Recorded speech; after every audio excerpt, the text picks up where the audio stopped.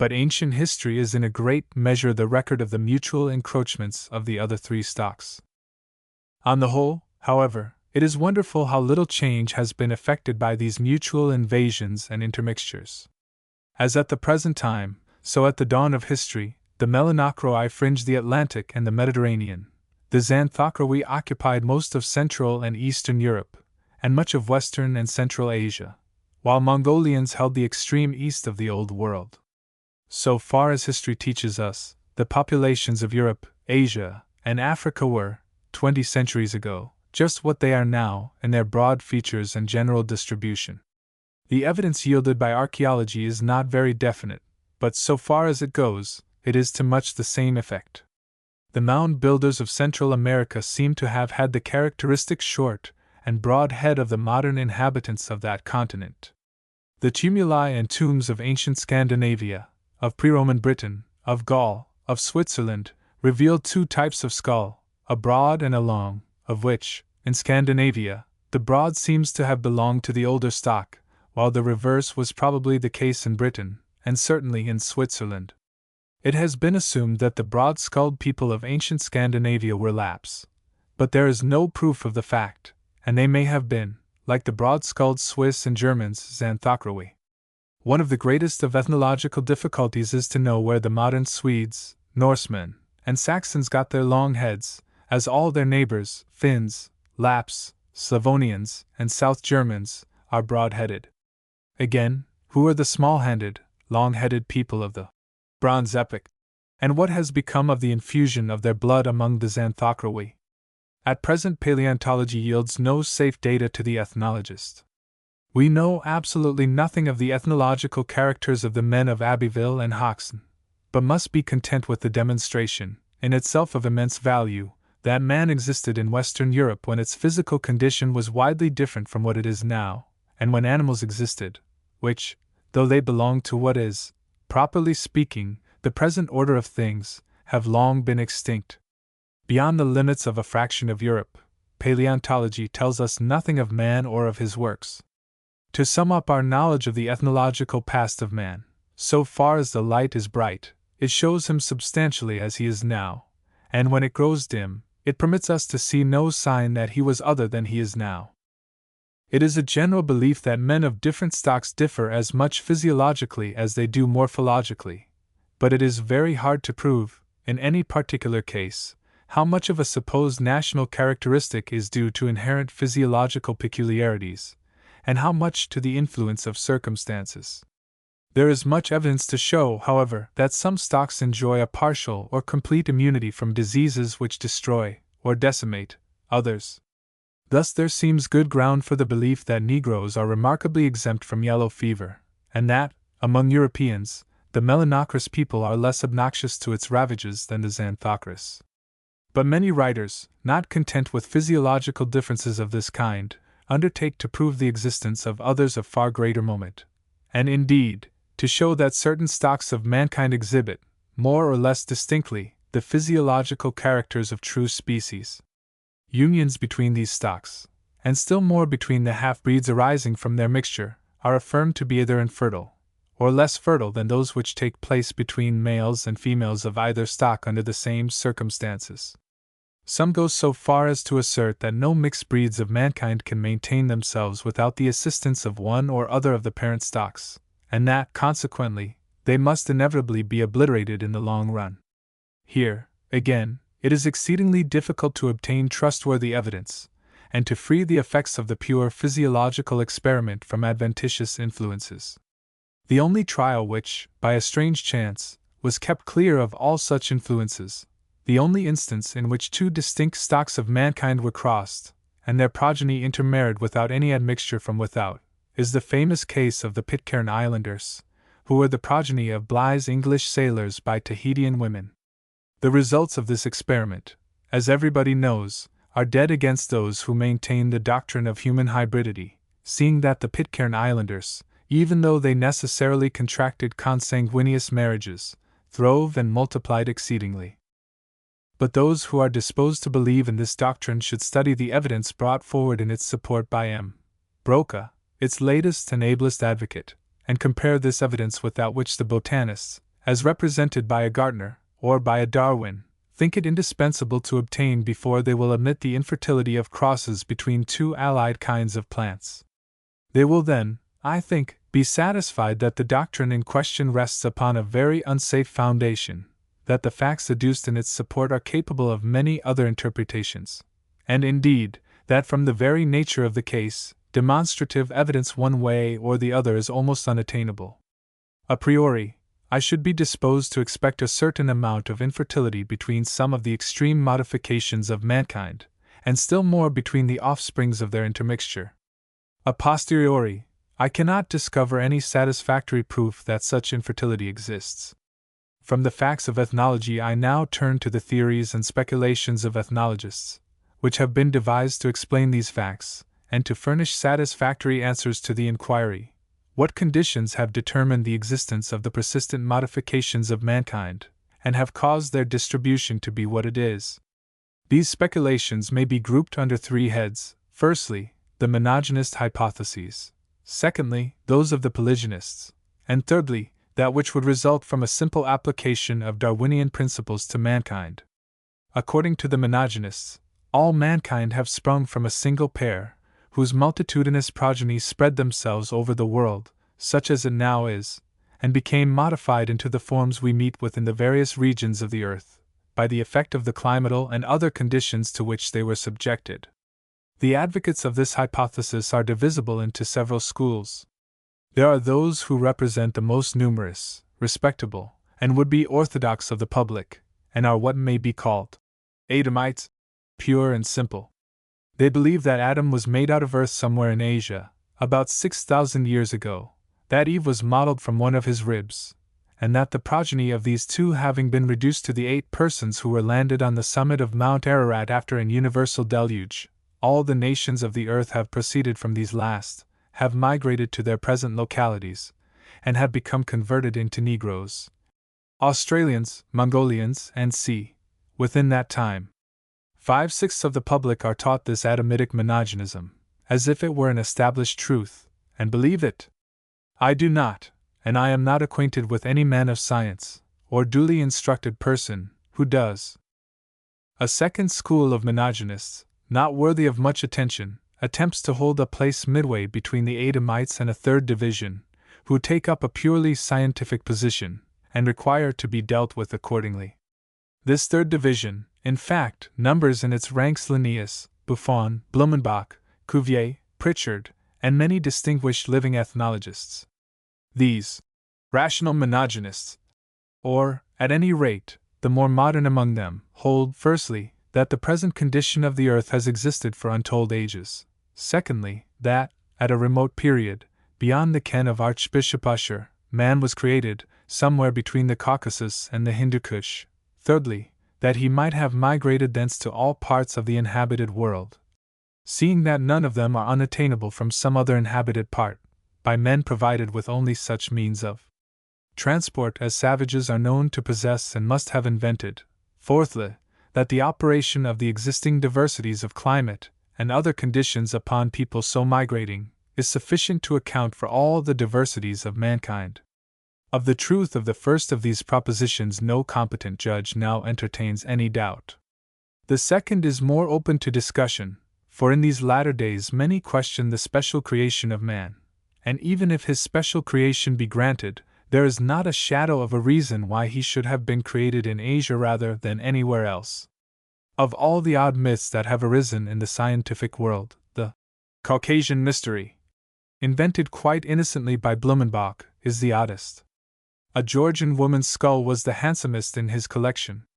Hence it became his model exemplar of human skulls, from which all others might be regarded as deviations, and out of this, by some strange intellectual hocus-pocus, grew up the notion that the Caucasian man is the prototypic, Adamic, man, and his country the primitive center of our kind. Perhaps the most curious thing of all is, that the said Georgian skull, after all, is not a skull of average form, but distinctly belongs to the brachycephalic group. With the third proposition I am quite disposed to agree, though it must be recollected that it is one thing to allow that a given migration is possible, and another to admit there is good reason to believe it has really taken place. But I can find no sufficient ground for accepting the fourth proposition, and I doubt if it would ever have obtained its general currency except for the circumstance that fair Europeans are very readily tanned and embrowned by the sun, but I am not aware that there is a particle of proof that the cutaneous change thus effected can become hereditary, any more than that the enlarged livers, which plague our countrymen in India, can be transmitted, while there is very strong evidence to the contrary. Not only, in fact, are there such cases as those of the English families in Barbados, who have remained for 6 generations unaltered in complexion, but which are open to the objection that they may have received infusions of fresh European blood, but there is the broad fact that not a single indigenous Negro exists either in the great alluvial plains of tropical South America, or in the exposed islands of the Polynesian archipelago, or among the populations of equatorial Borneo or Sumatra. No satisfactory explanation of these obvious difficulties has been offered by the advocates of the direct influence of conditions. And as for the more important modifications observed in the structure of the brain, and in the form of the skull, no one has ever pretended to show in what way they can be effected directly by climate. It is here, in fact, that the strength of the polygynists, or those who maintain that men primitively arose, not from one, but from many stocks, lies.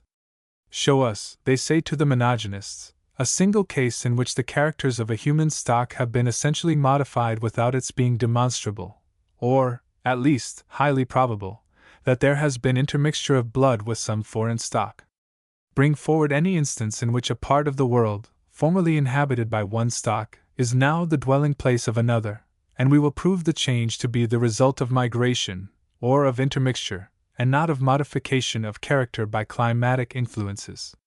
Finally, prove to us that the evidence in favor of the specific distinctness of many animals, admitted to be distinct species by all zoologists, is a whit better than that upon which we maintain the specific distinctness of men. If presenting unanswerable objections to your adversary were the same thing as proving your own case, the polygynists would be in a fair way towards victory. But, unfortunately, as I have already observed, they have as yet completely failed to adduce satisfactory positive proof of the specific diversity of mankind. Like the monogenists, the polygynists are of several sects. Some imagine that their assumed species of mankind were created where we find them, the African in Africa, and the Australian in Australia, along with the other animals of their distributional province. Others conceive that each species of man has resulted from the modification of some antecedent species of ape. The American from the broad-nosed simians of the New World, the African from the troglodytic stock, the Mongolian from the orangs. The first hypothesis is hardly likely to win much favor.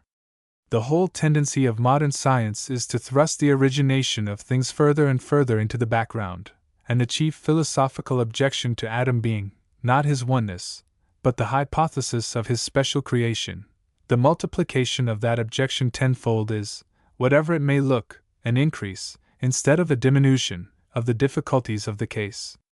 And, as to the second alternative, it may safely be affirmed that, even if the differences between men are specific, they are so small that the assumption of more than one primitive stock for all is altogether superfluous. Surely no one can now be found to assert that any 2 stocks of mankind differ as much as a chimpanzee and an orang do, still less that they are as unlike as either of these is to any New World simian. Lastly, the granting of the polygynous premises does not, in the slightest degree, necessitate the polygynous conclusion. Admit that Negroes and Australians, Negritos and Mongols are distinct species, or distinct genera, if you will, and you may yet, with perfect consistency, be the strictest of monogenists, and even believe in Adam and Eve as the primeval parents of all mankind. It is to Mr. Darwin we owe this discovery. It is he who, coming forward in the guise of an eclectic philosopher, presents his doctrine as the key to ethnology, and as reconciling and combining all that is good in the monogenistic and polygynistic schools. It is true that Mr. Darwin has not, in so many words, applied his views to ethnology, but even he who runs and reads The Origin of Species can hardly fail to do so, and furthermore, Mr. Wallace and M. Pouchett have recently treated of ethnological questions from this point of view. Let me, in conclusion, add my own contribution to the same store. I assume man to have arisen in the manner which I have discussed elsewhere, and probably, though by no means necessarily, in one locality. Whether he arose singly, or a number of examples appeared contemporaneously, is also an open question for the believer in the production of species by the gradual modification of pre-existing ones. At what epoch of the world's history this took place, again, we have no evidence whatever.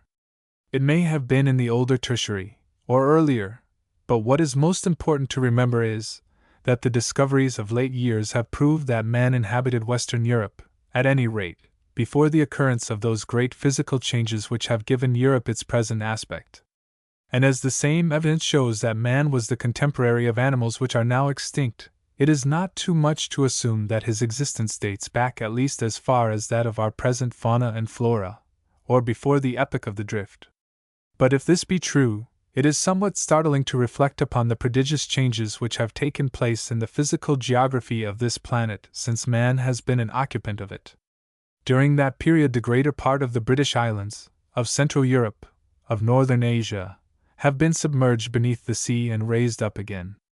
So has the great desert of Sahara, which occupies the major part of northern Africa.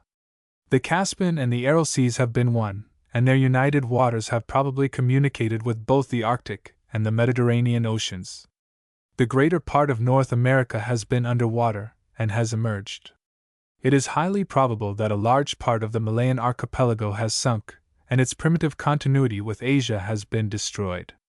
Over the great Polynesian area subsidence has taken place to the extent of many thousands of feet, subsidence of so vast a character, in fact, that if a continent like Asia had once occupied the area of the Pacific, the peaks of its mountains would now show not more numerous than the islands of the Polynesian archipelago.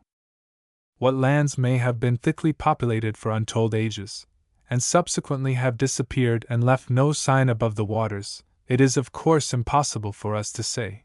But unless we are to make the wholly unjustifiable assumption that no dry land rose elsewhere when our present dry land sank, there must be half a dozen Atlantises beneath the waves of the various oceans of the world.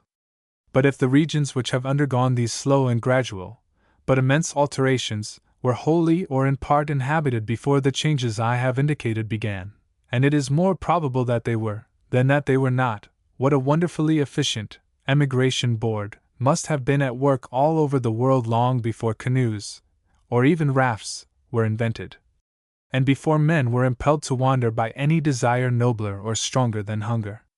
And as these rude and primitive families were thrust, in the course of long series of generations, from land to land, impelled by encroachments of sea or of marsh, or by severity of summer heat or winter cold, to change their positions, what opportunities must have been offered for the play of natural selection, in preserving one family variation and destroying another. Suppose, for example, that some families of a horde which had reached a land charged with the seeds of yellow fever, varied in the direction of woolliness of hair and darkness of skin. Then, if it be true that these physical characters are accompanied by comparative or absolute exemptions from that scourge, the inevitable tendency would be to the preservation and multiplication of the darker and woollier families, and the elimination of the whiter and smoother-haired. In fact, by the operation of causes precisely similar to those which, in the famous instance cited by Mr. Darwin, have given rise to a race of black pigs in the forests of Louisiana, a Negro stock would eventually people the region. Again, how often, by such physical changes, must a stock have been isolated from all others for innumerable generations, and have found ample time for the hereditary hardening of its special peculiarities into the enduring characters of a persistent modification.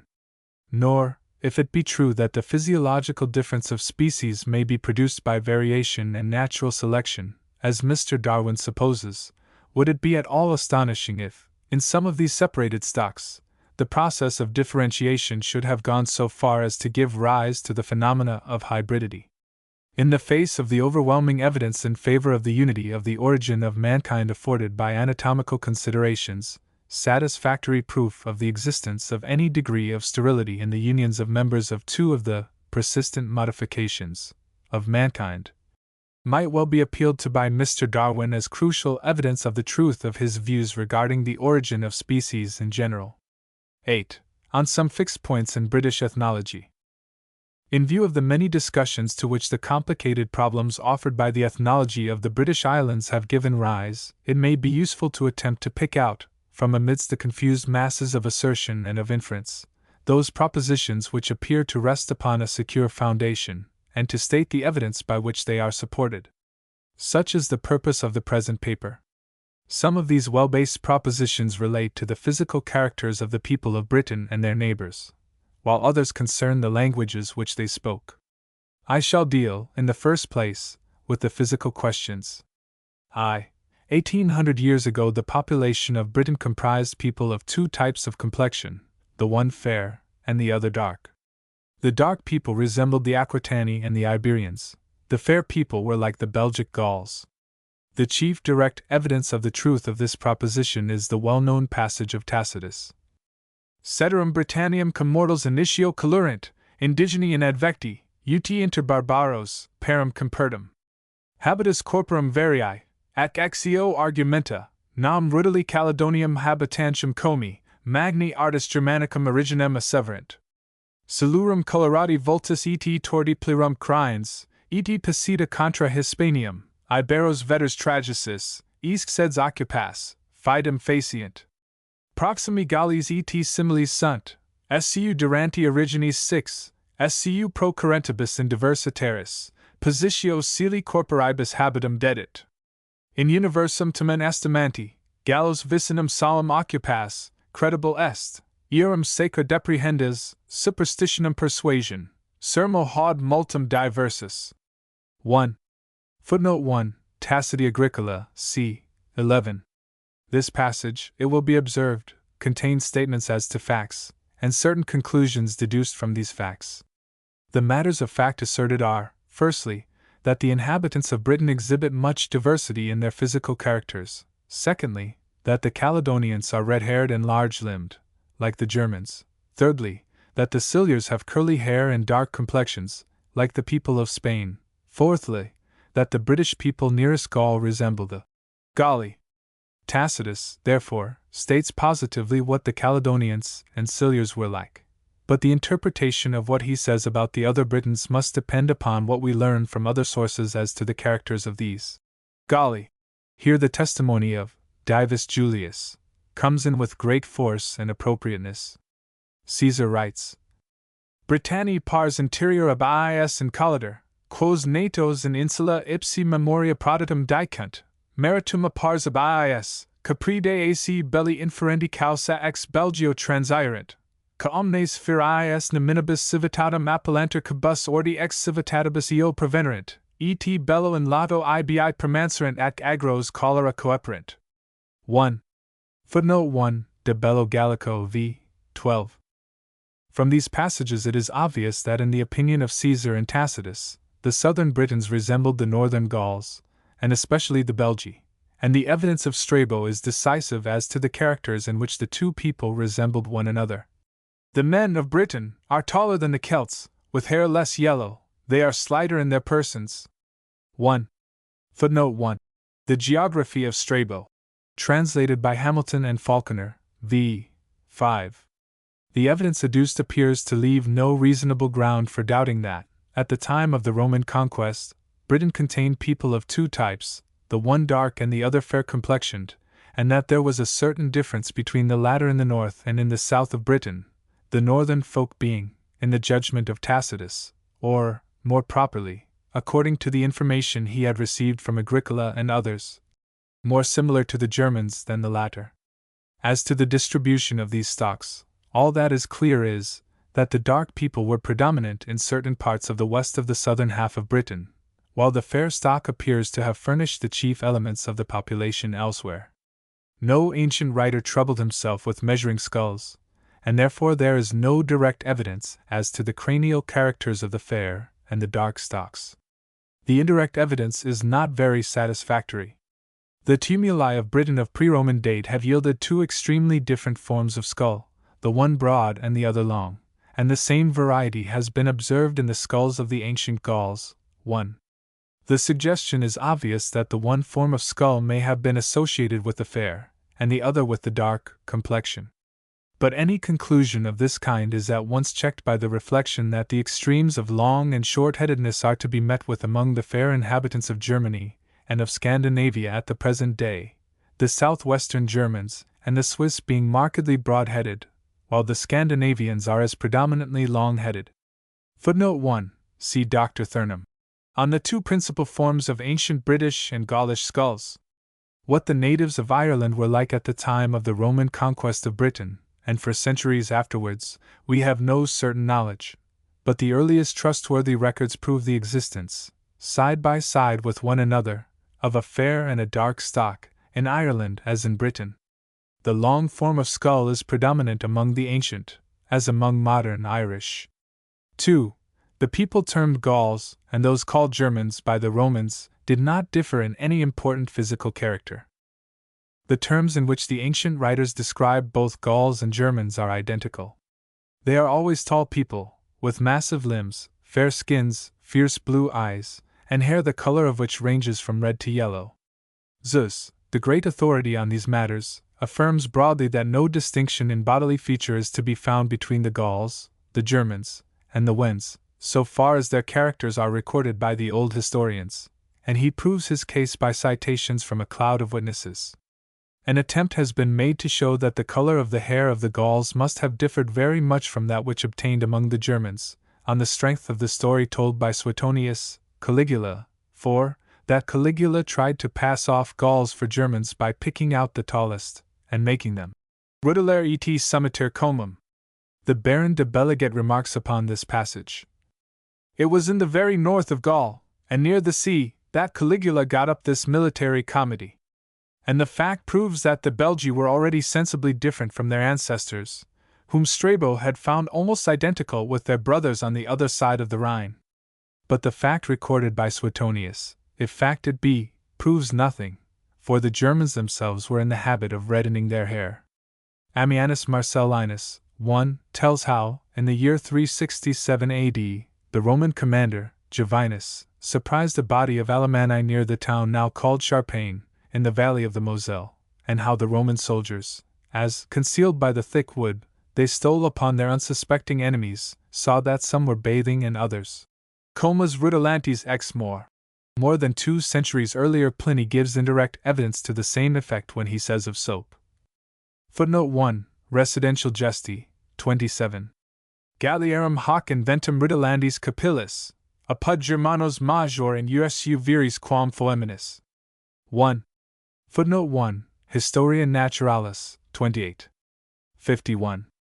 Here we have a writer who flourished only a short time after the date of the Caligula story, telling us that the Gauls invented soap for the purpose of doing that which, according to Suetonius, Caligula forced them to do.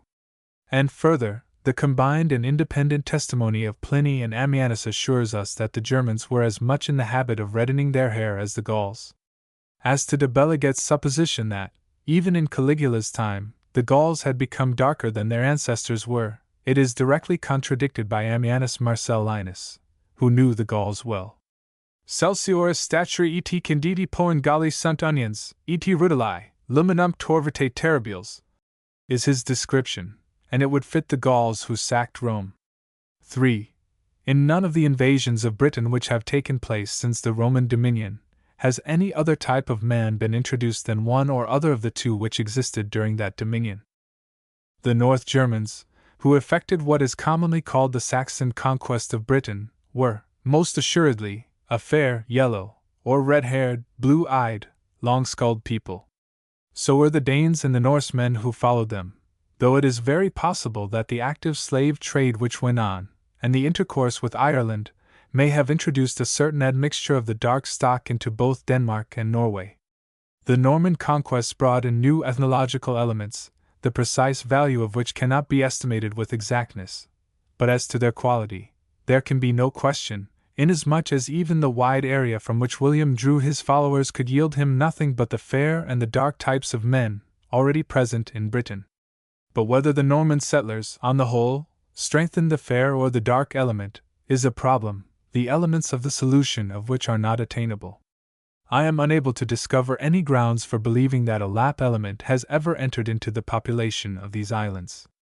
So far as the physical evidence goes, it is perfectly consistent with the hypothesis that the only constituent stocks of that population, now, or at any other period about which we have evidence, are the dark whites, whom I have proposed to call melanochroi, and the fair whites, or xanthochroi.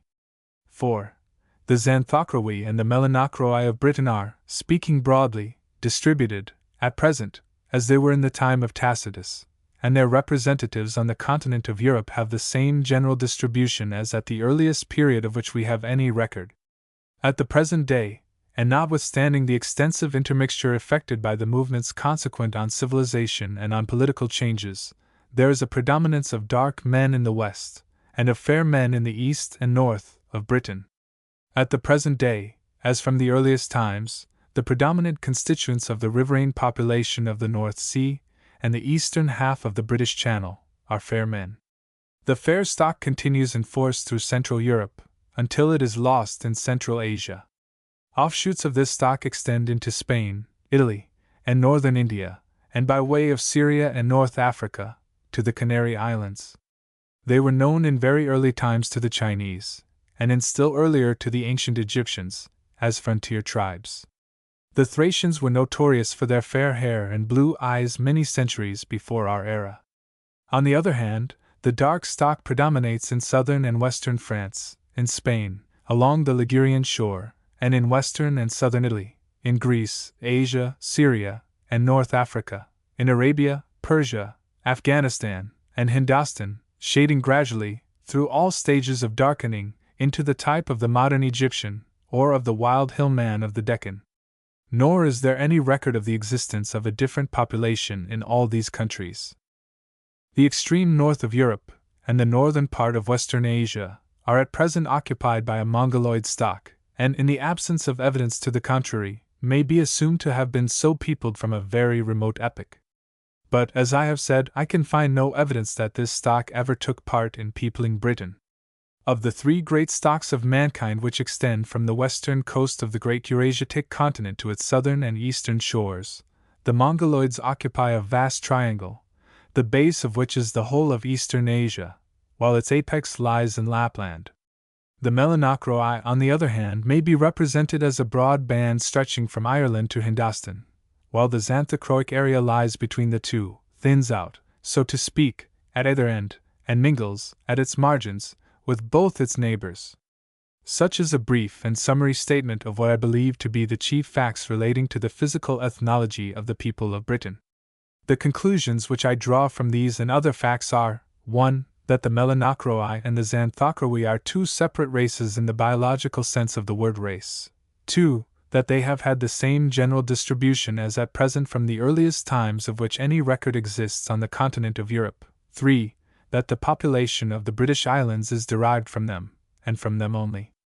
The people of Europe, however, owe their national names not to their physical characteristics, but to their languages, or to their political relations, which, it is plain, need not have the slightest relation to these characteristics.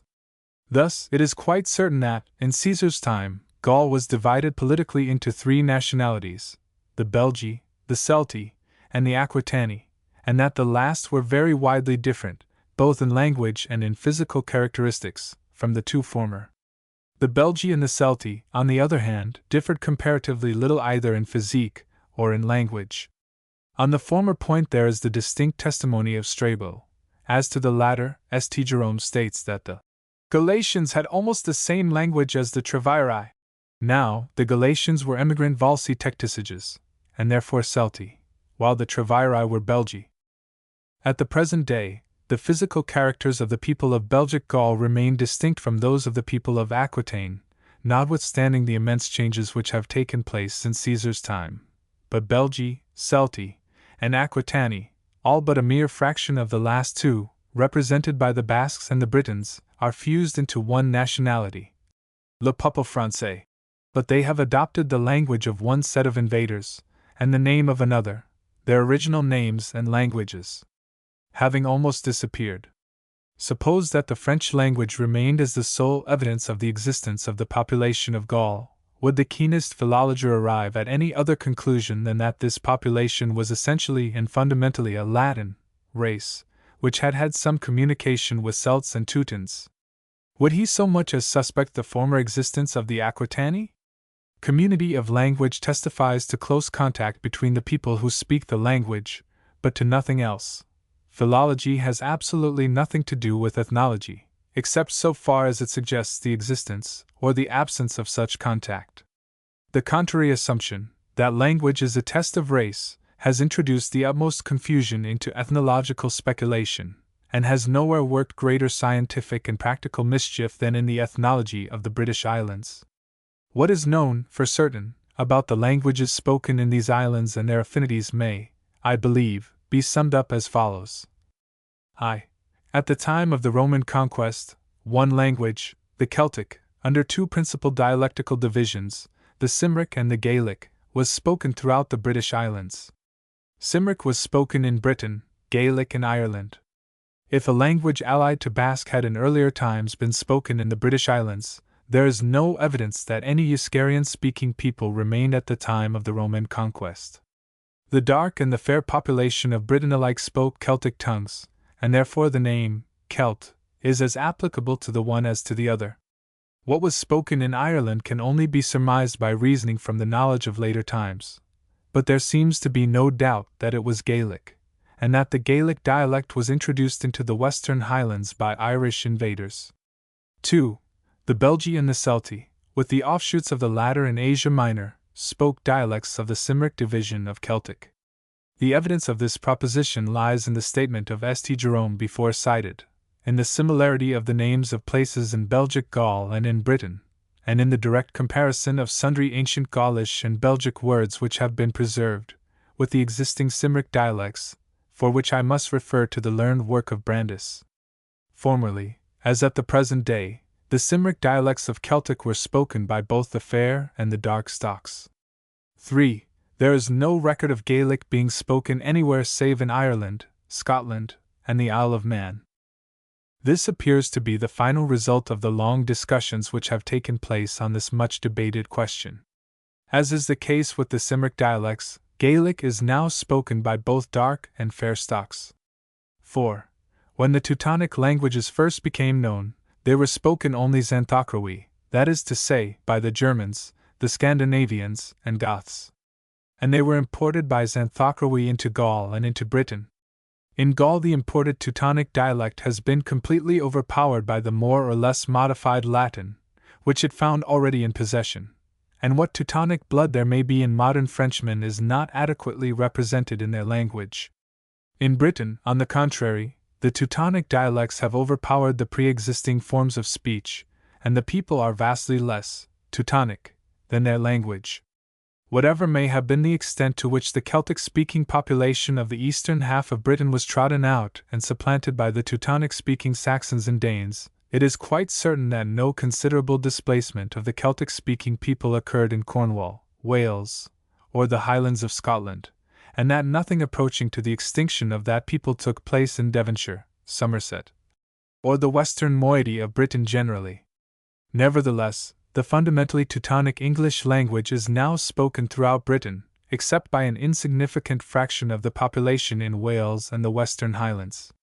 But it is obvious that this fact affords not the slightest justification for the common practice of speaking of the present inhabitants of Britain as an Anglo-Saxon people.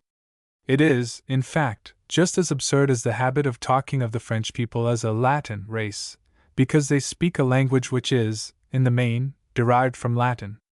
And the absurdity becomes the more patent when those who have no hesitation in calling a Devonshire man, or a Cornish man, an Anglo-Saxon, would think it ridiculous to call a Tipperary man by the same title, though he and his forefathers may have spoken English for as long a time as the Cornish man. Ireland, at the earliest period of which we have any knowledge, contained like Britain, a dark and a fair stock, which, there is every reason to believe, were identical with the dark and the fair stocks of Britain. When the Irish first became known, they spoke a Gaelic dialect, and though, for many centuries, Scandinavians made continual incursions upon, and settlements among them, the Teutonic languages made no more way among the Irish than they did among the French. How much Scandinavian blood was introduced there is no evidence to show. but after the conquest of Ireland by Henry II, the English people, consisting in part of the descendants of Cymric speakers, and in part of the descendants of Teutonic speakers, made good their footing in the eastern half of the island, as the Saxons and Danes made good theirs in England, and did their best to complete the parallel by attempting the extirpation of the Gaelic-speaking Irish. And they succeeded to a considerable extent. A large part of eastern Ireland is now peopled by men who are substantially English by descent, and the English language has spread over the land far beyond the limits of English blood. Ethnologically, the Irish people were originally, like the people of Britain, a mixture of Melanochroi and Xanthochroi. They resembled the Britons in speaking a Celtic tongue, but it was a Gaelic and not a Cymric form of the Celtic language. Ireland was untouched by the Roman conquest, nor do the Saxons seem to have had any influence upon her destinies, but the Danes and Norsemen poured in a contingent of Teutonism, which has been largely supplemented by English and Scotch efforts. What, then, is the value of the ethnological difference between the Englishmen of the western half of England and the Irishmen of the eastern half of Ireland? For what reason does the one deserve the name of a Celt, and not the other? And further, if we turn to the inhabitants of the western half of Ireland, why should the term Celts be applied to them more than to the inhabitants of Cornwall? And if the name is applicable to the one as justly as to the other, why should not intelligence, perseverance, thrift, industry, sobriety, respect for law, be admitted to be Celtic virtues? And why should we not seek for the cause of their absence in something else than the idle pretext of Celtic blood? I have been unable to meet with any answers to these questions. The Celtic and the Teutonic dialects are members of the same great Aryan family of languages, but there is evidence to show that a non-Aryan language was at one time spoken over a large extent of the area occupied by Melanochroi in Europe. The non-Aryan language here referred to is the Euskarian, now spoken only by the Basques, but which seems in earlier times to have been the language of the Aquitanians and Spaniards, and may possibly have extended much further to the east. Whether it has any connection with the Ligurian and Oscan dialects are questions upon which, of course, I do not presume to offer any opinion. But it is important to remark that it is a language the area of which has gradually diminished without any corresponding extirpation of the people who primitively spoke it, so that the people of Spain and of Aquitaine at the present day must be largely Euskarian by descent in just the same sense as the Cornish men are Celtic by descent. Such seem to me to be the main facts respecting the ethnology of the British Islands and of Western Europe, which may be said to be fairly established. The hypothesis by which I think, with the Belegate and Thurnham, the facts may best be explained is this: in very remote times Western Europe and the British Islands were inhabited by the dark stock, or the Melanochroi, alone, and these Melanochroi spoke dialects allied to the Euskarian.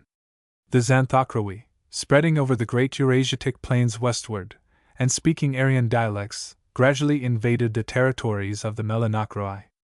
The Xanthochroi, who thus came into contact with the western Melanochroi, spoke a Celtic language, and that Celtic language, whether Cymric or Gaelic, spread over the Melanochroi far beyond the limits of intermixture of blood, supplanting Euskarian, just as English and French have supplanted Celtic. Even as early as Caesar's time, I suppose that the Euskarian was everywhere, except in Spain and in Aquitaine, replaced by Celtic, and thus the Celtic speakers were no longer of one ethnological stock, but of two.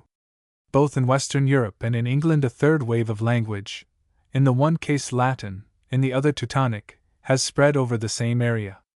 In Western Europe, it has left a fragment of the primary Euskarian in one corner of the country, and a fragment of the secondary Celtic in another. In the British Islands, only outlying pools of the secondary linguistic wave remain in Wales, the Highlands, Ireland, and the Isle of Man.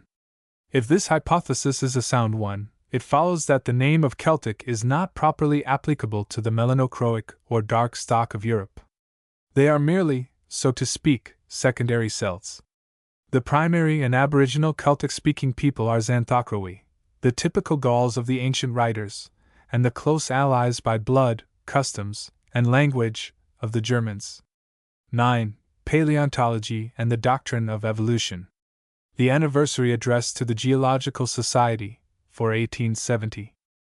It is now 8 years since, in the absence of the late Mr. Leonard Homer, who then presided over us, it fell to my lot, as one of the secretaries of this society, to draw up the customary annual address. I availed myself of the opportunity to endeavor to take stock of that portion of the science of biology which is commonly called paleontology, as it then existed, and discussing one after another the doctrines held by paleontologists, I put before you the results of my attempts to sift the well-established from the hypothetical or the doubtful. Permit me briefly to recall to your minds what those results were. 1. The living population of all parts of the earth's surface which have yet been examined has undergone a succession of changes which, upon the whole, have been of a slow and gradual character. 2. When the fossil remains which are the evidences of these successive changes, as they have occurred in any two more or less distant parts of the surface of the earth, are compared, they exhibit a certain broad and general parallelism. In other words, certain forms of life in one locality occur in the same general order of succession as, or are homotaxial with, similar forms in the other locality. 3. Homotaxis is not to be held identical with synchronism without independent evidence. It is possible that similar, or even identical, faunae and florae in two different localities may be of extremely different ages, if the term age is used in its proper chronological sense. I stated that geographical provinces, or zones, may have been as distinctly marked in the Paleozoic epoch as at present, and those seemingly sudden appearances of new genera and species, which we ascribe to new creation, may be simple results of migration. 4. The opinion that the oldest known fossils are the earliest forms of life has no solid foundation. 5. If we confine ourselves to positively ascertained facts, the total amount of change in the forms of animal and vegetable life, since the existence of such forms is recorded, is small. When compared with the lapse of time since the first appearance of these forms, the amount of change is wonderfully small. Moreover, in each great group of the animal and vegetable kingdoms, there are certain forms which I term persistent types, which have remained, with but very little apparent change, from their first appearance to the present time. 6. In answer to the question, what, then, does an impartial survey of the positively ascertained truths of paleontology testify in relation to the common doctrines of progressive modification, which suppose that modification to have taken place by a necessary progress from more to less embryonic forms, from more to less generalized types, within the limits of the period represented by the fossiliferous rocks? I reply, it negatives these doctrines, for it either shows us no evidence of such modification, or demonstrates such modification as has occurred to have been very slight, and, as to the nature of that modification, it yields no evidence whatsoever that the earlier members of any long-continued group were more generalized in structure than the later ones. I think that I cannot employ my last opportunity of addressing you, officially, more properly, I may say more dutifully, than in revising these old judgments with such help as further knowledge and reflection, and an extreme desire to get at the truth, may afford me. 1. With respect to the first proposition, I may remark that whatever may be the case among the physical geologists, catastrophic paleontologists are practically extinct. It is now no part of recognized geological doctrine that the species of one formation all died out and were replaced by a brand new set in the next formation. On the contrary, it is generally, if not universally, agreed that the succession of life has been the result of a slow and gradual replacement of species by species, and that all appearances of abruptness of change are due to breaks in the series of deposits, or other changes in physical conditions. The continuity of living forms has been unbroken from the earliest times to the present day. 2. 3. The use of the word homotaxis instead of synchronism has not, so far as I know, found much favor in the eyes of geologists. I hope, therefore, that it is a love for scientific caution, and not mere personal affection for a bantling of my own, which leads me still to think that the change of phrase is of importance, and that the sooner it is made, the sooner shall we get rid of a number of pitfalls which beset the reasoner upon the facts and theories of geology. One of the latest pieces of foreign intelligence which has reached us is the information that the Austrian geologists have, at last, succumbed to the weighty evidence which M. Barrand has accumulated, and have admitted the doctrine of colonies. But the admission of the doctrine of colonies implies the further admission that even identity of organic remains is no proof of the synchronism of the deposits which contain them. 4. The discussions touching the ozone, which commenced in 1864, have abundantly justified the fourth proposition. In 1862, the oldest record of life was in the Cambrian rocks. But if the ozone be, as Principal Dawson and Dr. Carpenter have shown so much reason for believing, the remains of a living being, the discovery of its true nature carried life back to a period which, as Sir William Logan has observed, is as remote from that during which the Cambrian rocks were deposited as the Cambrian epoch itself is from the Tertiaries. In other words, the ascertained duration of life upon the globe was nearly doubled at a stroke. 5. The significance of persistent types, and of the small amount of change which has taken place even in those forms which can be shown to have been modified, becomes greater and greater in my eyes, the longer I occupy myself with the biology of the past. Consider how long a time has elapsed since the Miocene epoch. Yet, at that time, there is reason to believe that every important group in every order of the Mammalia was represented. Even the comparatively scanty Eocene fauna yields examples of the orders Chiroptera, Insectivora, Rodentia, and Perissodactyla, of Artiodactyla under both the ruminant and the porcine modifications, of Carnivora, Cetacea, and Marsupialia.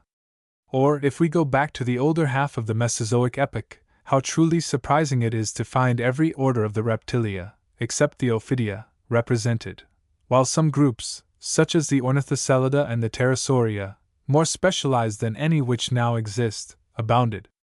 There is one division of the Amphibia which offers especially important evidence upon this point, inasmuch as it bridges over the gap between the Mesozoic and the Paleozoic formations, often supposed to be of such prodigious magnitude, extending, as it does, from the bottom of the Carboniferous series to the top of the Trias, if not into the Lias. I refer to the Labyrinthodonts. As the address of 1862 was passing through the press, I was able to mention, in a note, the discovery of a large labyrinthodont, with well-ossified vertebrae, in the Edinburgh coalfield. Since that time 8 or 10 distinct genera of labyrinthodonts have been discovered in the Carboniferous rocks of England, Scotland, and Ireland, not to mention the American forms described by Principal Dawson and Professor Cope.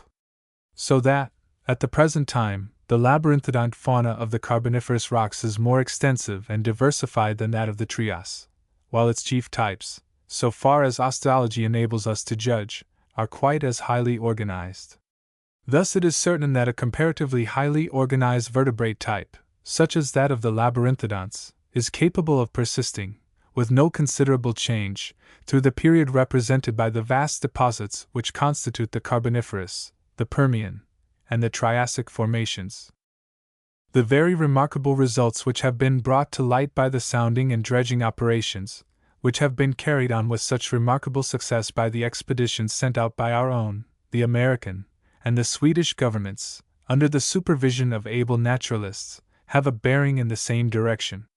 These investigations have demonstrated the existence, at great depths in the ocean, of living animals in some cases identical with, in others very similar to, those which are found fossilized in the white chalk. The Globigerinae, Cyatholids, Caucospheres, Discoliths in the one are absolutely identical with those in the other.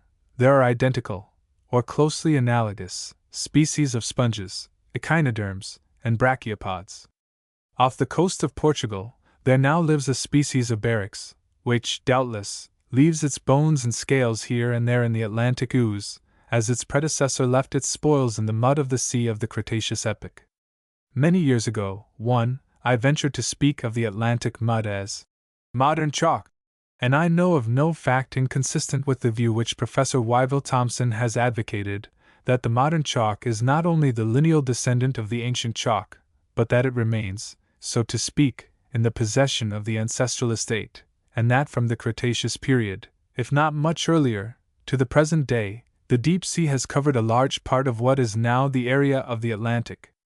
But if Globigerinae, and Terebratula caput serpentis and Beryx, not to mention other forms of animals and of plants, thus bridge over the interval between the present and the Mesozoic periods, is it possible that the majority of other living things underwent a sea change into something new and strange, all at once? Footnote 1. See an article in the Saturday Review, for 1858, on Chalk Ancient and Modern. 6. Thus far I have endeavored to expand and to enforce by fresh arguments, but not to modify in any important respect, the ideas submitted to you on a former occasion. But when I come to the propositions touching progressive modification, it appears to me, with the help of the new light which has broken from various quarters, that there is much ground for softening the somewhat Brutus-like severity with which, in 1862, I dealt with a doctrine, for the truth of which I should have been glad enough to be able to find a good foundation. So far, indeed, as the invertebrata and the lower vertebrata are concerned, the facts and the conclusions which are to be drawn from them appear to me to remain what they were. For anything that, as yet, appears to the contrary, the earliest known marsupials may have been as highly organized as their living congeners. The Permian lizards show no signs of inferiority to those of the present day.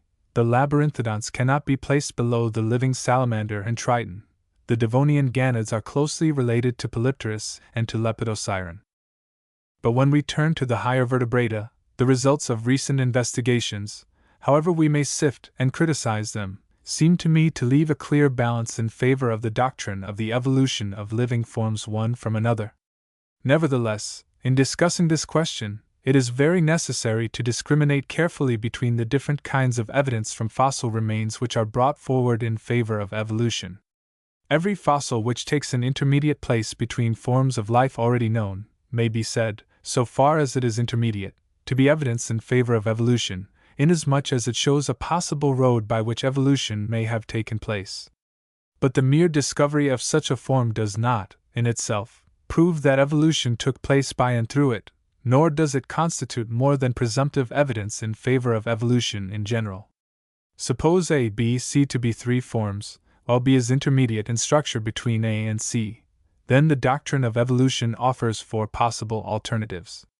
A may have become C by way of B, or C may have become A by way of B, or A and C may be independent modifications of B, or A, B, and C may be independent modifications of some unknown D. Take the case of the pigs, the Anoplotheridae, and the ruminants. The Anoplotheridae are intermediate between the first and the last, but this does not tell us whether the ruminants have come from the pigs, or the pigs from ruminants, or both from Anoplotheridae, or whether pigs, ruminants, and Anoplotheridae alike may not have diverged from some common stock.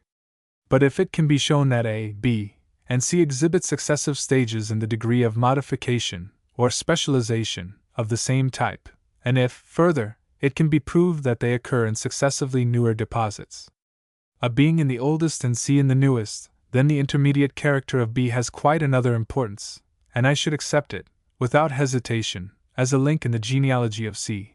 I should consider the burden of proof to be thrown upon anyone who denied C to have been derived from A by way of B, or in some closely analogous fashion. For it is always probable that one may not hit upon the exact line of filiation, and in dealing with fossils, may mistake uncles and nephews for fathers and sons. I think it necessary to distinguish between the former and the latter classes of intermediate forms, as intercalary types and linear types. When I apply the former term, I merely mean to say that as a matter of fact, the form B, so named, is intermediate between the others, in the sense in which the Anoplotherium is intermediate between the pigs and the ruminants, without either affirming, or denying, any direct genetic relation between the three forms involved. When I apply the latter term, on the other hand, I mean to express the opinion that the forms A, B, and C constitute a line of descent, and that B is thus part of the lineage of C. From the time when Cuvier's wonderful researches upon the extinct mammals of the Paris gypsum first made intercalary types known, and caused them to be recognized as such, the number of such forms has steadily increased among the higher mammalia. Not only do we now know numerous intercalary forms of Ungulata, but M. Gaudry's great monograph upon the fossils of Pycermi, which strikes me as one of the most perfect pieces of paleontological work I have seen for a long time, shows us, among the primates, Mesopithecus as an intercalary form between the Semnopitheci and the Macaci, and among the carnivora, Hyonictis and Ictotherium as intercalary, or, perhaps, linear types between the Viveridae and the Hyenidae. Hardly any order of the higher Mammalia stands so apparently separate and isolated from the rest as that of the Cetacea, though a careful consideration of the structure of the pinnipede carnivora, or seals, shows, in them, many an approximation towards the still more completely marine mammals. The extinct Zeuglodon, however, presents us with an intercalary form between the type of the seals and that of the whales. The skull of this great Eocene sea monster, in fact, shows by the narrow and prolonged interorbital region, the extensive union of the parietal bones in a sagittal suture, the well-developed nasal bones, the distinct and large incisors implanted in premaxillary bones, which take a full share in bounding the fore part of the gape, the two-fanged molar teeth with triangular and serrated crowns, not exceeding 5 on each side in each jaw, and the existence of a deciduous dentition, its close relation with the seals.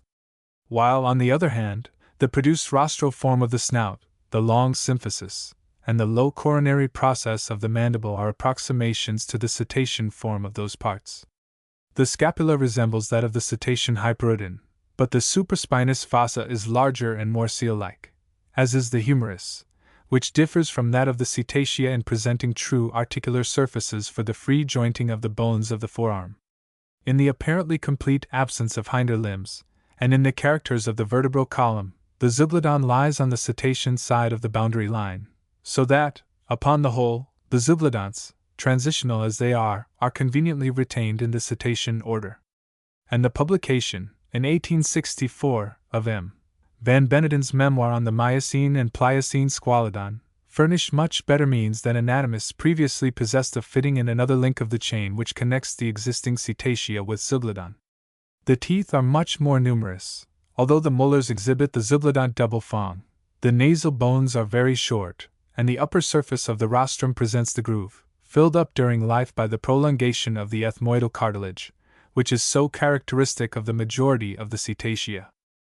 It appears to me that, just as among the existing carnivora, the walruses and the eared seals are intercalary forms between the fissipede carnivora and the ordinary seals, so the Zeuglodonts are intercalary between the carnivora, as a whole, and the cetacea. Whether the Zeuglodonts are also linear types in their relation to these two groups cannot be ascertained, until we have more definite knowledge than we possess at present, respecting the relations in time of the carnivora and cetacea. Thus far we have been concerned with the intercalary types which occupy the intervals between families or orders of the same class, but the investigations which have been carried on by Professor Gagenbohr, Professor Cope, and myself into the structure and relations of the extinct reptilian forms of the Ornithocelida, or Dinosauria and Compsognatha, have brought to light the existence of intercalary forms between what have hitherto been always regarded as very distinct classes of the vertebrate subkingdom, namely Reptilia and Aves. Whatever inferences may, or may not, be drawn from the fact, it is now an established truth that, in many of these Ornithocelida, the hind limbs and the pelvis are much more similar to those of birds than they are to those of reptiles, and that these bird reptiles, or reptile birds, were more or less completely bipedal. When I addressed you in 1862, I should have been bold indeed had I suggested that paleontology would before long show us the possibility of a direct transition from the type of the lizard to that of the ostrich. At the present moment we have, in the Ornithocelida, the intercalary type, which proves that transition to be something more than a possibility, but it is very doubtful whether any of the genera of Ornithocelida with which we are at present acquainted are the actual linear types by which the transition from the lizard to the bird was effected. These, very probably, are still hidden from us in the older formations. Let us now endeavor to find some cases of true linear types, or forms which are intermediate between others because they stand in a direct genetic relation to them.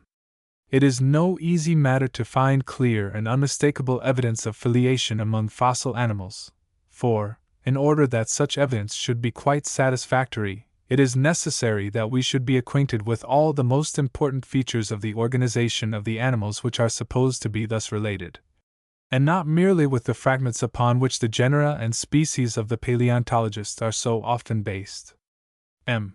Gaudry has arranged the species of Hyenidae, Proboscidea, Rhinoceratidae, and equity in their order of filiation from their earliest appearance in the Miocene epoch to the present time, and Professor Rudemeyer has drawn up similar schemes for the oxen and other ungulata, with what, I am disposed to think, is a fair and probable approximation to the order of nature. But as no one is better aware than these two learned, acute, and philosophical biologists, all such arrangements must be regarded as provisional, except in those cases in which, by a fortunate accident, large series of remains are obtainable from a thick and widespread series of deposits. It is easy to accumulate probabilities, hard to make out some particular case in such a way that it will stand rigorous criticism. After much search, however, I think that such a case is to be made out in favor of the pedigree of the horses. The genus Equus is represented as far back as the latter part of the Miocene epoch, but in deposits belonging to the middle of that epoch its place is taken by two other genera, Hipparion and Anchitherium, 1, and, in the lowest Miocene and Upper Eocene, only the last genus occurs. A species of Anchitherium was referred by Cuvier to the Paleotheria under the name of P. aurelianus. The grinding teeth are in fact very similar in shape and in pattern, and in the absence of any thick layer of cement, to those of some species of Paleotherium, especially Cuvier's Paleotherium minus, which has been formed into a separate genus, Plagiolophus, by Pommel. But in the fact that there are only 6 full-sized grinders in the lower jaw, the first premolar being very small, that the anterior grinders are as large as, or rather larger than, the posterior ones, that the second premolar has an anterior prolongation, and that the posterior molar of the lower jaw has, as Cuvier pointed out, a posterior lobe of much smaller size and different form. The dentition of Anchitherium departs from the type of the Paleotherium, and approaches that of the horse. Footnote 1. Hermann von Meyer gave the name of Anchitherium to A. Asgari, and in his paper on the subject he takes great pains to distinguish the latter as the type of a new genus, from Cuvier's Paleotherium d'Orleans. But it is precisely the Paleotherium d'Orleans which is the type of Crystal's genus Hyparotherium, and thus, though Hyparotherium is of later date than Anchitherium, it seemed to me to have a sort of equitable right to recognition when this address was written. On the whole, however, it seems most convenient to adopt Anchitherium. Again, the skeleton of Anchitherium is extremely equine. M. Crystal goes so far as to say that the description of the bones of the horse, or the ass, current in veterinary works, would fit those of Anchitherium. And in a general way, this may be true enough, but there are some most important differences, which, indeed, are justly indicated by the same careful observer. Thus the ulna is complete throughout, and its shaft is not a mere rudiment, fused into one bone with the radius. There are 3 toes, one large in the middle and one small on each side. The femur is quite like that of a horse, and has the characteristic fossa above the external condyle. In the British Museum there is a most instructive specimen of the leg bones, showing that the fibula was represented by the external malleolus and by a flat tongue of bone, which extends up from it on the outer side of the tibia, and is closely ankylosed with the latter bone. 1. The hind toes are 3, like those of the foreleg, and the middle metatarsal bone is much less compressed from side to side than that of the horse. Footnote 1. I am indebted to M.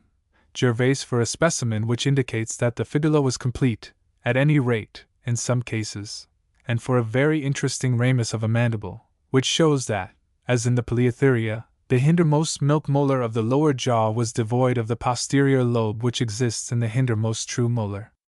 In the Hipparion the teeth nearly resemble those of the horses, though the crowns of the grinders are not so long. Like those of the horses, they are abundantly coated with cement.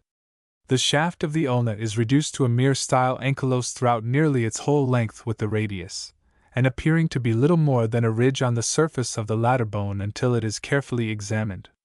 The front toes are still 3, but the outer ones are more slender than in Anchitherium, and their hoofs smaller in proportion to that of the middle toe. They are, in fact, reduced to mere dew claws, and do not touch the ground.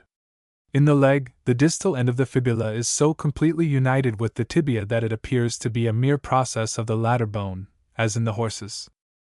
In Equus, finally, the crowns of the grinding teeth become longer, and their patterns are slightly modified. The middle of the shaft of the ulna usually vanishes, and its proximal and distal ends ankylose with the radius. The phalanges of the two outer toes in each foot disappear, their metacarpal and metatarsal bones being left as the splints. The Hipparion has large depressions on the face in front of the orbits, like those for the larmires of many ruminants, but traces of these are to be seen in some of the fossil horses from the Sulic Hills, and, as Leidy's recent researches show, they are preserved in Anchitherium. When we consider these facts, and the further circumstance that the Hipparions, the remains of which have been collected in immense numbers, were subject, as M. Gaudry and others have pointed out, to a great range of variation, it appears to me impossible to resist the conclusion that the types of the Anchitherium, of the Hipparion, and of the ancient horses constitute the lineage of the modern horses, the Hipparion being the intermediate stage between the other two, and answering to be in my former illustration. The process by which the Anchitherium has been converted into Equus is one of specialization, or of more and more complete deviation from what might be called the average form of an ungulate mammal. In the horses, the reduction of some parts of the limbs, together with the special modification of those which are left, is carried to a greater extent than in any other hoofed mammals. The reduction is less and the specialization is less in the Hipparion, and still less in the Anchitherium. But yet, as compared with other mammals, the reduction and specialization of parts in the Anchitherium remain great.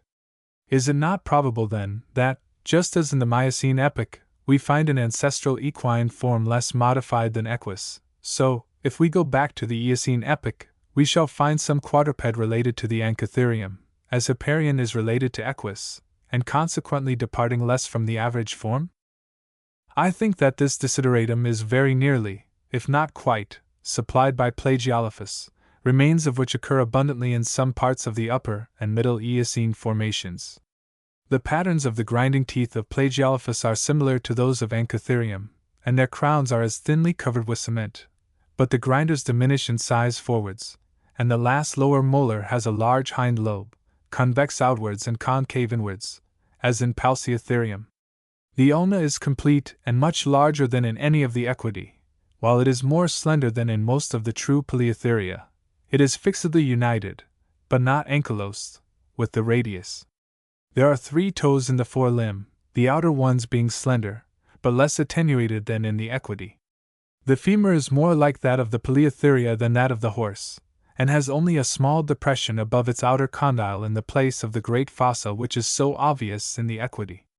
The fibula is distinct, but very slender, and its distal end is ankylosed with the tibia. There are 3 toes on the hind foot having similar proportions to those on the forefoot. The principal metacarpal and metatarsal bones are flatter than they are in any of the Equidae, and the metacarpal bones are longer than the metatarsals, as in the Polytheria. In its general form, Plagiolophus resembles a very small and slender horse, and is totally unlike the reluctant, pig-like creature depicted in Cuvier's restoration of his Polytherium minus in the O.S. Siemens fossils. Footnote 1. Such, at least, is the conclusion suggested by the proportions of the skeleton figured by Cuvier and de Blainville, but perhaps something between a horse and an agouti would be nearest the mark.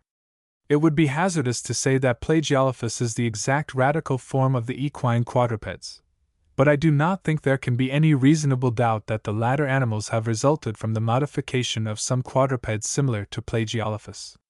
We have thus arrived at the Middle Eocene formation, and yet have traced back the horses only to a 3-toed stock. But these 3-toed forms, no less than the equine quadrupeds themselves, present rudiments of the 2 other toes which appertain to what I have termed the average quadruped. If the expectation raised by the splints of the horses that, in some ancestor of the horses, these splints would be found to be complete digits, has been verified, we are furnished with very strong reasons for looking for a no less complete verification of the expectation that the 3-toed Plagiolophus-like avus of the horse must have had a 5-toed atavus at some earlier period. No such 5-toed atavus, however, has yet made its appearance among the few Middle and older Eocene mammalia which are known. Another series of closely affiliated forms, though the evidence they afford is perhaps less complete than that of the equine series, is presented to us by the Dicobian of the Eocene epoch, the Cainotherium of the Miocene, and the Tragulidae, or so-called musk deer, of the present day. The Tragulidae have no incisors in the upper jaw, and only 6 grinding teeth on each side of each jaw, while the canine is moved up to the outer incisor, and there is a diastema in the lower jaw. There are 4 complete toes on the hind foot, but the middle metatarsals usually become, sooner or later, ankylosed into a cannon bone. The navicular and the cuboid unite, and the distal end of the fibula is ankylosed with the tibia. In Cainotherium and Dicobian the upper incisors are fully developed. There are 7 grinders. The teeth form a continuous series without a diastema. The metatarsals, the navicular and cuboid, and the distal end of the fibula remain free. In the Cainotherium, also, the second metacarpal is developed, but is much shorter than the third, while the fifth is absent or rudimentary. In this respect it resembles Anoplotherium secundarium. This circumstance, and the peculiar pattern of the upper molars in Cainotherium, lead me to hesitate in considering it as the actual ancestor of the modern Tragulidae. If Dicobian has a 4-toed forefoot, though I am inclined to suspect that it resembles Cainotherium, it will be a better representative of the oldest forms of the Tragulian series. But Dicobian occurs in the Middle Eocene, and is, in fact, the oldest known artiodactyl mammal. Where, then, must we look for its 5-toed ancestor? If we follow down other lines of recent and tertiary ungulata, the same question presents itself. The pigs are traceable back through the Miocene epoch to the Upper Eocene, where they appear in the 2 well-marked forms of Hyopotamus and Carapotamus. But Hyopotamus appears to have had only 2 toes. Again, all the great groups of the ruminants, the Bovidae, Antilopidae, Camelopardalidae, and Cervidae, are represented in the Miocene epoch, and so are the camels. The Upper Eocene Anoplotherium, which is intercalary between the pigs and the Tragulidae, has only 2 or, at most, 3 toes. Among the scanty mammals of the Lower Eocene formation we have the perissodactyle ungulata represented by Coryphodon, Hyracotherium, and Pliolophus. Suppose for a moment, for the sake of following out the argument, that Pliolophus represents the primary stock of the perissodactyls, and Dicobian that of the artiodactyls, though I am far from saying that such is the case, then we find, in the earliest fauna of the Eocene epoch to which our investigations carry us, the 2 divisions of the ungulata completely differentiated, and no trace of any common stock of both, or of 5-toed predecessors to either. With the case of the horses before us, justifying a belief in the production of new animal forms by modification of old ones, I see no escape from the necessity of seeking for these ancestors of the ungulata beyond the limits of the tertiary formations. I could as soon admit special creation, at once, as suppose that the perissodactyls and artiodactyls had no 5-toed ancestors. And when we consider how large a portion of the tertiary period elapsed before Anchitherium was converted into Equus, it is difficult to escape the conclusion that a large proportion of time anterior to the tertiary period must have been expended in converting the common stock of the ungulata into perissodactyls and artiodactyls. The same moral is inculcated by the study of every other order of tertiary monodelphous mammalia. Each of these orders is represented in the Miocene epoch. The Eocene formation, as I have already said, contains Chiroptera, Insectivora, Rodentia, Ungulata, Carnivora, and Cetacea. But the Chiroptera are extreme modifications of the Insectivora, just as the Cetacea are extreme modifications of the carnivorous type, and therefore it is to my mind incredible that monodelphous Insectivora and Carnivora should not have been abundantly developed, along with Ungulata, in the Mesozoic epoch. But if this be the case, how much further back must we go to find the common stock of the monodelphous mammalia? As to the Didelphia, if we may trust the evidence which seems to be afforded by their very scanty remains, a hypsopermanent form existed at the epoch of the Trias, contemporaneously with a carnivorous form. At the epoch of the Trias, therefore, the Marsupialia must have already existed long enough to have become differentiated into carnivorous and herbivorous forms. But the Monotremata are lower forms than the Didelphia, which last are intercalary between the Ornithodelphia and the Monodelphia. To what point of the Paleozoic epoch, then, must we, upon any rational estimate, relegate the origin of the Monotremata? The investigation of the occurrence of the classes and of the orders of the Sauropsida in time points in exactly the same direction. If, as there is great reason to believe, true birds existed in the Triassic epoch, the ornithoceladus forms by which reptiles passed into birds must have preceded them. In fact, there is, even at present, considerable ground for suspecting the existence of Dinosauria in the Permian formations, but in that case, lizards must be of still earlier date. And if the very small differences which are observable between the crocodilia of the older Mesozoic formations and those of the present day furnish any sort of approximation towards an estimate of the average rate of change among the Sauropsida, it is almost appalling to reflect how far back in Paleozoic times we must go, before we can hope to arrive at that common stock from which the crocodilia, Lacertilia, Ornithocelida, and Plesiosauria, which had attained so great a development in the Triassic epoch, must have been derived. The amphibia and Pisces tell the same story. There is not a single class of vertebrate animals which, when it first appears, is represented by analogues of the lowest known members of the same class. Therefore, if there is any truth in the doctrine of evolution, every class must be vastly older than the first record of its appearance upon the surface of the globe.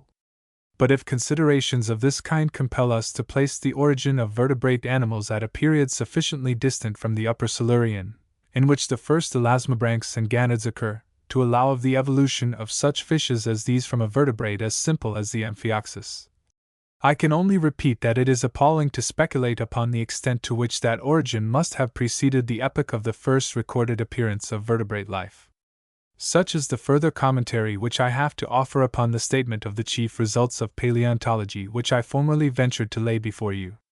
But the growth of knowledge in the interval makes me conscious of an omission of considerable moment in that statement, inasmuch as it contains no reference to the bearings of paleontology upon the theory of the distribution of life, nor takes note of the remarkable manner in which the facts of distribution, in present and past times, accord with the doctrine of evolution, especially in regard to land animals. That connection between paleontology and geology and the present distribution of terrestrial animals, which so strikingly impressed Mr. Darwin, 30 years ago, as to lead him to speak of a law of succession of types, and of the wonderful relationship on the same continent between the dead and the living, has recently received much elucidation from the researches of Gaudry, of Rudemeyer, of Leidy, and of Alphonse Milne Edwards, taken in connection with the earlier labors of our lamented colleague Falconer, and it has been instructively discussed in the thoughtful and ingenious work of Mr. Andrew Murray, on the geographical distribution of mammals. 1. Footnote 1. The paper, on the form and distribution of the land tracts during the secondary and tertiary periods respectively, and on the effect upon animal life which great changes in geographical configuration have probably produced, by Mr. Searles v. Wood, June, which was published in the Philosophical Magazine in 1862, was unknown to me when this address was written. It is well worthy of the most careful study. I propose to lay before you, as briefly as I can, the ideas to which a long consideration of the subject has given rise in my own mind. If the doctrine of evolution is sound, one of its immediate consequences clearly is, that the present distribution of life upon the globe is the product of two factors, the one being the distribution which obtained in the immediately preceding epoch, and the other the character and the extent of the changes which have taken place in physical geography between the one epoch and the other, or, to put the matter in another way, the fauna and flora of any given area, in any given epoch, can consist only of such forms of life as are directly descended from those which constituted the fauna and flora of the same area in the immediately preceding epoch, unless the physical geography, under which I include climatal conditions, of the area has been so altered as to give rise to immigration of living forms from some other area. The evolutionist, therefore, is bound to grapple with the following problem whenever it is clearly put before him. Here are the faunae of the same area during successive epochs. Show good cause for believing either that these faunae have been derived from one another by gradual modification, or that the faunae have reached the area in question by migration from some area in which they have undergone their development. I propose to attempt to deal with this problem, so far as it is exemplified by the distribution of the terrestrial vertebrata, and I shall endeavor to show you that it is capable of solution in a sense entirely favorable to the doctrine of evolution. I have elsewhere, 1. stated at length the reasons which lead me to recognize 4 primary distributional provinces for the terrestrial vertebrata in the present world, namely, first, the Novozelandian, or New Zealand province; secondly, the Australian province, including Australia, Tasmania, and the Negrito Islands; thirdly, Austro-Columbia, or South America plus North America as far as Mexico; and fourthly, the rest of the world, or Arctogaea, in which province America north of Mexico constitutes one subprovince, Africa south of the Sahara a second, Hindostan a third, and the remainder of the Old World a fourth. Footnote 1. On the classification and distribution of the Electoromorphae. Proceedings of the Zoological Society, 1868. Now the truth which Mr. Darwin perceived and promulgated as the law of the succession of types is that in all these provinces the animals found in Pliocene or later deposits are closely affined to those which now inhabit the same provinces, and that, conversely, the forms characteristic of other provinces are absent. North and South America, perhaps, present 1 or 2 exceptions to the last rule, but they are readily susceptible of explanation. Thus, in Australia, the later tertiary mammals are marsupials, possibly with exception of the dog and a rodent or 2, as at present. In Austro-Columbia, the later tertiary fauna exhibits numerous and varied forms of platyrrhine apes, rodents, cats, dogs, stags, edentata, and possums, but, as at present, no catarrhine apes, no lemurs, no insectivora, oxen, antelopes, rhinoceroses, nor didelphia other than possums. And in the widespread Arctogaeal province, the Pliocene and later mammals belong to the same groups as those which now exist in the province. The law of succession of types, therefore, holds good for the present epoch as compared with its predecessor. Does it equally well apply to the Pliocene fauna when we compare it with that of the Miocene epoch? By great good fortune, an extensive mammalian fauna of the latter epoch has now become known, in 4 very distant portions of the Arctogaeal province which do not differ greatly in latitude. Thus Falconer and Cotley have made known the fauna of the sub-Himalayas and the Param Islands, Gaudry that of Attica, many observers that of Central Europe and France, and Leidy that of Nebraska, on the eastern flank of the Rocky Mountains. The results are very striking. The total Miocene fauna comprises many genera and species of catarrhine apes, of bats, of insectivora, of arctogaeal types of rodentia, of proboscidea, of equine, rhinocerotic, and taprine quadrupeds, of cameline, bovine, antilopine, cervine, and traguline ruminants, of pigs and hippopotamuses, of viveridae and hyenidae among other carnivora, with edentata allied to the arctogaeal Orycterapus and Manus, and not to the Austro-Columbian edentates. The only type present in the Miocene, but absent in the existing, fauna of eastern Arctogaea, is that of the Didelphidae, which, however, remains in North America. But it is very remarkable that while the Miocene fauna of the Arctogaeal province, as a whole, is of the same character as the existing fauna of the same province, as a whole, the component elements of the fauna were differently associated. In the Miocene epoch, North America possessed elephants, horses, rhinoceroses, and a great number and variety of ruminants and pigs, which are absent in the present indigenous fauna. Europe had its apes, elephants, rhinoceroses, tapirs, musk deer, giraffes, hyenas, great cats, edentates, and opossum-like marsupials, which have equally vanished from its present fauna, and in northern India, the African types of hippopotamuses, giraffes, and elephants were mixed up with what are now the Asiatic types of the latter, and with camels, and Semnopithecine and Pithecine apes of no less distinctly Asiatic forms. In fact, the Miocene mammalian fauna of Europe and the Himalayan regions contains, associated together, the types which are at present separately located in the South African and Indian sub-provinces of Arctogaea. Now there is every reason to believe, on other grounds, that both Hindostan, south of the Ganges, and Africa, south of the Sahara, were separated by a wide sea from Europe and North Asia during the Middle and Upper Eocene epochs. Hence it becomes highly probable that the well-known similarities, and no less remarkable differences, between the present faunae of India and South Africa have arisen in some such fashion as the following. Sometime during the Miocene epoch, possibly when the Himalayan chain was elevated, the bottom of the Nummulitic Sea was upheaved and converted into dry land, in the direction of a line extending from Abyssinia to the mouth of the Ganges. By this means, the Deccan on the one hand, and South Africa on the other, became connected with the Miocene dry land and with one another.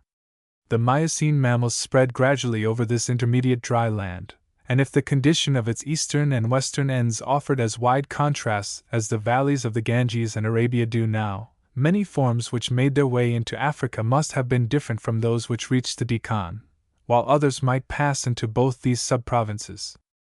That there was a continuity of dry land between Europe and North America during the Miocene epoch appears to me to be a necessary consequence of the fact that many genera of terrestrial mammals, such as castor, hystrix, elephas, mastodon, equus, hipparion, anchotherium, rhinoceros, cervus, amphibian, hyenarctos, and macaridus, are common to the Miocene formations of the two areas, and have as yet been found, except perhaps anchotherium, in no deposit of earlier age.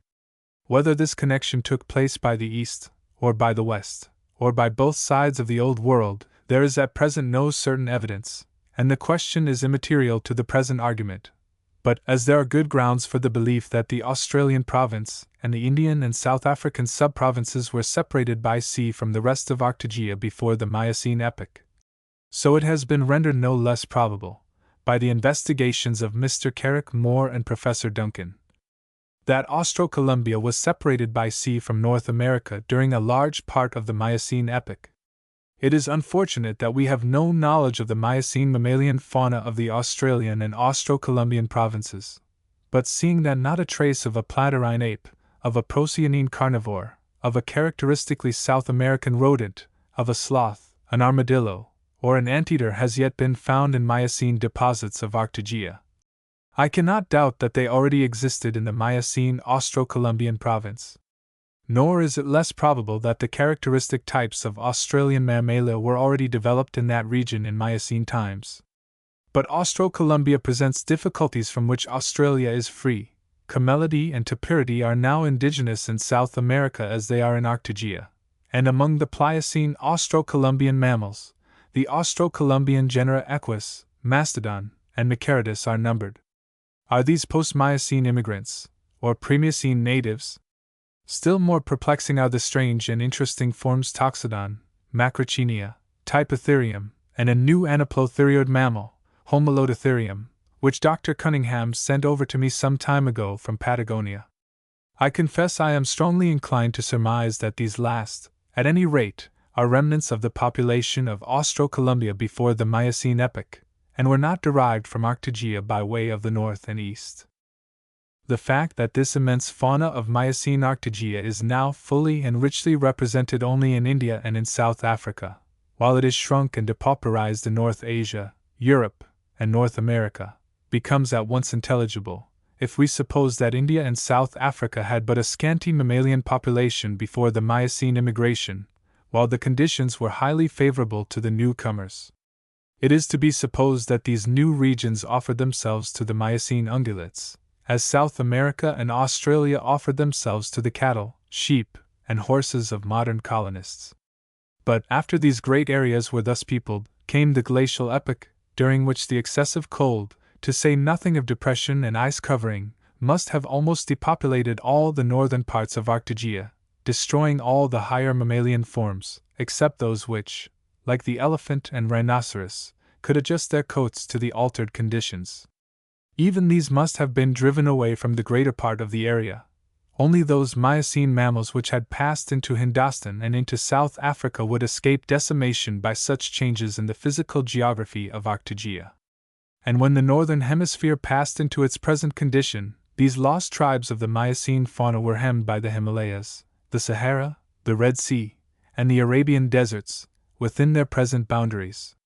Now, on the hypothesis of evolution, there is no sort of difficulty in admitting that the differences between the Miocene forms of the mammalian fauna and those which exist at present are the results of gradual modification, and since such differences in distribution as obtain are readily explained by the changes which have taken place in the physical geography of the world since the Miocene epoch, it is clear that the result of the comparison of the Miocene and present fauna is distinctly in favor of evolution. Indeed, I may go further. I may say that the hypothesis of evolution explains the facts of Miocene, Pliocene, and recent distribution, and that no other supposition even pretends to account for them. It is, indeed, a conceivable supposition that every species of rhinoceros and every species of hyena, in the long succession of forms between the Miocene and the present species, was separately constructed out of dust, or out of nothing, by supernatural power.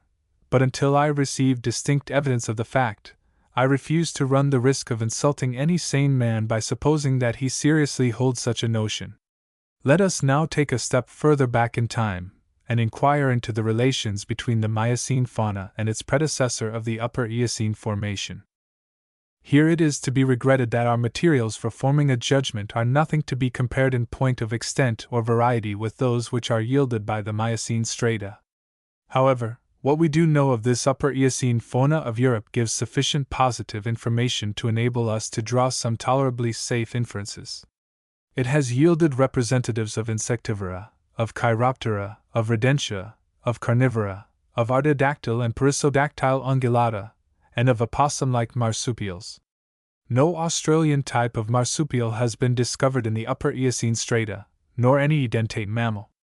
The genera, except perhaps in the case of some of the insectivora, chiroptera, and rodentia, are different from those of the Miocene epoch, but present a remarkable general similarity to the Miocene and recent genera.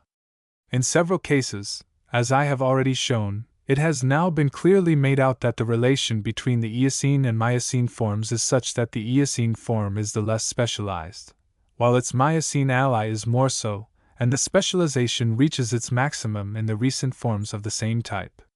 So far as the Upper Eocene and the Miocene mammalian faunae are comparable, their relations are such as in no way to oppose the hypothesis that the older are the progenitors of the more recent forms, while, in some cases, they distinctly favor that hypothesis.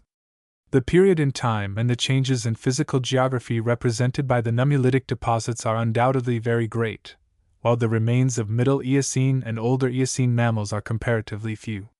The general facies of the Middle Eocene fauna, however, is quite that of the Upper. The Older Eocene prenummulitic mammalian fauna contains bats, 2 genera of carnivora, 3 genera of ungulata, probably all perissodactyl, and a didelphid marsupial. All these forms, except perhaps the bat and the opossum, belong to genera which are not known to occur out of the Lower Eocene formation. The Coryphodon appears to have been allied to the Miocene and later tapirs, while Pliolophus, in its skull and dentition, curiously partakes of both artiodactyl and perissodactyl characters.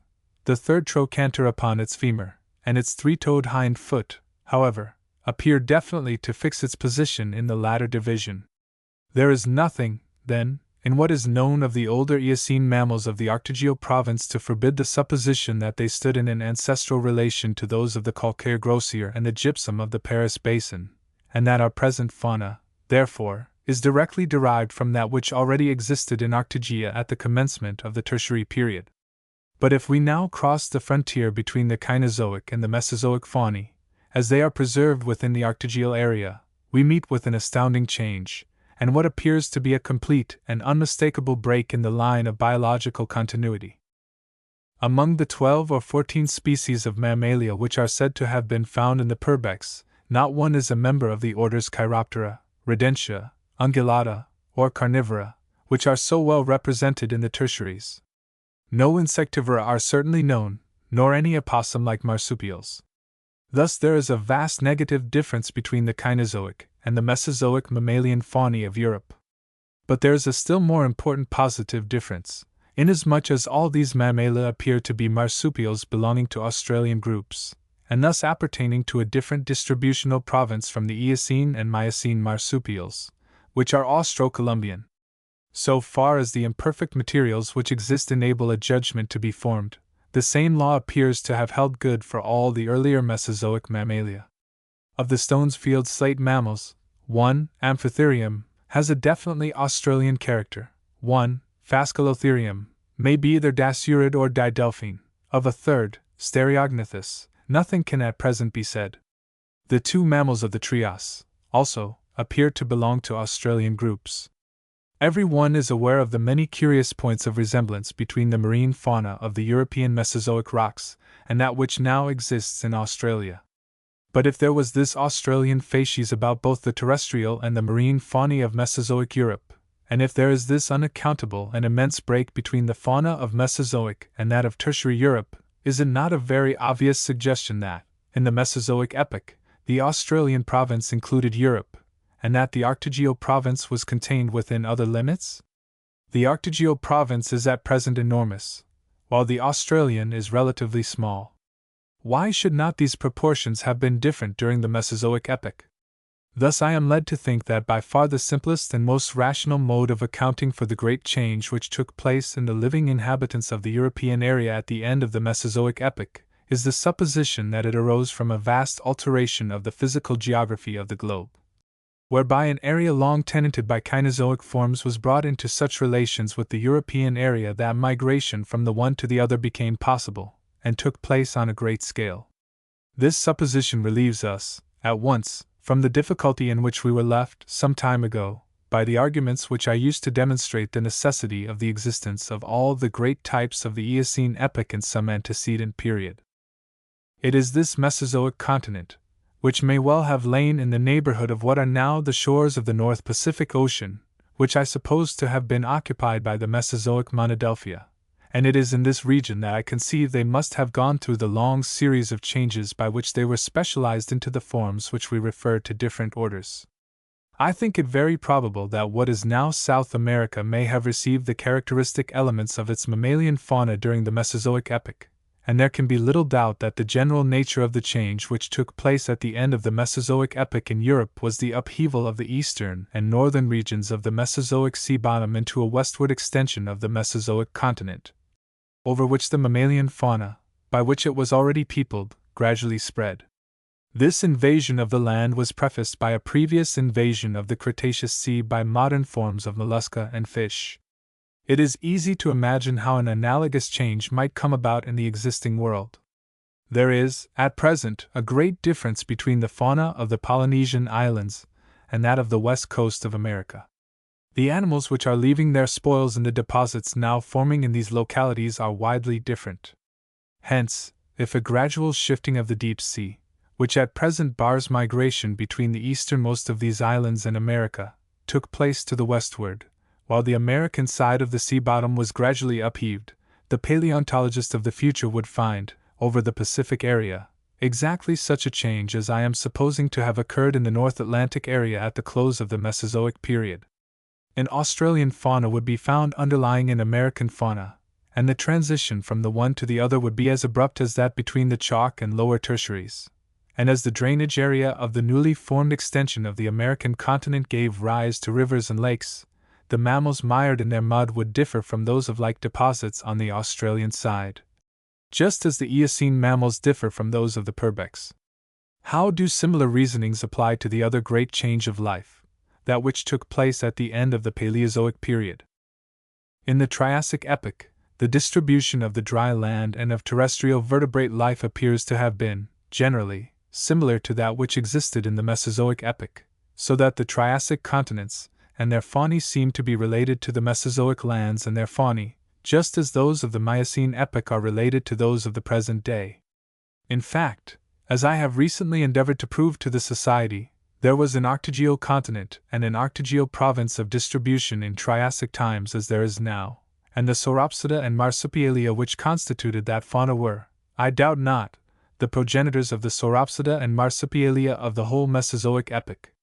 Looking at the present terrestrial fauna of Australia, it appears to me to be very probable that it is essentially a remnant of the fauna of the Triassic, or even of an earlier age, in which case Australia must at that time have been in continuity with the Arctogaeal continent. Footnote 1. Since this address was read, Mr. Kreft has sent us news of the discovery in Australia of a freshwater fish of strangely Paleozoic aspect, and apparently a ganoid intermediate between Dipterus and Lepidosiren. But now comes the further inquiry. Where was the highly differentiated Sauropsidan fauna of the Trias in Paleozoic times? The supposition that the Dinosaurian, Crocodilian, Dicynodontian, and Plesiosaurian types were suddenly created at the end of the Permian epoch may be dismissed, without further consideration, as a monstrous and unwarranted assumption. The supposition that all these types were rapidly differentiated out of Lacertilia, in the time represented by the passage from the Paleozoic to the Mesozoic formation, appears to me to be hardly more credible, to say nothing of the indications of the existence of dinosaurian forms in the Permian rocks which have already been obtained. For my part, I entertain no sort of doubt that the reptiles, birds, and mammals of the Trias are the direct descendants of reptiles, birds, and mammals which existed in the latter part of the Paleozoic epoch, but not in any area of the present dry land which has yet been explored by the geologist. This may seem a bold assumption, but it will not appear unwarrantable to those who reflect upon the very small extent of the Earth's surface which has hitherto exhibited the remains of the great mammalian fauna of the Eocene times. In this respect, the Permian land vertebrate fauna appears to me to be related to the Triassic much as the Eocene is to the Miocene. Terrestrial reptiles have been found in Permian rocks only in 3 localities, in some spots of France, and recently of England, and over a more extensive area in Germany. Who can suppose that the few fossils yet found in these regions give any sufficient representation of the Permian fauna? It may be said that the Carboniferous formations demonstrate the existence of a vast extent of dry land in the present dry land area, and that the supposed terrestrial Paleozoic vertebrate fauna ought to have left its remains in the coal measures, especially as there is now reason to believe that much of the coal was formed by the accumulation of spores and sporangia on dry land. But if we consider the matter more closely, I think that this apparent objection loses its force. It is clear that, during the Carboniferous epoch, the vast area of land which is now covered by coal measures must have been undergoing a gradual depression. The dry land thus depressed must, therefore, have existed, as such, before the Carboniferous epoch, in other words, in Devonian times, and its terrestrial population may never have been other than such as existed during the Devonian, or some previous epoch, although much higher forms may have been developed elsewhere. Again, let me say that I am making no gratuitous assumption of inconceivable changes. It is clear that the enormous area of Polynesia is, on the whole, an area over which depression has taken place to an immense extent, consequently a great continent, or assemblage of subcontinental masses of land, must have existed at some former time, and that at a recent period, geologically speaking, in the area of the Pacific. But if that continent had contained mammals, some of them must have remained to tell the tale, and as it is well known that these islands have no indigenous mammalia, it is safe to assume that none existed. Thus, midway between Australia and South America, each of which possesses an abundant and diversified mammalian fauna, a mass of land, which may have been as large as both put together, must have existed without a mammalian inhabitant. Suppose that the shores of this great land were fringed, as those of tropical Australia are now, with belts of mangroves, which would extend landwards on the one side, and be buried beneath littoral deposits on the other side, as depression went on, and great beds of mangrove lignite might accumulate over the sinking land. Let upheaval of the whole now take place, in such a manner as to bring the emerging land into continuity with the South American or Australian continent, and in course of time, it would be peopled by an extension of the fauna of one of these 2 regions, just as I imagine the European Permian dry land to have been peopled. I see nothing whatever against the supposition that distributional provinces of terrestrial life existed in the Devonian epoch, inasmuch as M. Baran has proved that they existed much earlier. I am aware of no reason for doubting that, as regards the grades of terrestrial life contained in them, one of these may have been related to another as New Zealand is to Australia, or as Australia is to India, at the present day.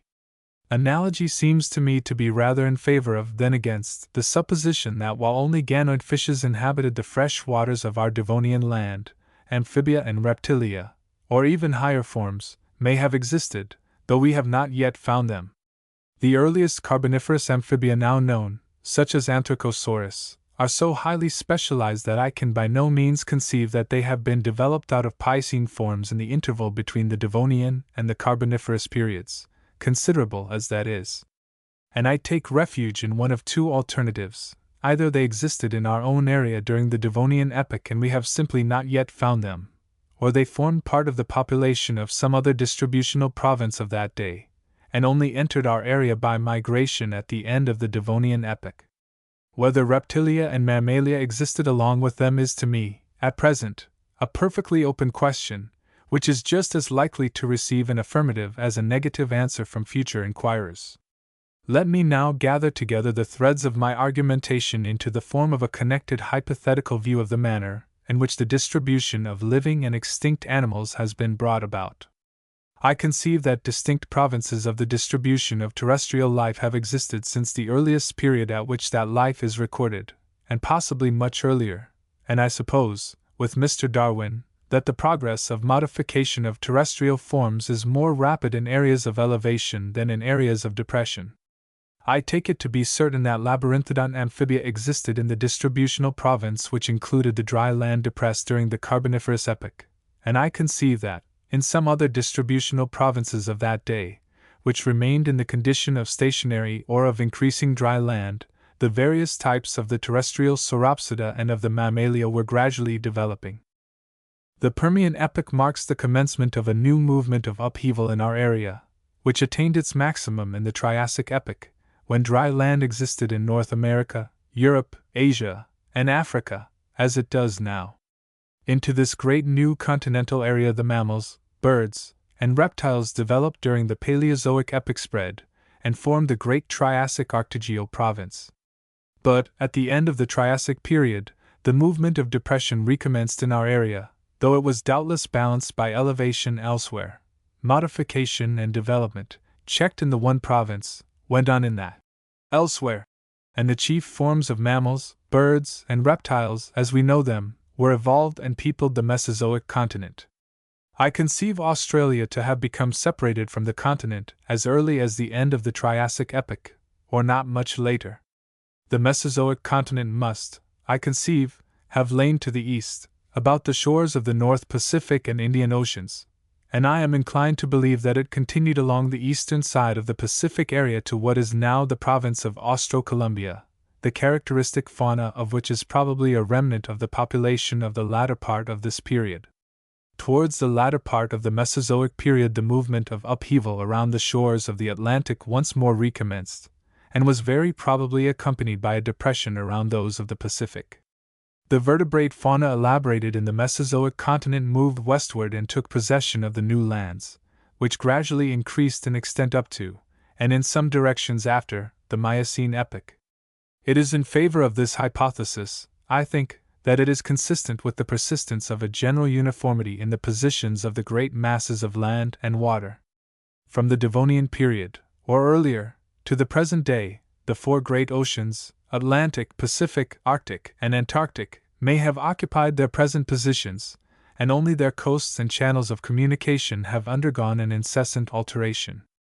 And finally, the hypothesis I have put before you requires no supposition that the rate of change in organic life has been either greater or less in ancient times than it is now, nor any assumption, either physical or biological, which has not its justification in analogous phenomena of existing nature. I have now only to discharge the last duty of my office, which is to thank you, not only for the patient attention with which you have listened to me so long today, but also for the uniform kindness with which, for the past 2 years, you have rendered my endeavors to perform the important, and often laborious, functions of your president a pleasure instead of a burden. X. Mr. Darwin's Critics. 1. The gradual lapse of time has now separated us by more than a decade from the date of the publication of The Origin of Species, and whatever may be thought or said about Mr. Darwin's doctrines, or the manner in which he has propounded them, this much is certain, that, in a dozen years, The Origin of Species has worked as complete a revolution in biological science as the Principia did in astronomy, and it has done so, because, in the words of Helmholtz, it contains an essentially new, creative thought. 2. Footnote 1:1. Contributions to the Theory of Natural Selection, by A.R. Wallace. 1870.2. The Genesis of Species, by S.T. George Mivart, FRS 2nd edition. 1871.3. Darwin's Descent of Man, Quarterly Review, July 1871. Footnote 2. Helmholtz. Über das Ziel und die Fortschritt der Naturwissenschaft. Aufnahmsried für die Naturverschwörungsversammlung zu Innsbruck. 1869. And as time has slipped by, a happy change has come over Mr. Darwin's critics. The mixture of ignorance and insolence which, at first, characterized a large proportion of the attacks with which he was assailed, is no longer the sad distinction of anti-Darwinian criticism. Instead of abusive nonsense, which merely discredited its writers, we read essays, which are, at worst, more or less intelligent and appreciative, while, sometimes, like that which appeared in the North British Review for 1867, they have a real and permanent value. The several publications of Mr. Wallace and Mr. Mivart contain discussions of some of Mr. Darwin's views, which are worthy of particular attention, not only on account of the acknowledged scientific competence of these writers, but because they exhibit an attention to those philosophical questions which underlie all physical science, which is as rare as it is needful. And the same may be said of an article in the Quarterly Review for July 1871, the comparison of which with an article in the same review for July 1860 is perhaps the best evidence which can be brought forward of the change which has taken place in public opinion on Darwinism. The Quarterly Reviewer admits the certainty of the action of natural selection, page 49, and further allows that there is an a priori probability in favor of the evolution of man from some lower animal form, if these lower animal forms themselves have arisen by evolution. Mr. Wallace and Mr. Mivart go much further than this. They are as stout believers in evolution as Mr. Darwin himself, but Mr. Wallace denies that man can have been evolved from a lower animal by that process of natural selection which he, with Mr. Darwin, holds to have been sufficient for the evolution of all animals below man, while Mr. Mivart, admitting that natural selection has been one of the conditions of the evolution of the animals below man, maintains that natural selection must, even in their case, have been supplemented by some other cause of the nature of which, unfortunately, he does not give us any idea. Thus Mr. Mivart is less of a Darwinian than Mr. Wallace, for he has less faith in the power of natural selection. But he is more of an evolutionist than Mr. Wallace, because Mr. Wallace thinks it necessary to call in an intelligent agent, a sort of supernatural Sir John Sebright, to produce even the animal frame of man, while Mr. Mivart requires no divine assistance till he comes to man's soul. Thus there is a considerable divergence between Mr. Wallace and Mr. Mivart. On the other hand, there are some curious similarities between Mr. Mivart and the Quarterly Reviewer, and these are sometimes so close that, if Mr. Mivart thought it worthwhile, I think he might make out a good case of plagiarism against the reviewer, who studiously abstains from quoting him. Both the reviewer and Mr. Mivart reproach Mr. Darwin with being, like so many other physicists, entangled in a radically false metaphysical system, and with setting at naught the first principles of both philosophy and religion.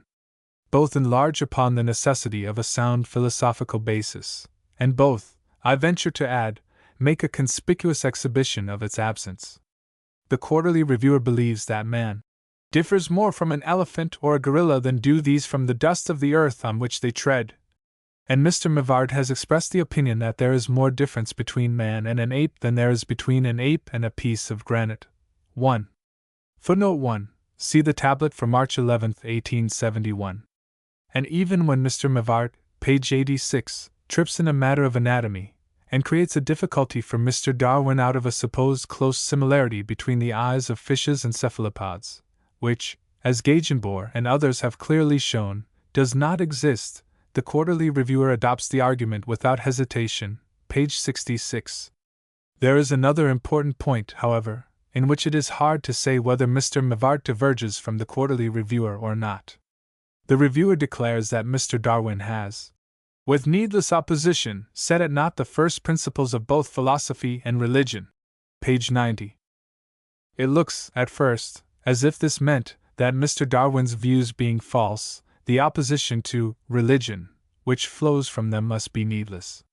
But I suspect this is not the right view of the meaning of the passage, as Mr. Mivart, from whom the Quarterly Reviewer plainly draws so much inspiration, tells us that the consequences which have been drawn from evolution, whether exclusively Darwinian or not, to the prejudice of religion, by no means follow from it, and are in fact illegitimate.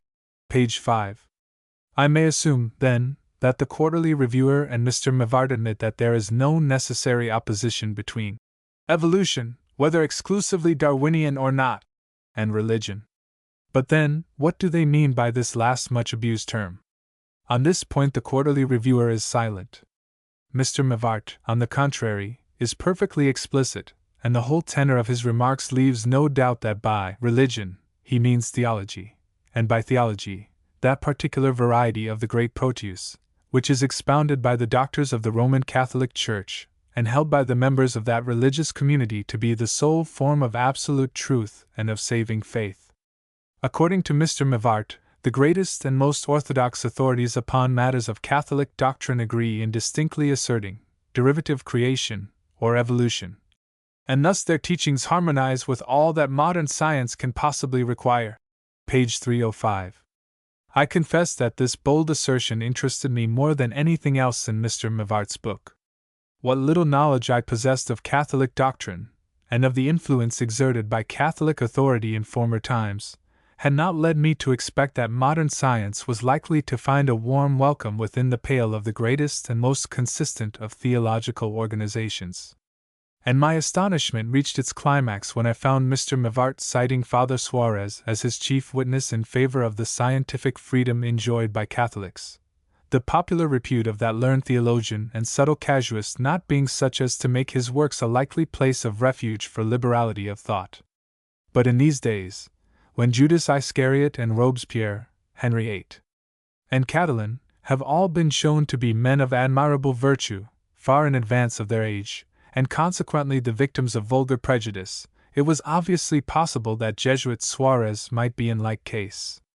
And spurred by Mr. Mivart's unhesitating declaration, I hastened to acquaint myself with such of the works of the great Catholic divine as bore upon the question, hoping, not merely to acquaint myself with the true teachings of the infallible Church, and free myself of an unjust prejudice, but, haply, to enable myself, at a pinch, to put some Protestant bibliolater to shame, by the bright example of Catholic freedom from the trammels of verbal inspiration. I regret to say that my anticipations have been cruelly disappointed. But the extent to which my hopes have been crushed can only be fully appreciated by citing, in the first place, those passages of Mr. Mivart's work by which they were excited. In his introductory chapter 1 find the following passages. The prevalence of this theory of evolution need alarm no one, for it is, without any doubt, perfectly consistent with the strictest and most orthodox Christian, 1. theology. Page 5.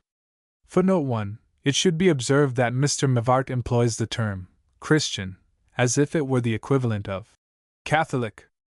Mr. Darwin and others may perhaps be excused if they have not devoted much time to the study of Christian philosophy, but they have no right to assume or accept without careful examination, as an unquestioned fact, that in that philosophy there is a necessary antagonism between the two ideas creation and evolution, as applied to organic forms. It is notorious and patent to all who choose to seek, that many distinguished Christian thinkers have accepted, and do accept, both ideas, i.e., both creation and evolution.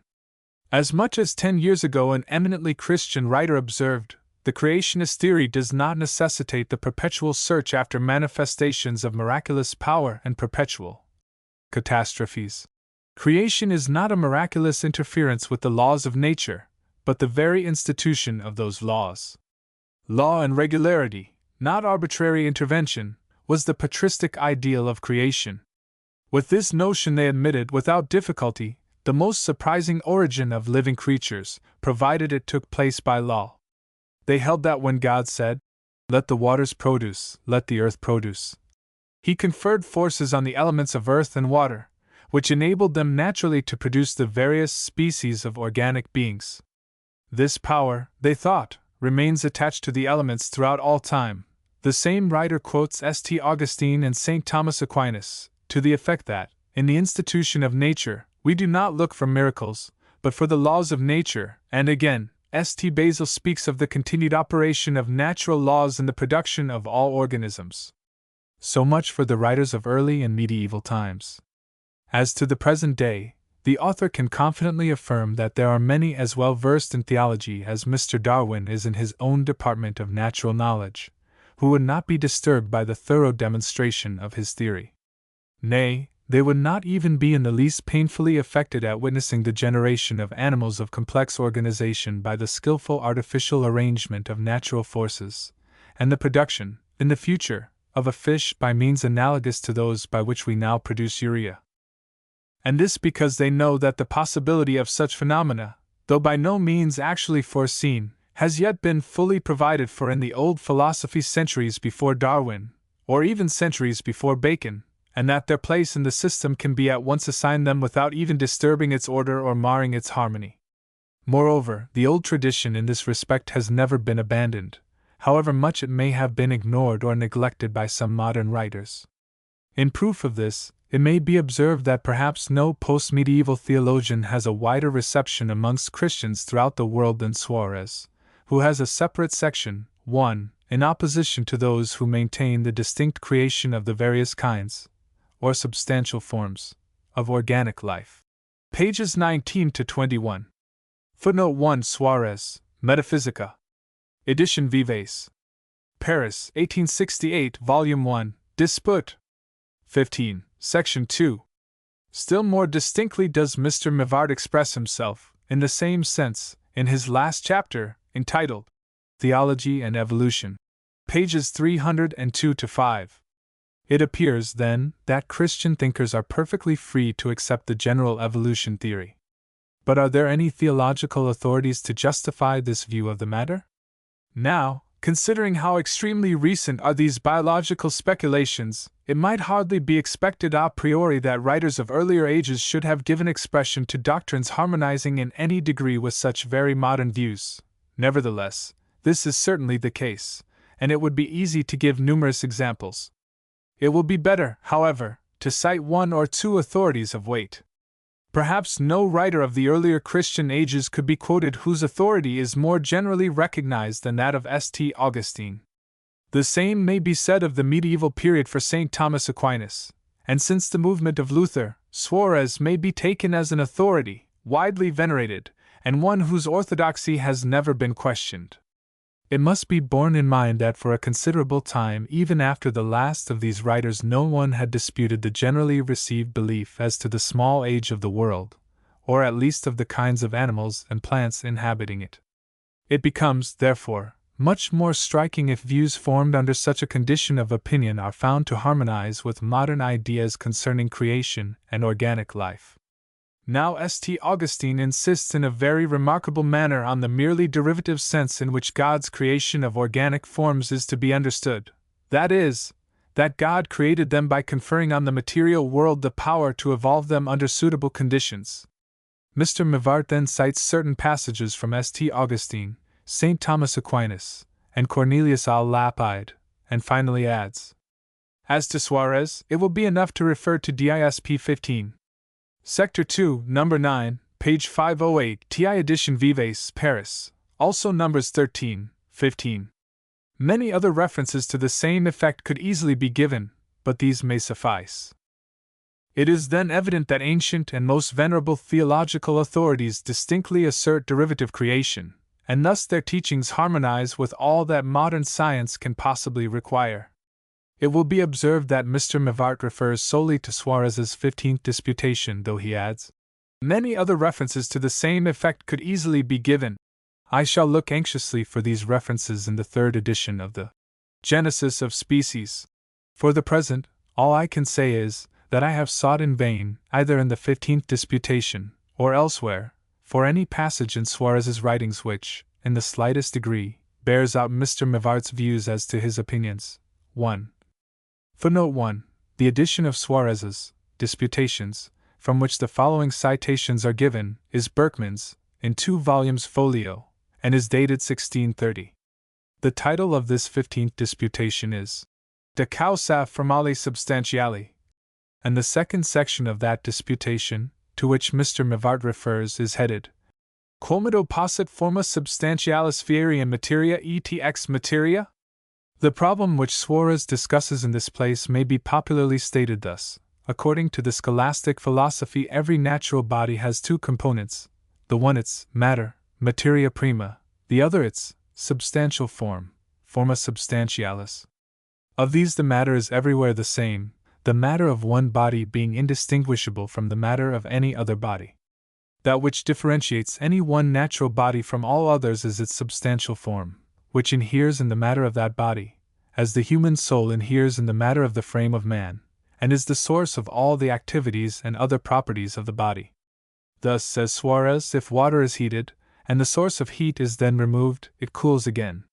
The reason of this is that there is a certain intimius principium in the water, which brings it back to the cool condition when the external impediment to the existence of that condition is removed. This intimius principium is the substantial form of the water. And the substantial form of the water is not only the cause radix of the coolness of the water, but also of its moisture, of its density, and of all its other properties.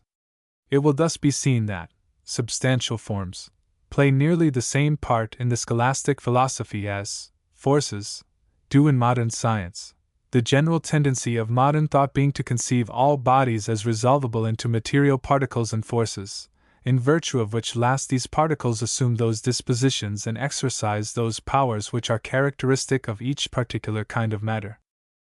But the schoolmen distinguish two kinds of substantial forms, the one spiritual and the other material.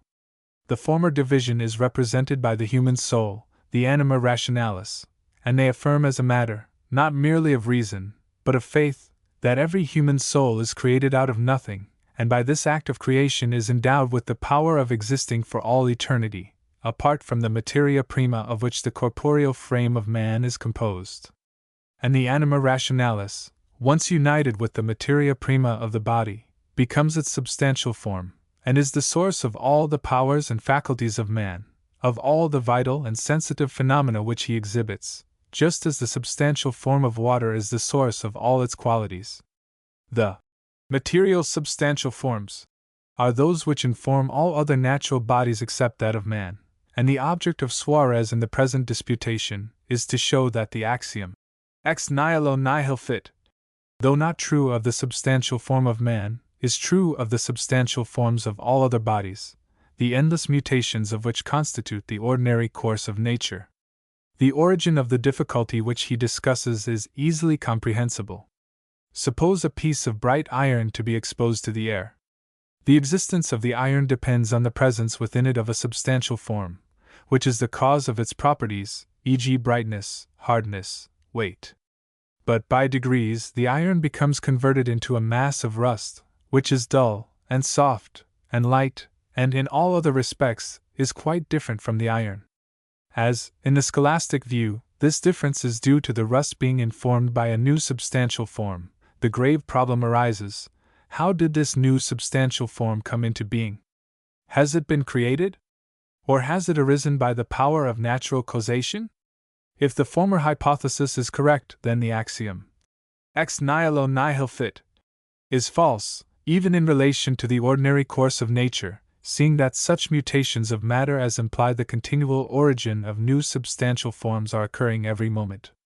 But the harmonization of Aristotle with theology was as dear to the schoolmen as the smoothing down the differences between Moses and science is to our broad churchmen, and they were proportionably unwilling to contradict one of Aristotle's fundamental propositions. Nor was their objection to flying in the face of the Stagirite likely to be lessened by the fact that such flight landed them in flat pantheism. So Father Suarez fights stoutly for the second hypothesis, and I quote the principal part of his argumentation as an exquisite specimen of that speech which is a darkening of counsel. 13. Secundo de omnibus aliis formis substantialibus, sc materialibus, dicendum est non fieri proprii ex nihilo, sed ex potentia pregescentis materii educi, ideoque in affection harum formarum nil fieri contra illud axioma, ex nihila nihil fit, si rect intelligator. Haec assertio sumiter ex Aristotele 1. Physicorum per totum et libro 7. Metaphys. Et ex aliis authoribus, quos statum referum. Et declarata brevitor, nam fieri ex nihilo duo dicit, unum est fieri absolute et simpliciter, aliud est quod talis affectio fit ex nihilo. Primum propriedicitor de re subsistent, quia aegis est fieri, cujus est esse, id autem propri quod subsistit et habet esse, nam quod alteri agiset, podius est quo aliud est ex hac ergo part, formae substantials materials non fiant ex nihilo, quia propri non fiant. Ac hanc rationem reddit divus Thomas I part, question 45, articulo 8, et question 90, articulo 2, et ex dicendis magus explicabitur. Semendo ergo ipsum fieri in hac proprietate et rigor, sic fieri ex nihilo est fieri secundum esse totum, id est nulla sua part presupposita, ex quo fiat. Et hac ration residential naturals dum de novo fiant, non fiant ex nihilo, quia fiant ex presupposita materia, ex qua componuntur, et ita non fiant, secundum esse toti, sed secundum aliquid sue. Formae autem harum rerum, quambis revera totum suam entitatem de novo accipient, quam antia non habebant, quia vero ipsi non fiant, ut dictum est, ideo nec ex nihilo fiant.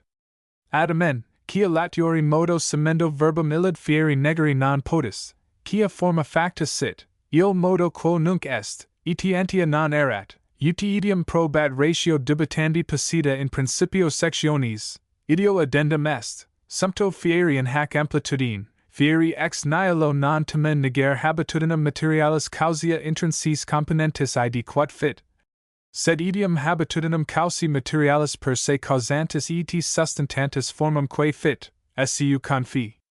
Diximus enim in superioribus moderiam et esse causam compositi et formae dependentis ab ilia, ut residential ergo dicator ex nihilo fieri uterque modus causalitatis negari debet, et iudum sensu excipiendum est illud axioma, ut sit verum, ex nihilo nihil fit, silicet virtute gentis naturalis et finiti nihil fieri.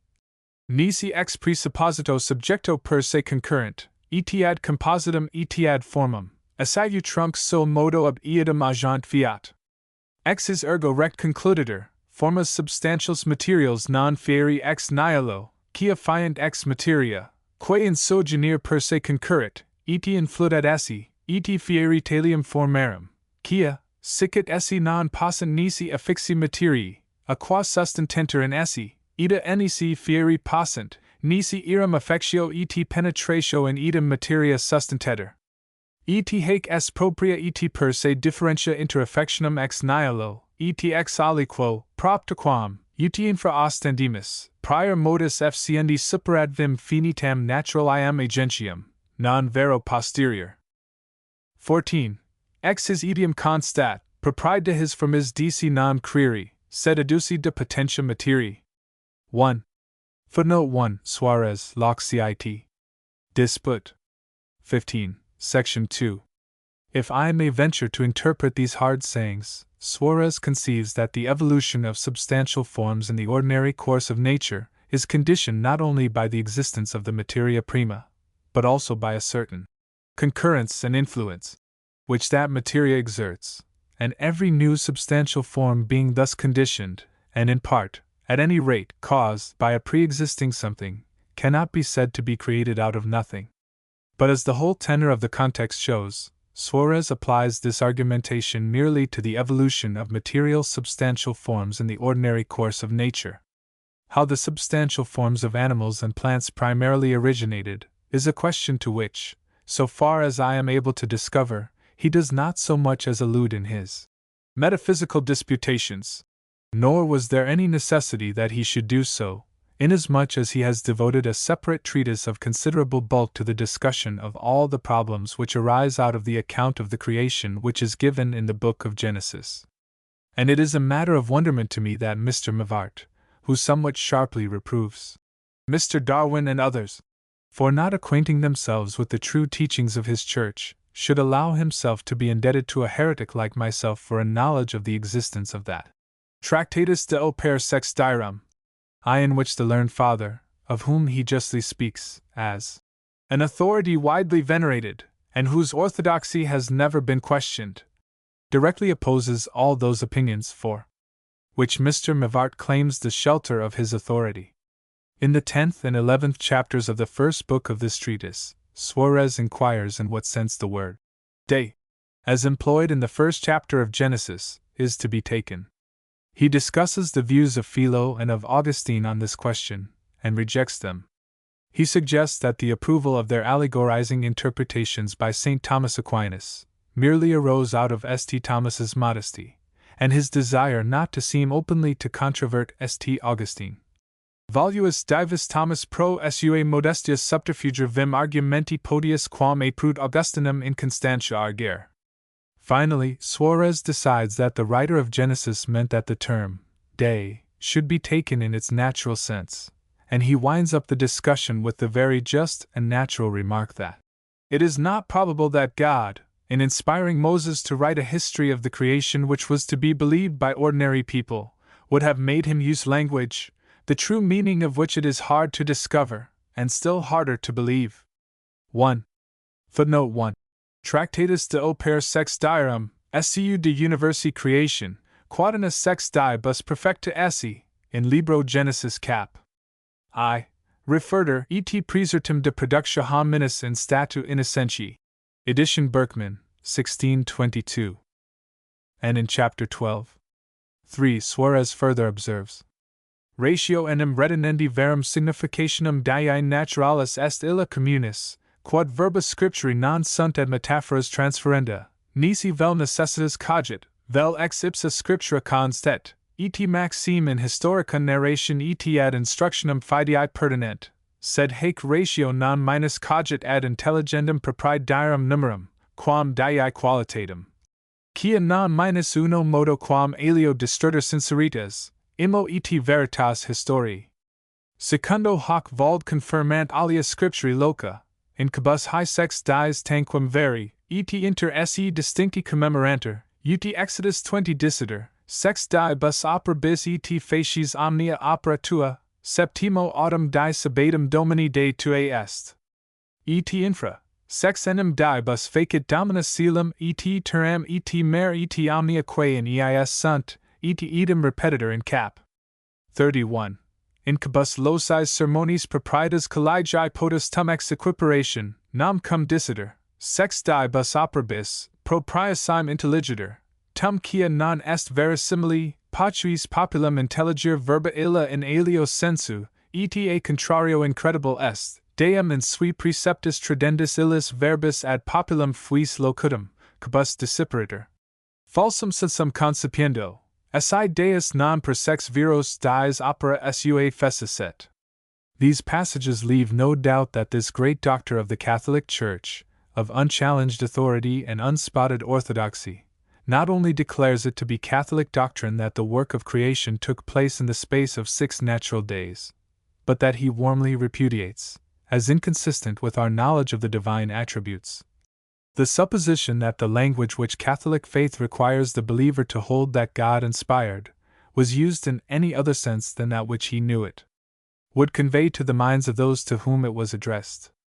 And I think that in this repudiation Father Suarez will have the sympathy of every man of common uprightness, to whom it is certainly incredible that the Almighty should have acted in a manner which he would esteem dishonest and base in a man. But the belief that the universe was created in 6 natural days is hopelessly inconsistent with the doctrine of evolution, in so far as it applies to the stars and planetary bodies, and it can be made to agree with a belief in the evolution of living beings only by the supposition that the plants and animals, which are said to have been created on the 3rd, 5th, and 6th days, were merely the primordial forms, or rudiments, out of which existing plants and animals have been evolved, so that on these days plants and animals were not created actually, but only potentially. The latter view is that held by Mr. Mivart, who follows St. Augustine, and implies that he has the sanction of Suarez. But in point of fact, the latter great light of orthodoxy takes no small pains to give the most explicit and direct contradiction to all such imaginations, as the following passages prove. In the first place, as regards plants, Suarez discusses the problem. Quomodo herba virens et citera vegetabilia hoc tertio, die furent producta. 1. Footnote 1. propt haec ergo sententia illa Augustini et propter nimium obscuridum et subtilitum aegis difficilis credita est, quia verisimile non est deum in spiritus Moisi, ut historiam de creation mundi ad fidem totius populi adeo necessarium per nomina dierum explicarit, quorum significatio vix invenire et difficilime ab aliquo credi possit. Loc sit libi, cap. 1142. Precipua enim difficultas hic est, quam attingit div Thomas I par. Q 69 art. 2. An haec productio plantarum hoc die facta intelligenda sit de production ipserum in proprio esse actuali et formali, ut sic rem explicerum, vel de production tantum in semine et in potentia. Nam divus Augustinus libro quinto gens, ad liter cap. 485 et libro 8 cap. 3. Posteriorem partem tradit, dicens, terram in hoc die accipis virtutum germinandi omnia vegetabilia quasi concepto omnia malorum semine, non tamen statum vegetabilia omnia produxus. Quod primos sud et verbis illis capitis secundi. In die quo facit deus colum et terram et omni virgultum agri priusquam, germinaret. Quomodo enim paturant virgulta fieri antiquam terra germinaret nisi quia causaliter prius et quasi in radis, seu in semine facta sunt, et postea in acta producta? Secundo confirmari potus, quia verbum illa germinet terra optimi exponiter potestative et sic dicam, id est, accipiat terra vim germinandi. Sicit in eodum capite dissiter crescite et multiplicamini. Tertio potus confirmari, quia actualis productio vegetabilium non tarn ad opus creationis, quam ad opus propagationis pertinet, quod postea factum est et hanc sententium sequitur eucurius lib 1, in gen cap. 11. Et illi faviat glossa, interli. Hugo. Et lyrin. Dum verbum germinet dicto modo exponent. Nihil hominis contraria sententia tenenda est, silicet, produxus deum hoc die herbam, arbors, et alia vegetabilia actu in propria specie et natura. Haec est communis sententia patrum dot, Basil, Homo. 5. Examer. Ambrose. Lib 3, Examer. Cap. 8. 11, et 16, Chrysost, Homo. 5. In gen Damascene, Lib 2 de Fid. Cap. 10. Theodore. Cyrilli. Bede, glossi ordinari et iliorum in gen et edum sentit divus Thomas, supra, solvens argumenta Augustini, quambis propter reverentiam aegis quasi problematis semper procedat. De nec edum sentient omnesca in his operibus verum successionum et temporalum distinctionum agnoscent. Secondly, with respect to animals, Suarez is no less decided. De animalium ration currentium production quinto et sexto die facta. 1. 32.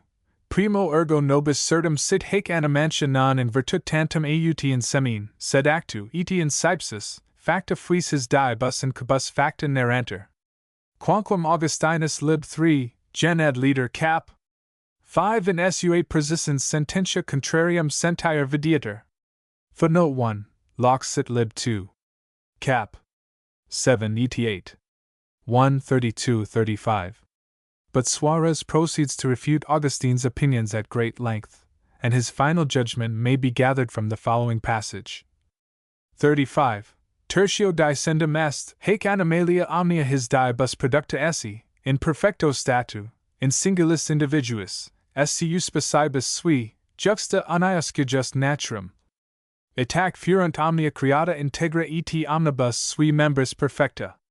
As regards the creation of animals and plants, therefore, it is clear that Suarez, so far from distinctly asserting derivative creation, denies it as distinctly and positively as he can, that he is at much pains to refute St. Augustine's opinions, that he does not hesitate to regard the faint acquiescence of St. Thomas Aquinas in the views of his brother saint as a kindly subterfuge on the part of Divus Thomas, and that he affirms his own view to be that which is supported by the authority of the Fathers of the Church.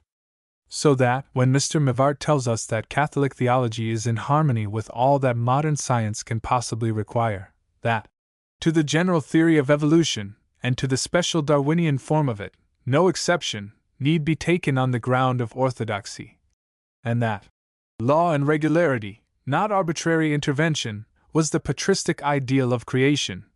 We have to choose between his dictum, as a theologian, and that of a great light of his church, whom he himself declares to be, widely venerated as an authority, and whose orthodoxy has never been questioned. But Mr. Mivart does not hesitate to push his attempt to harmonize science with Catholic orthodoxy to its utmost limit, and while assuming that the soul of man arises from immediate and direct creation, he supposes that his body was formed at first, as now in each separate individual, by derivative or secondary creation through natural laws. Page 331. This means, I presume, that an animal, having the corporeal form and bodily powers of man, may have been developed out of some lower form of life by a process of evolution, and that, after this anthropoid animal had existed for a longer or shorter time, God made a soul by direct creation, and put it into the man-like body, which, heretofore, had been devoid of that anima rationalis, which is supposed to be man's distinctive character. This hypothesis is incapable of either proof or disproof, and therefore may be true, but if Suarez is any authority, it is not Catholic doctrine. Nulla est in homine forma educta de potentiam materiae. 1. Is a dictum which is absolutely inconsistent with the doctrine of the natural evolution of any vital manifestation of the human body. Footnote 1 Disput. 15. X. Number 27. Moreover, if man existed as an animal before he was provided with a rational soul, he must, in accordance with the elementary requirements of the philosophy in which Mr. Mivart delights, have possessed a distinct sensitive and vegetative soul, or souls. Hence, when the breath of life was breathed into the man-like animal's nostrils, he must have already been a living and feeling creature. But Suarez particularly discusses this point, and not only rejects Mr. Mivart's view, but adopts language of very theological strength regarding it. Passant praeterea his adjungi argumenta theologica, ut est illud quod simiter ex illis verbis gens. 2. Formavit Deus hominum ex limo terrae et inspiravit in faciam aegis spiraculum vitae et factus est homo in animum viventum, al enim spiritus, quam Deus spiravit, anima rationalis fiat, et per idem factus est homo vivens, et consequenter etiam sentiens. Aliad est ex 8. Synodo generale quae est Constantinopolitana 4. Can. 11. Casic habet. Apparet quastem in tantum impietatis venis ut homines duas animas habera dogmatizant, talis igiter impietatis inventors et similis sapiens, cum vitas et novum testamentum omnesque ecclesi petras unam animum rationalum hominum habera asseverant, sancta et universalis synodus anathematizat. 1. Footnote 1 Disput. 15. De causa formali substantiali. X. Number 24. Moreover, if the animal nature of man was the result of evolution, so must that of woman have been. But the Catholic doctrine, according to Suarez, is that woman was, in the strictest and most literal sense of the words, made out of the rib of man. Nihil omnis sententia Catholica est, verba illa scripturi esse ad litteram intelligenda. Ac pro invir, ac reliter, telis deum costam adi et ex illa, corpus evi formas. 1. Footnote 1. Tractatus del Per. Lib 3. De hominis creation. Cap. 2. Number 3. Nor is there any escape in the supposition that some woman existed before Eve, after the fashion of the Lilith of the rabbis, since Suarez qualifies that notion, along with some other Judaic imaginations, as simply damnabilis. 1. Footnote 1. Ibid Lib 3. Cap. 4. Numbers 8 and 9. After the perusal of the Tractatus del Per, it is, in fact, impossible to admit that Suarez held any opinion respecting the origin of species, except such as is consistent with the strictest and most literal interpretation of the words of Genesis. For Suarez, it is Catholic doctrine that the world was made in 6 natural days. On the first of these days, the materia prima was made out of nothing, to receive afterwards those substantial forms which molded it into the universe of things. On the third day, the ancestors of all living plants suddenly came into being, full-grown, perfect, and possessed of all the properties which now distinguish them, while, on the fifth and sixth days, the ancestors of all existing animals were similarly caused to exist in their complete and perfect state, by the infusion of their appropriate material substantial forms into the matter which had already been created. Finally, on the sixth day, the anima rationalis, that rational and immortal substantial form which is peculiar to man, was created out of nothing, and breathed into a mass of matter which, till then, was mere dust of the earth, and so man arose. But the species man was represented by a solitary male individual, until the Creator took out one of his ribs and fashioned it into a female. This is the view of the genesis of species, held by Suarez to be the only one consistent with Catholic faith. It is because he holds this view to be Catholic that he does not hesitate to declare St. Augustine unsound, and St. Thomas Aquinas guilty of weakness, when the one swerved from this view and the other tolerated the deviation. And until responsible Catholic authority, say, for example, the Archbishop of Westminster, formally declares that Suarez was wrong, and that Catholic priests are free to teach their flocks that the world was not made in 6 natural days, and that plants and animals were not created in their perfect and complete state, but have been evolved by natural processes through long ages from certain germs in which they were potentially contained, I, for one, shall feel bound to believe that the doctrines of Suarez are the only ones which are sanctioned by infallible authority, as represented by the Holy Father and the Catholic Church. I need hardly add that they are as absolutely denied and repudiated by scientific authority, as represented by reason and fact. The question whether the earth and the immediate progenitors of its present living population were made in 6 natural days or not, is no longer one upon which 2 opinions can be held. The fact that it did not so come into being stands upon as sound a basis as any fact of history whatever.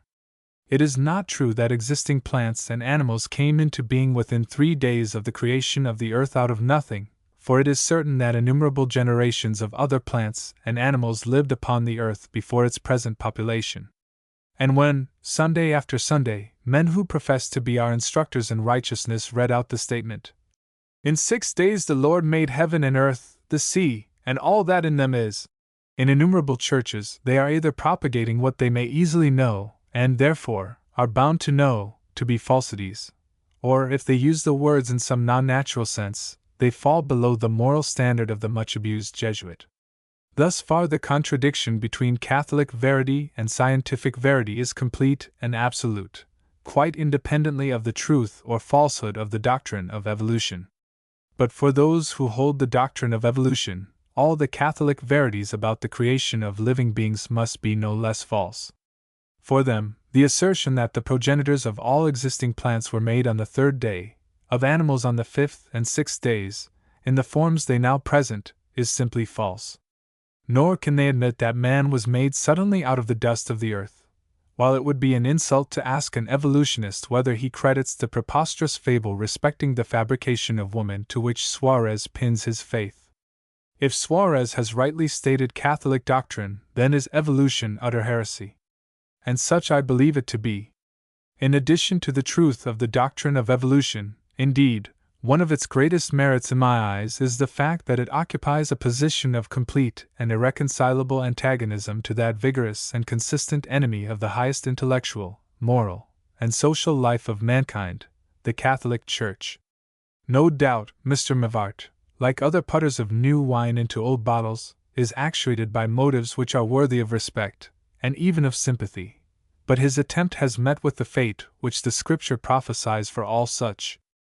Catholic theology, like all theologies which are based upon the assumption of the truth of the account of the origin of things given in the book of Genesis, being utterly irreconcilable with the doctrine of evolution, the student of science, who is satisfied that the evidence upon which the doctrine of evolution rests is incomparably stronger and better than that upon which the supposed authority of the book of Genesis rests, will not trouble himself further with these theologies, but will confine his attention to such arguments against the view he holds as are based upon purely scientific data, and by scientific data I do not merely mean the truths of physical, mathematical, or logical science, but those of moral and metaphysical science. For, by science, I understand all knowledge which rests upon evidence and reasoning of a like character to that which claims our assent to ordinary scientific propositions. And if any one is able to make good the assertion that his theology rests upon valid evidence and sound reasoning, then it appears to me that such theology will take its place as a part of science. The present antagonism between theology and science does not arise from any assumption by the men of science that all theology must necessarily be excluded from science, but simply because they are unable to allow that reason and morality have two weights and two measures, and that the belief in a proposition, because authority tells you it is true, or because you wish to believe it, which is a high crime and misdemeanor when the subject matter of reasoning is of one kind, becomes under the alias of faith, the greatest of all virtues, when the subject matter of reasoning is of another kind. The Bishop of Brechin said well the other day, "Liberality in religion, I do not mean tender and generous allowances for the mistakes of others, is only unfaithfulness to truth." 1. And with the same qualification, I venture to paraphrase the bishop's dictum. Ecclesiasticism in science is only unfaithfulness to truth. Footnote 1. Charge at the Diocesan Synod of Brechin. Scotsman, September 14, 1871. Elijah's great question, "Will you serve God or Baal? Choose ye," is uttered audibly enough in the ears of every one of us as we come to manhood. Let every man who tries to answer it seriously ask himself whether he can be satisfied with the Baal of authority, and with all the good things his worshippers are promised in this world and the next. If he can, let him, if he be so inclined, amuse himself with such scientific implements as authority tells him are safe and will not cut his fingers, but let him not imagine he is, or can be, both a true son of the Church and a loyal soldier of science. And on the other hand, if the blind acceptance of authority appears to him in its true colors, as mere private judgment in excelsis, and if he have the courage to stand alone, face to face with the abyss of the eternal and unknowable, let him be content, once for all, not only to renounce the good things promised by infallibility, but even to bear the bad things which it prophesies, content to follow reason and fact in singleness and honesty of purpose, wherever they may lead, in the sure faith that a hell of honest men will, to him, be more endurable than a paradise full of angelic shams. Mr. Mivart asserts that, "Without a belief in a personal God, there is no religion worthy of the name." This is a matter of opinion. But it may be asserted, with less reason to fear contradiction, that the worship of a personal God, who, on Mr. Mivart's hypothesis, must have used language studiously calculated to deceive his creatures and worshippers, is no religion worthy of the name. Incredible est deum illis verbis ad populum fuis locutum cabus disciperator, is a verdict in which, for once, Jesuit casuistry concurs with the healthy moral sense of all mankind. Having happily got quit of the theological aspect of evolution, the supporter of that great truth who turns to the scientific objections which are brought against it by recent criticism, finds, to his relief, that the work before him is greatly lightened by the spontaneous retreat of the enemy from 9/10 of the territory which he occupied 10 years ago. Even the Quarterly Reviewer not only abstains from venturing to deny that evolution has taken place, but he openly admits that Mr. Darwin has forced on men's minds a recognition of the probability, if not more, of evolution, and of the certainty of the action of natural selection. Page 49. I do not quite see, myself, how, if the action of natural selection is certain, the occurrence of evolution is only probable, inasmuch as the development of a new species by natural selection is, so far as it goes, evolution. However, it is not worth while to quarrel with the precise terms of a sentence which shows that the high watermark of intelligence among those most respectable of Britons, the readers of the Quarterly Review, has now reached such a level that the next tide may lift them easily and pleasantly on the once dreaded shore of evolution. Nor, having got there, do they seem likely to stop, until they have reached the inmost heart of that great region, and accepted the ape ancestry of, at any rate, the body of man.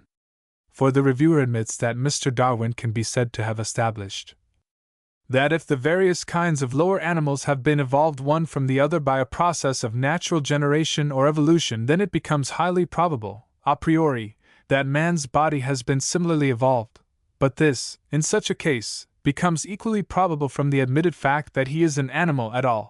Page 65. From the principles laid down in the last sentence, it would follow that if man were constructed upon a plan as different from that of any other animal as that of a sea urchin is from that of a whale, it would be equally probable that he had been developed from some other animal as it is now, when we know that for every bone, muscle, tooth, and even pattern of tooth, in man, there is a corresponding bone, muscle, tooth, and pattern of tooth in an ape. And this shows one of two things: either that the Quarterly Reviewer's notions of probability are peculiar to himself, or that he has such an overpowering faith in the truth of evolution that no extent of structural break between one animal and another is sufficient to destroy his conviction that evolution has taken place. But this by the way. The importance of the admission that there is nothing in man's physical structure to interfere with his having been evolved from an ape is not lessened because it is grudgingly made and inconsistently qualified. And instead of jubilating over the extent of the enemy's retreat, it will be more worth while to lay siege to his last stronghold, the position that there is a distinction in kind between the mental faculties of man and those of brutes, and that, in consequence of this distinction in kind, no gradual progress from the mental faculties of the one to those of the other can have taken place. The Quarterly Reviewer entrenches himself within formidable-looking psychological outworks, and there is no getting at him without attacking them one by one. He begins by laying down the following proposition: sensation is not thought, and no amount of the former would constitute the most rudimentary condition of the latter, though sensations supply the conditions for the existence of thought or knowledge. Page 67. This proposition is true, or not, according to the sense in which the word thought is employed. Thought is not uncommonly used in a sense coextensive with consciousness, and especially with those states of consciousness we call memory. If I recall the impression made by a color or an odor, and distinctly remember blueness or muskiness, I may say with perfect propriety that I think of blue or musk, and so long as the thought lasts, it is simply a faint reproduction of the state of consciousness to which I gave the name in question, when it first became known to me as a sensation. Now, if that faint reproduction of a sensation, which we call the memory of it, is properly termed a thought, it seems to me to be a somewhat forced, proceeding to draw a hard and fast line of demarcation between thoughts and sensations. If sensations are not rudimentary thoughts, it may be said that some thoughts are rudimentary sensations. No amount of sound constitutes an echo, but for all that no one would pretend that an echo is something of totally different nature from a sound. Again, nothing can be looser, or more inaccurate, than the assertion that sensations supply the conditions for the existence of thought or knowledge. If this implies that sensations supply the conditions for the existence of our memory of sensations or of our thoughts about sensations, it is a truism which it is hardly worth while to state so solemnly. If it implies that sensations supply anything else, it is obviously erroneous. And if it means, as the context would seem to show it does, that sensations are the subject matter of all thought or knowledge, then it is no less contrary to fact, inasmuch as our emotions, which constitute a large part of the subject matter of thought or of knowledge, are not sensations. More eccentric still is the Quarterly Reviewer's next piece of psychology. Altogether, we may clearly distinguish at least 6 kinds of action to which the nervous system ministers. I. That in which impressions received result in appropriate movements without the intervention of sensation or thought, as in the cases of injury above given. This is the reflex action of the nervous system. 2. That in which stimuli from without result in sensations through the agency of which their due effects are wrought out, sensation. 3. That in which impressions received result in sensations which give rise to the observation of sensible objects. Sensible perception. 4. That in which sensations and perceptions continue to coalesce, agglutinate, and combine in more or less complex aggregations, according to the laws of the association of sensible perceptions. Association. The above 4 groups contain only indeliberate operations, consisting, as they do at the best, but of mere presentative sensible ideas in no way implying any reflective or representative faculty. Such actions minister to and form instinct. Besides these, we may distinguish two other kinds of mental action, namely that in which sensations and sensible perceptions are reflected on by thought, and recognized as our own, and we ourselves recognized by ourselves as affected and perceiving.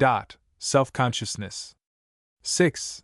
That in which we reflect upon our sensations or perceptions, and ask what they are, and why they are. Reason. These two latter kinds of action are deliberate operations performed, as they are, by means of representative ideas implying the use of a reflective representative faculty. Such actions distinguish the intellect or rational faculty. Now, we assert that possession in perfection of all the first four, presentative, kinds of action by no means implies the possession of the last two, representative, kinds. All persons, we think, must admit the truth of the following proposition. Two faculties are distinct, not in degree but in kind, if we may possess the one in perfection without that fact implying that we possess the other also. Still more will this be the case if the two faculties tend to increase in an inverse ratio. Yet this is the distinction between the instinctive and the intellectual parts of man's nature. As to animals, we fully admit that they may possess all the first four groups of actions, that they may have, so to speak, mental images of sensible objects combined in all degrees of complexity, as governed by the laws of association. We deny to them, on the other hand, the possession of the last two kinds of mental action. We deny them, that is, the power of reflecting on their own existence, or of inquiring into the nature of objects and their causes. We deny that they know or know themselves in knowing. In other words, we deny them reason. The possession of the presentative faculty, as above explained, in no way implies that of the reflective faculty, nor does any amount of direct operation imply the power of asking the reflective question before mentioned, as to what and why. Locke cit. Pages 67-68. Sundry points are worthy of notice in this remarkable account of the intellectual powers. In the first place, the reviewer ignores emotion and volition, though they are no inconsiderable kinds of action to which the nervous system ministers, and memory has a place in his classification only by implication. Secondly, we are told that the second kind of action to which the nervous system ministers is that in which stimuli from without result in sensations through the agency of which their due effects are wrought out. Sensation. Does this really mean that, in the writer's opinion, sensation is the agent by which the due effect of the stimulus, which gives rise to sensation, is wrought out? Suppose somebody runs a pin into me. The due effect of that particular stimulus will probably be threefold, namely, a sensation of pain, a start, and an interjectional expletive. Does the quarterly reviewer really think that the sensation is the agent by which the other two phenomena are wrought out? But these matters are of little moment to anyone but the reviewer and those persons who may incautiously take their physiology, or psychology, from him.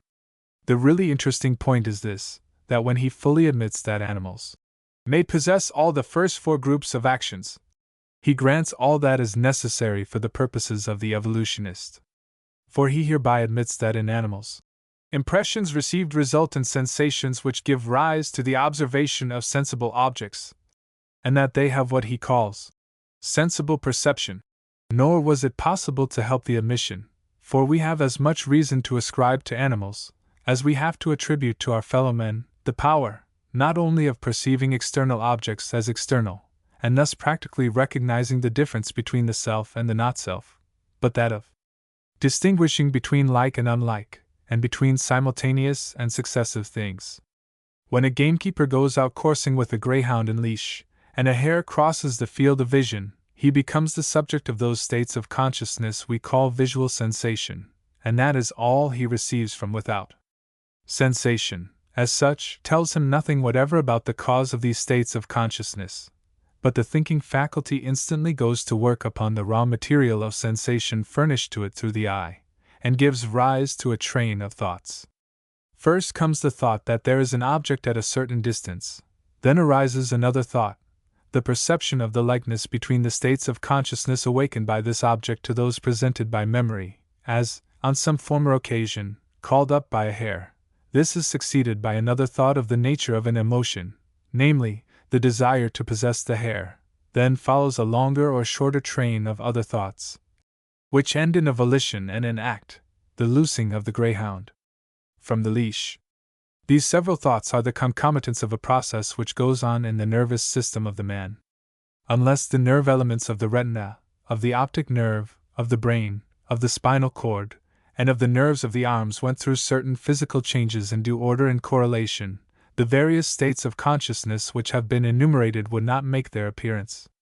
So that in this, as in all other intellectual operations, we have to distinguish two sets of successive changes, one in the physical basis of consciousness, and the other in consciousness itself, one set which may, and doubtless will, in course of time, be followed through all their complexities by the anatomist and the physicist, and one of which only the man himself can have immediate knowledge. As it is very necessary to keep up a clear distinction between these two processes, let the one be called neurosis, and the other psychosis. When the gamekeeper was first trained to his work, every step in the process of neurosis was accompanied by a corresponding step in that of psychosis, or nearly so. He was conscious of seeing something, conscious of making sure it was a hare, conscious of desiring to catch it, and therefore to loose the greyhound at the right time, conscious of the acts by which he let the dog out of the leash. But with practice, though the various steps of the neurosis remain, for otherwise the impression on the retina would not result in the loosing of the dog, the great majority of the steps of the psychosis vanish, and the loosing of the dog follows unconsciously, or as we say, without thinking about it, upon the sight of the hare. No one will deny that the series of acts which originally intervened between the sensation and the letting go of the dog were, in the strictest sense, intellectual and rational operations. Do they cease to be so when the man ceases to be conscious of them? That depends upon what is the essence and what the accident of those operations, which, taken together, constitute ratiocination.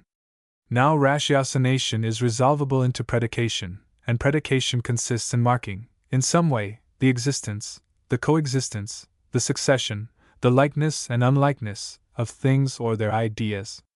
Whatever does this, reasons, and if a machine produces the effects of reason, I see no more ground for denying to it the reasoning power, because it is unconscious, than I see for refusing to Mr. Babbage's engine the title of a calculating machine on the same grounds. Thus it seems to me that a gamekeeper reasons, whether he is conscious or unconscious, whether his reasoning is carried on by neurosis alone, or whether it involves more or less psychosis. And if this is true of the gamekeeper, it is also true of the greyhound.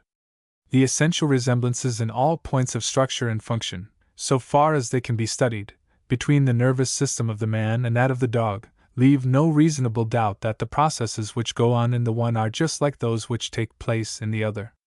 In the dog, there can be no doubt that the nervous matter which lies between the retina and the muscles undergoes a series of changes, precisely analogous to those which, in the man, give rise to sensation, a train of thought, and volition.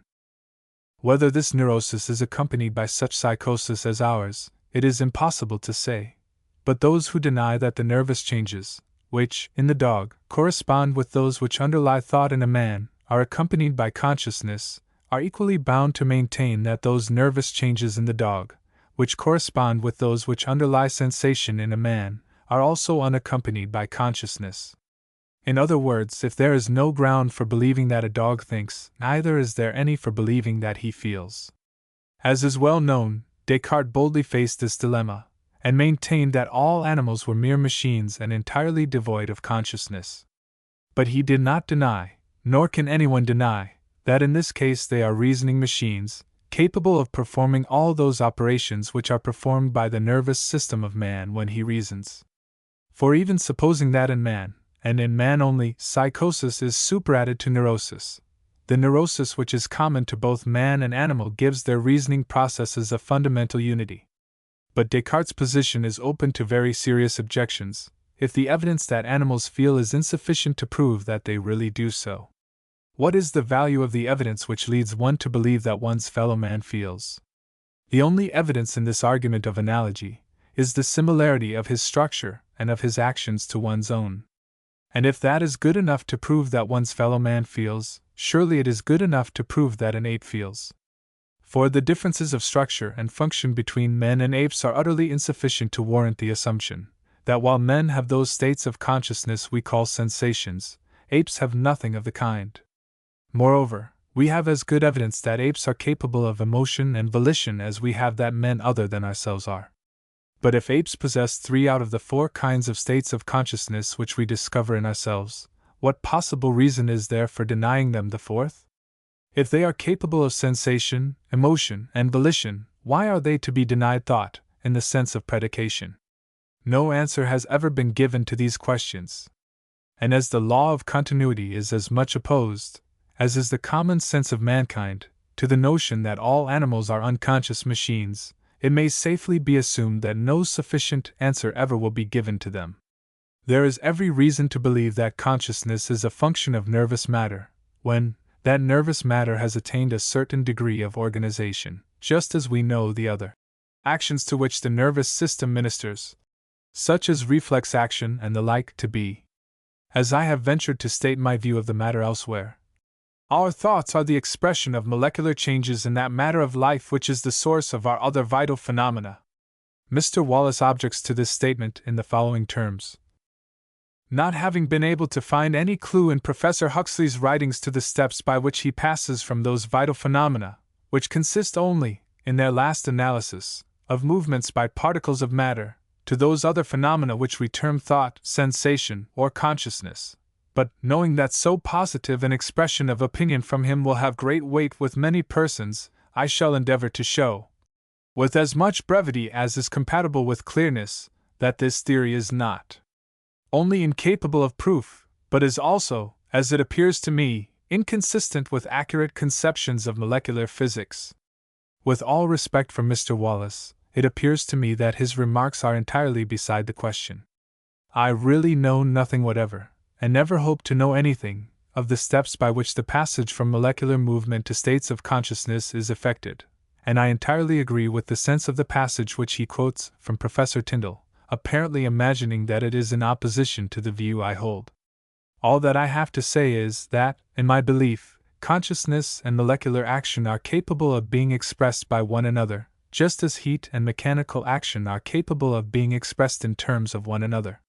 Whether we shall ever be able to express consciousness in foot-pounds, or not, is more than I will venture to say, but that there is evidence of the existence of some correlation between mechanical motion and consciousness, is as plain as anything can be. Suppose the poles of an electric battery to be connected by a platinum wire. A certain intensity of the current gives rise in the mind of a bystander to that state of consciousness we call a dull red light. A little greater intensity to another which we call a bright red light. Increase the intensity, and the light becomes white, and finally it dazzles, and a new state of consciousness arises, which we term pain. Given the same wire and the same nervous apparatus, and the amount of electric force required to give rise to these several states of consciousness will be the same, however often the experiment is repeated. And as the electric force, the light waves, and the nerve vibrations caused by the impact of the light waves on the retina, are all expressions of the molecular changes which are taking place in the elements of the battery, so consciousness is, in the same sense, an expression of the molecular changes which take place in that nervous matter, which is the organ of consciousness. And since this, and any number of similar examples that may be required, prove that one form of consciousness, at any rate, is, in the strictest sense, the expression of molecular change, it really is not worth while to pursue the inquiry, whether a fact so easily established is consistent with any particular system of molecular physics or not. Mr. Wallace, in fact, appears to me to have mixed up 2 very distinct propositions, the one, the indisputable truth that consciousness is correlated with molecular changes in the organ of consciousness, the other, that the nature of that correlation is known, or can be conceived, which is quite another matter. Mr. Wallace, presumably, believes in that correlation of phenomena which we call cause and effect as firmly as I do. But if he has ever been able to form the faintest notion how a cause gives rise to its effect, all I can say is that I envy him. Take the simplest case imaginable. Suppose a ball in motion to impinge upon another ball at rest. I know very well, as a matter of fact, that the ball in motion will communicate some of its motion to the ball at rest, and that the motion of the two balls after collision is precisely correlated with the masses of both balls and the amount of motion of the first. But how does this come about? In what manner can we conceive that the vis viva of the first ball passes into the second? I confess I can no more form any conception of what happens in this case than I can of what takes place when the motion of particles of my nervous matter, caused by the impact of a similar ball, gives rise to the state of consciousness I call pain. In ultimate analysis, everything is incomprehensible, and the whole object of science is simply to reduce the fundamental incomprehensibilities to the smallest possible number. But to return to the Quarterly Reviewer. He admits that animals have mental images of sensible objects, combined in all degrees of complexity, as governed by the laws of association. Presumably, by this confused and imperfect statement the reviewer means to admit more than the words imply. For mental images of sensible objects, even though combined in all degrees of complexity, are, and can be, nothing more than mental images of sensible objects. But judgments, emotions, and volitions cannot by any possibility be included under the head of mental images of sensible objects. If the greyhound had no better mental endowment than the reviewer allows him, he might have the mental image of this sensible object, the hare, and that might be combined with the mental images of other sensible objects, to any degree of complexity, but he would have no power of judging it to be at a certain distance from him, no power of perceiving its similarity to his memory of a hare, and no desire to get at it. Consequently, he would stand stock still, and the noble art of coursing would have no existence. On the other hand, as that art is largely practiced, it follows that greyhounds alone possess a number of mental powers, the existence of which, in any animal, is absolutely denied by the Quarterly Reviewer. Finally, what are the mental powers which he reserves as the especial prerogative of man? They are two. First, the recognition of ourselves by ourselves as affected and perceiving self-consciousness. Secondly, the reflection upon our sensations and perceptions, and asking what they are and why they are reason. To the faculty defined in the last sentence, the reviewer, without assigning the least ground for thus departing from both common usage and technical propriety, applies the name of reason.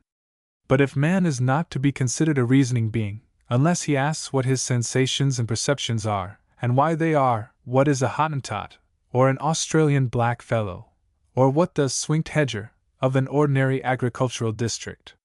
Nay, what becomes of an average country squire or parson?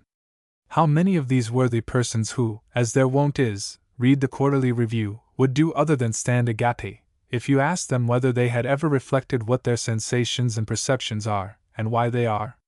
So that if the reviewer's new definition of reason be correct, the majority of men, even among the most civilized nations, are devoid of that supreme characteristic of manhood. And if it be as absurd as I believe it to be, then, as reason is certainly not self-consciousness, and as it, as certainly is one of the actions to which the nervous system ministers, we must, if the reviewer's classification is to be adopted, seek it among those four faculties which he allows animals to possess. And thus, for the second time, he really surrenders, while seeming to defend, his position. The Quarterly Reviewer, as we have seen, lectures the evolutionists upon their want of knowledge of philosophy altogether. Mr. Mivart is not less pained at Mr. Darwin's ignorance of moral science. It is grievous to him that Mr. Darwin, and Nous autres, should not have grasped the elementary distinction between material and formal morality, and he lays down as an axiom, of which no tyro ought to be ignorant, the position that acts unaccompanied by mental acts of conscious will directed towards the fulfillment of duty are absolutely destitute of the most incipient degree of real or formal goodness. Now this may be Mr. Mivart's opinion, but it is a proposition which, really, does not stand on the footing of an undisputed axiom. Mr. Mill denies it in his work on utilitarianism. The most influential writer of a totally opposed school, Mr. Carlyle, is never weary of denying it, and upholding the merit of that virtue which is unconscious. Nay, it is, to my understanding, extremely hard to reconcile Mr. Mivart's dictum with that noble summary of the whole duty of man. Thou shalt love the Lord thy God with all thy heart, and with all thy soul, and with all thy strength, and thou shalt love thy neighbor as thyself.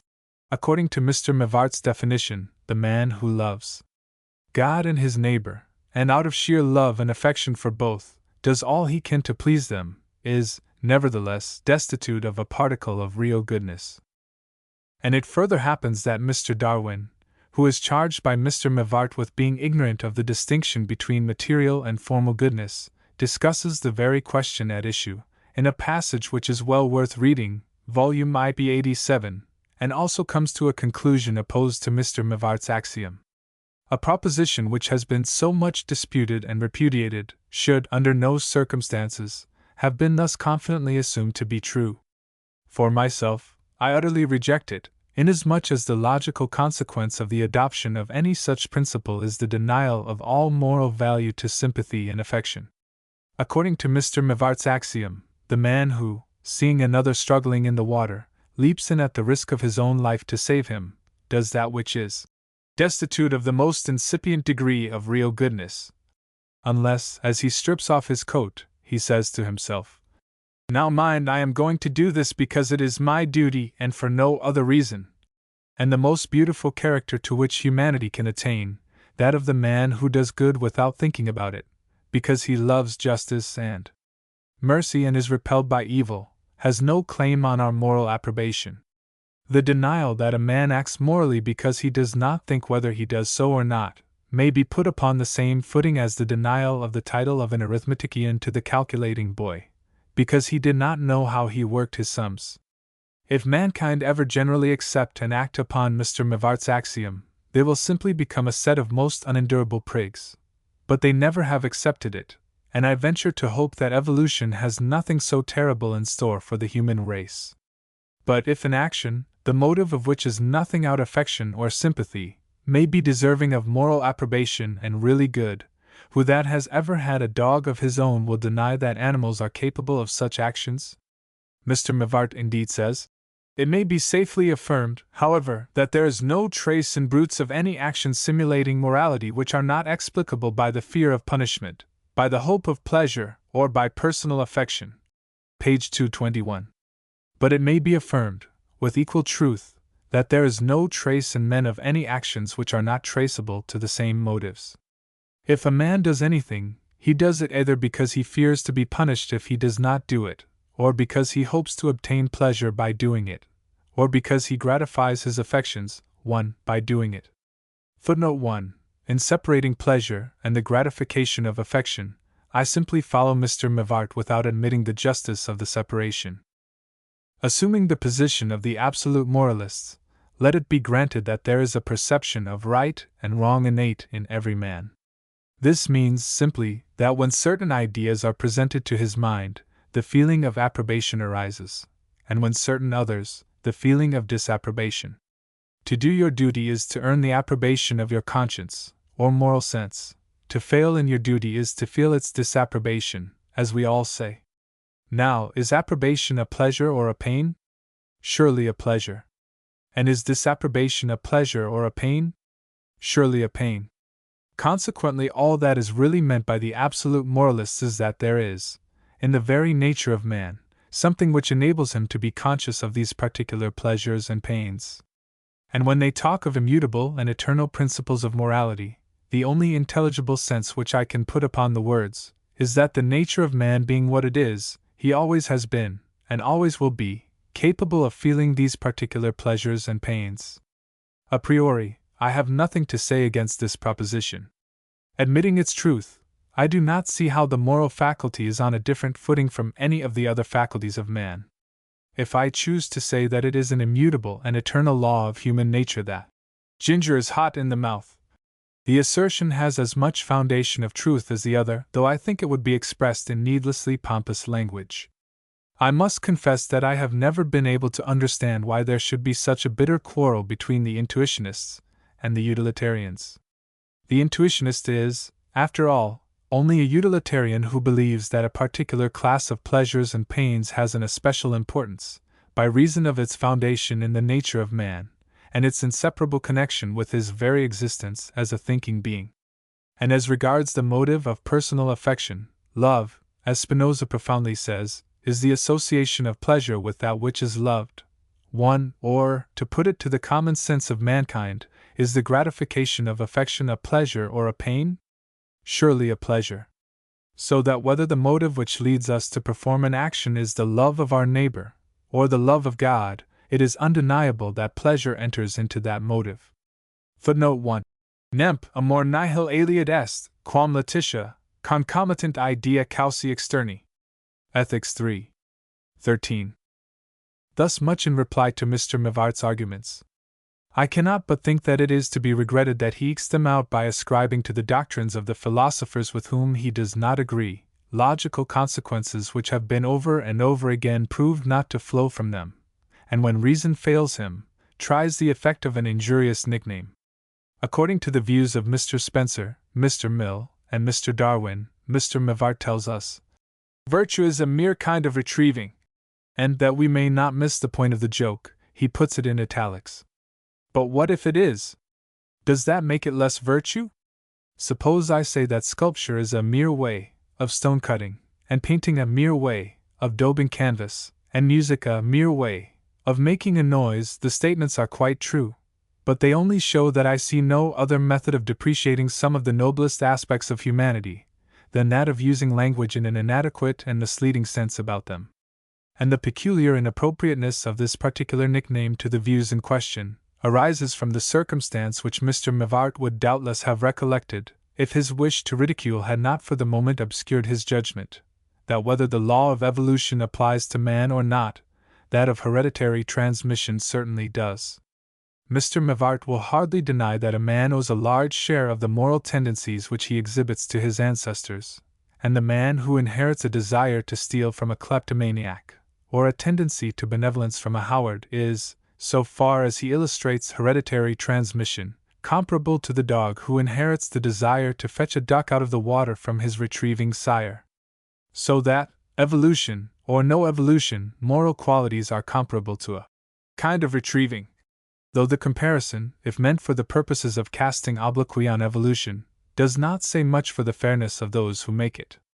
The Quarterly Reviewer and Mr. Mivart based their objections to the evolution of the mental faculties of man from those of some lower animal form, upon what they maintain to be a difference in kind between the mental and moral faculties of men and brutes, and I have endeavored to show, by exposing the utter unsoundness of their philosophical basis, that these objections are devoid of importance. The objections which Mr. Wallace brings forward to the doctrine of the evolution of the mental faculties of man from those of brutes by natural causes are of a different order, and require separate consideration. If I understand him rightly, he by no means doubts that both the bodily and the mental faculties of man have been evolved from those of some lower animal, but he is of opinion that some agency beyond that which has been concerned in the evolution of ordinary animals has been operative in the case of man. A superior intelligence has guided the development of man in a definite direction and for a special purpose, just as man guides the development of many animal and vegetable forms. 1. I understand this to mean that, just as the rock pigeon has been produced by natural causes, while the evolution of the tumbler from the blue rock has required the special intervention of the intelligence of man, so some anthropoid form may have been evolved by variation and natural selection, but it could never have given rise to man, unless some superior intelligence had played the part of the pigeon fancier. Footnote 1. The limits of natural selection as applied to man, Locke cit. Page 359. According to Mr. Wallace, whether we compare the savage with the higher developments of man, or with the brutes around him, we are alike driven to the conclusion that, in his large and well-developed brain, he possesses an organ quite disproportioned to his requirements. Page 343, and he asks, what is there in the life of the savage but the satisfying of the cravings of appetite in the simplest and easiest way? What thoughts, idea, or actions are there that raise him many grades above the elephant or the ape? Page 342. I answer Mr. Wallace by citing a remarkable passage which occurs in his instructive paper on Instinct in Man and Animals. Savages make long journeys in many directions, and their whole faculties being directed to the subject, they gain a wide and accurate knowledge of the topography, not only of their own district, but of all the regions round about. Everyone who has traveled in a new direction communicates his knowledge to those who have traveled less, and descriptions of routes and localities, and minute incidents of travel, form one of the main staples of conversation around the evening fire. Every wanderer or captive from another tribe adds to the store of information, and, as the very existence of individuals and of whole families and tribes depends upon the completeness of this knowledge, all the acute perceptive faculties of the adult savage are directed to acquiring and perfecting it.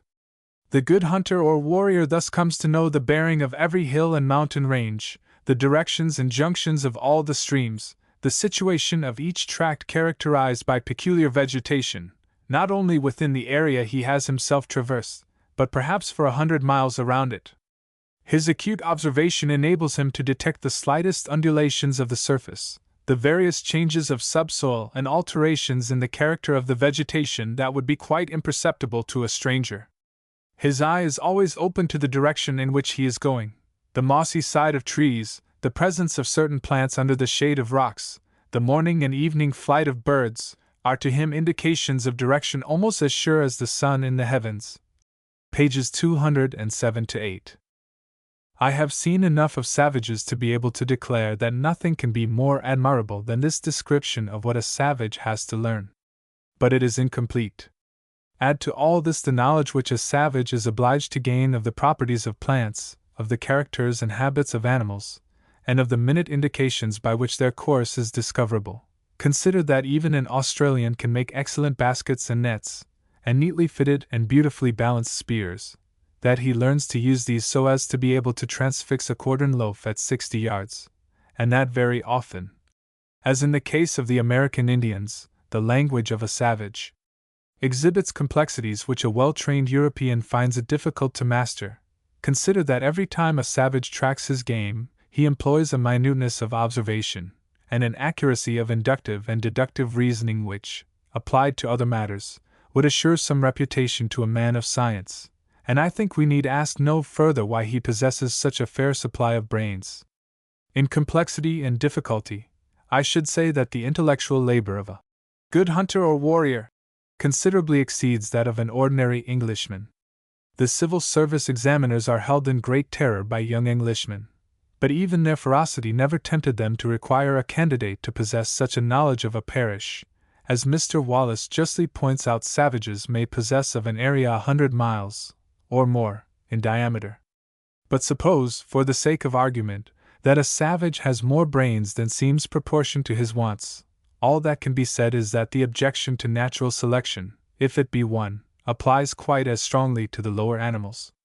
The brain of a porpoise is quite wonderful for its mass, and for the development of the cerebral convolutions. And yet, since we have ceased to credit the story of Arion, it is hard to believe that porpoises are much troubled with intellect, and still more difficult is it to imagine that their big brains are only a preparation for the advent of some accomplished cetacean of the future. Surely, again, a wolf must have too much brains, or else how is it that a dog, with only the same quantity and form of brain, is able to develop such singular intelligence? The wolf stands to the dog in the same relation as the savage to the man, and therefore, if Mr. Wallace's doctrine holds good, a higher power must have superintended the breeding up of wolves from some inferior stock, in order to prepare them to become dogs. Mr. Wallace further maintains that the origin of some of man's mental faculties by the preservation of useful variations is not possible. Such, for example, are the capacity to form ideal conceptions of space and time, of eternity and infinity, the capacity for intense artistic feelings of pleasure in form, color, and composition, and for those abstract notions of form and number which render geometry and arithmetic possible. How, he asks, were all or any of these faculties first developed, when they could have been of no possible use to man in his early stages of barbarism? Surely the answer is not far to seek. The lowest savages are as devoid of any such conceptions as the brutes themselves. What sort of conceptions of space and time, of form and number, can be possessed by a savage who has not got so far as to be able to count beyond 5 or 6, who does not know how to draw a triangle or a circle, and has not the remotest notion of separating the particular quality we call form from the other qualities of bodies? None of these capacities are exhibited by men, unless they form part of a tolerably advanced society. And in such a society, there are abundant conditions by which a selective influence is exerted in favor of those persons who exhibit an approximation towards the possession of these capacities. The savage who can amuse his fellows by telling a good story over the nightly fire is held by them in esteem and rewarded, in one way or another, for so doing. In other words, it is an advantage to him to possess this power. He who can carve a paddle, or the figurehead of a canoe better, similarly profits beyond his duller neighbor. He who counts a little better than others, gets most yams when barter is going on, and forms the shrewdest estimate of the numbers of an opposing tribe. The experience of daily life shows that the conditions of our present social existence exercise the most extraordinarily powerful selective influence in favor of novelists, artists, and strong intellects of all kinds, and it seems unquestionable that all forms of social existence must have had the same tendency. If we consider the indisputable facts that even animals possess the power of distinguishing form and number, and that they are capable of deriving pleasure from particular forms and sounds, if we admit, as Mr. Wallace does, that the lowest savages are not raised many grades above the elephant and the ape, and if we further admit, as I contend must be admitted, that the conditions of social life tend, powerfully, to give an advantage to those individuals who vary in the direction of intellectual or aesthetic excellence, what is there to interfere with the belief that these higher faculties, like the rest, owe their development to natural selection? Finally, with respect to the development of the moral sense out of the simple feelings of pleasure and pain, liking and disliking, with which the lower animals are provided, I can find nothing in Mr. Wallace's reasonings which has not already been met by Mr. Mill, Mr. Spencer, or Mr. Darwin. I do not propose to follow the Quarterly Reviewer and Mr. Mivart through the long string of objections in matters of detail which they bring against Mr. Darwin's views. Everyone who has considered the matter carefully will be able to ferret out as many more difficulties, but he will also, I believe, fail as completely as they appear to me to have done, in bringing forward any fact which is really contradictory of Mr. Darwin's views. Occasionally, too, their objections and criticisms are based upon errors of their own. As, for example, when Mr. Mivart and the Quarterly Reviewer insist upon the resemblances between the eyes of cephalopoda and vertebrata, quite forgetting that there are striking and altogether fundamental differences between them, or when the Quarterly Reviewer corrects Mr. Darwin for saying that the gibbons, without having been taught, can walk or run upright with tolerable quickness, though they move awkwardly, and much less securely than man, the Quarterly Reviewer says, this is a little misleading, inasmuch as it is not stated that this upright progression is effected by placing the enormously long arms behind the head, or holding them out backwards as a balance in progression.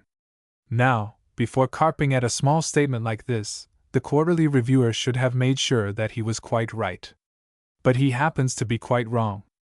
I suspect he got his notion of the manner in which a gibbon walks from a citation in Man's Place in Nature, but at that time I had not seen a gibbon walk. Since then I have, and I can testify that nothing can be more precise than Mr. Darwin's statement. The gibbon I saw walked without either putting his arms behind his head or holding them out backwards. All he did was to touch the ground with the outstretched fingers of his long arms now and then, just as one sees a man who carries a stick, but does not need one, touch the ground with it as he walks along. Again, a large number of the objections brought forward by Mr. Mivart and the Quarterly Reviewer apply to evolution in general, quite as much as to the particular form of that doctrine advocated by Mr. Darwin, or to their notions of Mr. Darwin's views and not to what they really are. An excellent example of this class of difficulties is to be found in Mr. Mivart's chapter on independent similarities of structure. Mr. Mivart says that these cannot be explained by an absolute and pure Darwinian, but that an innate power and evolutionary law, aided by the corrective action of natural selection, should have furnished like needs with like aids, is not at all improbable. Page 82. I do not exactly know what Mr. Mivart means by an absolute and pure Darwinian. Indeed, Mr. Mivart makes that creature hold so many singular opinions that I doubt if I can ever have seen one alive. But I find nothing in his statement of the view which he imagines to be originated by himself, which is really inconsistent with what I understand to be Mr. Darwin's views. I apprehend that the foundation of the theory of natural selection is the fact that living bodies tend incessantly to vary. This variation is neither indefinite, nor fortuitous, nor does it take place in all directions, in the strict sense of these words. Accurately speaking, it is not indefinite, nor does it take place in all directions, because it is limited by the general characters of the type to which the organism exhibiting the variation belongs. A whale does not tend to vary in the direction of producing feathers, nor a bird in the direction of developing whalebone. In popular language, there is no harm in saying that the waves which break upon the seashore are indefinite, fortuitous, and break in all directions. In scientific language, on the contrary, such a statement would be a gross error, inasmuch as every particle of foam is the result of perfectly definite forces, operating according to no less definite laws. In like manner, every variation of a living form, however minute, however apparently accidental, is inconceivable except as the expression of the operation of molecular forces or powers resident within the organism. And, as these forces certainly operate according to definite laws, their general result is, doubtless, in accordance with some general law which subsumes them all. And there appears to be no objection to call this an evolutionary law. But nobody is the wiser for doing so, or has thereby contributed, in the least degree, to the advance of the doctrine of evolution, the great need of which is a theory of variation. When Mr. Mivart tells us that his aim has been to support the doctrine that these species have been evolved by ordinary natural laws, for the most part unknown, aided by the subordinate action of natural selection, pages 332-3, he seems to be of opinion that his enterprise has the merit of novelty. All I can say is that I have never had the slightest notion that Mr. Darwin's aim is in any way different from this. If I affirm that species have been evolved by variation, 1. A natural process, the laws of which are for the most part unknown, aided by the subordinate action of natural selection, it seems to me that I enunciate a proposition which constitutes the very pith and marrow of the first edition of the Origin of Species, and what the evolutionist stands in need of just now is not an iteration of the fundamental principle of Darwinism, but some light upon the questions: what are the limits of variation?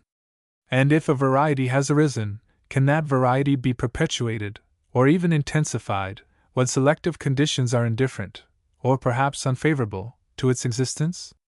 I cannot find that Mr. Darwin has ever been very dogmatic in answering these questions.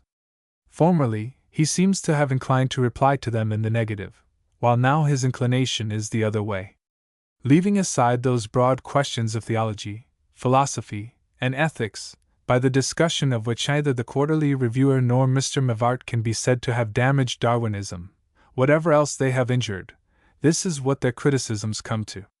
They confound a struggle for some rifle pits with an assault on the fortress. Footnote 1, including under this head hereditary transmission. In some respects, finally, I can only characterize the Quarterly Reviewer's treatment of Mr. Darwin as alike unjust and unbecoming. Language of this strength requires justification, and on that ground I add the remarks which follow.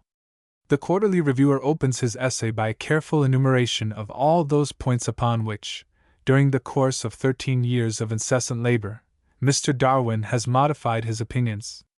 It has often and justly been remarked that what strikes a candid student of Mr. Darwin's works is not so much his industry, his knowledge, or even the surprising fertility of his inventive genius, but that unswerving truthfulness and honesty which never permit him to hide a weak place, or gloss over a difficulty, but lead him, on all occasions, to point out the weak places in his own armor, and even sometimes, it appears to me, to make admissions against himself which are quite unnecessary. A critic who desires to attack Mr. Darwin has only to read his works with a desire to observe, not their merits, but their defects, and he will find, ready to hand, more adverse suggestions than are likely ever to have suggested themselves to his own sharpness, without Mr. Darwin's self-denying aid. Now, this quality of scientific candor is not so common that it needs to be discouraged, and it appears to me to deserve other treatment than that adopted by the Quarterly Reviewer, who deals with Mr. Darwin as an Old Bailey barrister deals with a man against whom he wishes to obtain a conviction, per phase aut nefas, and opens his case by endeavoring to create a prejudice against the prisoner in the minds of the jury. In his eagerness to carry out this laudable design, the Quarterly Reviewer cannot even state the history of the doctrine of natural selection without an oblique and entirely unjustifiable attempt to depreciate Mr. Darwin. To Mr. Darwin, says he, and through Mr. Wallace's reticence, to Mr. Darwin alone, is due the credit of having first brought it prominently forward and demonstrated its truth. No one can less desire than I do to throw a doubt upon Mr. Wallace's originality, or to question his claim to the honor of being one of the originators of the doctrine of natural selection. But the statement that Mr. Darwin has the sole credit of originating the doctrine because of Mr. Wallace's reticence is simply ridiculous. The proof of this is, in the first place, afforded by Mr. Wallace himself, whose noble freedom from petty jealousy in this matter smaller folk would do well to imitate, and who writes thus: I have felt all my life, and I still feel, the most sincere satisfaction that Mr. Darwin had been at work long before me, and that it was not left for me to attempt to write the origin of species. I have long since measured my own strength, and know well that it would be quite unequal to that task. So that if there was any reticence at all in the matter, it was Mr. Darwin's reticence during the long 20 years of study which intervened between the conception and the publication of his theory, which gave Mr. Wallace the chance of being an independent discoverer of the importance of natural selection. And finally, if it be recollected that Mr. Darwin's and Mr. Wallace's essays were published simultaneously in the Journal of the Linnean Society for 1858, it follows that the reviewer, while obliquely depreciating Mr. Darwin's deserts, has in reality awarded to him a priority which, in legal strictness, does not exist.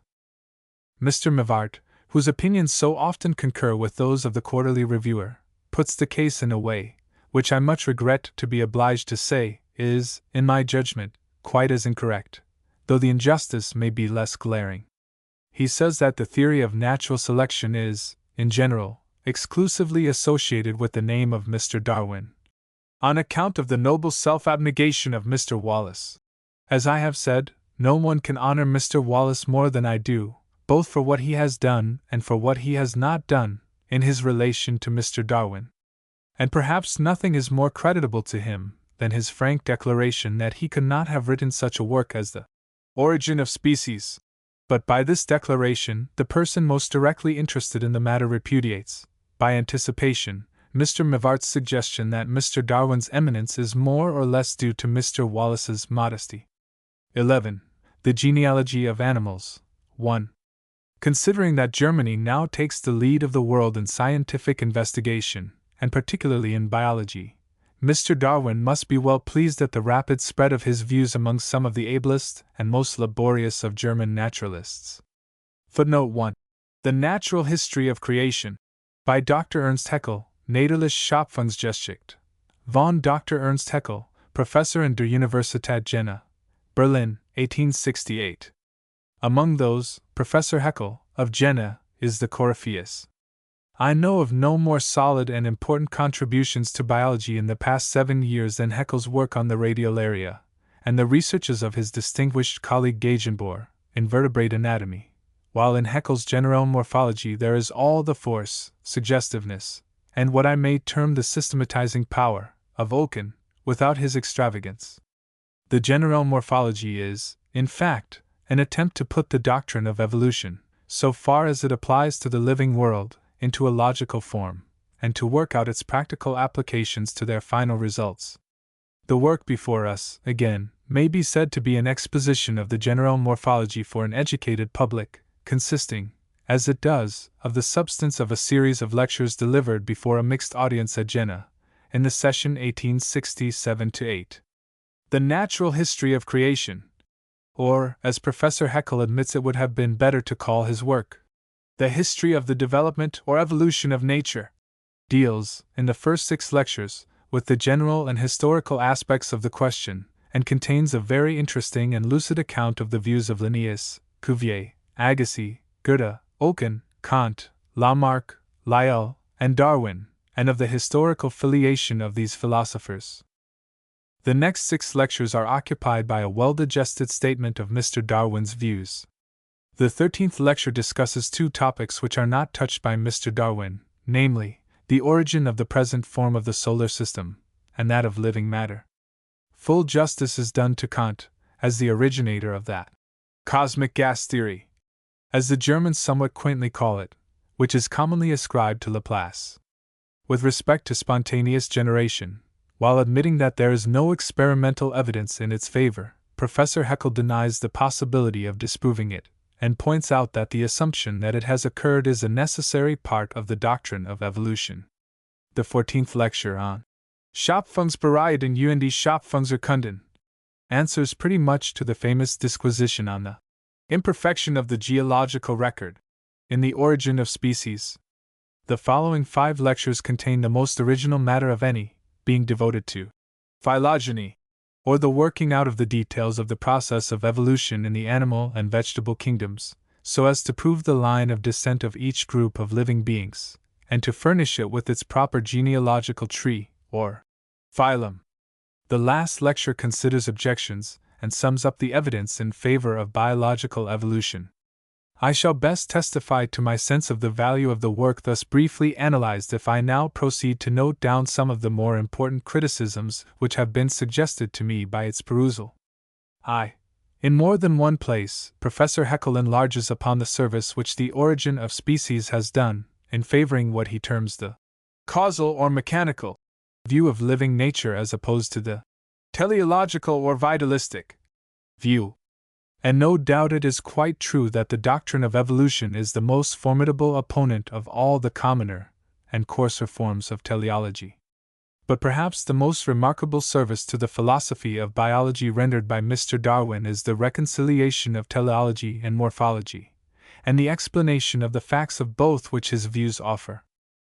The teleology which supposes that the eye, such as we see it in man or one of the higher vertebrata, was made with the precise structure which it exhibits, for the purpose of enabling the animal which possesses it to see, has undoubtedly received its death blow. Nevertheless, it is necessary to remember that there is a wider teleology, which is not touched by the doctrine of evolution, but is actually based upon the fundamental proposition of evolution. That proposition is that the whole world, living and not living, is the result of the mutual interaction, according to definite laws, of the forces possessed by the molecules of which the primitive nebulosity of the universe was composed. If this be true, it is no less certain that the existing world lay, potentially, in the cosmic vapor, and that a sufficient intelligence could, from a knowledge of the properties of the molecules of that vapor, have predicted, say, the state of the fauna of Britain in 1869, with as much certainty as one can say what will happen to the vapor of the breath in a cold winter's day.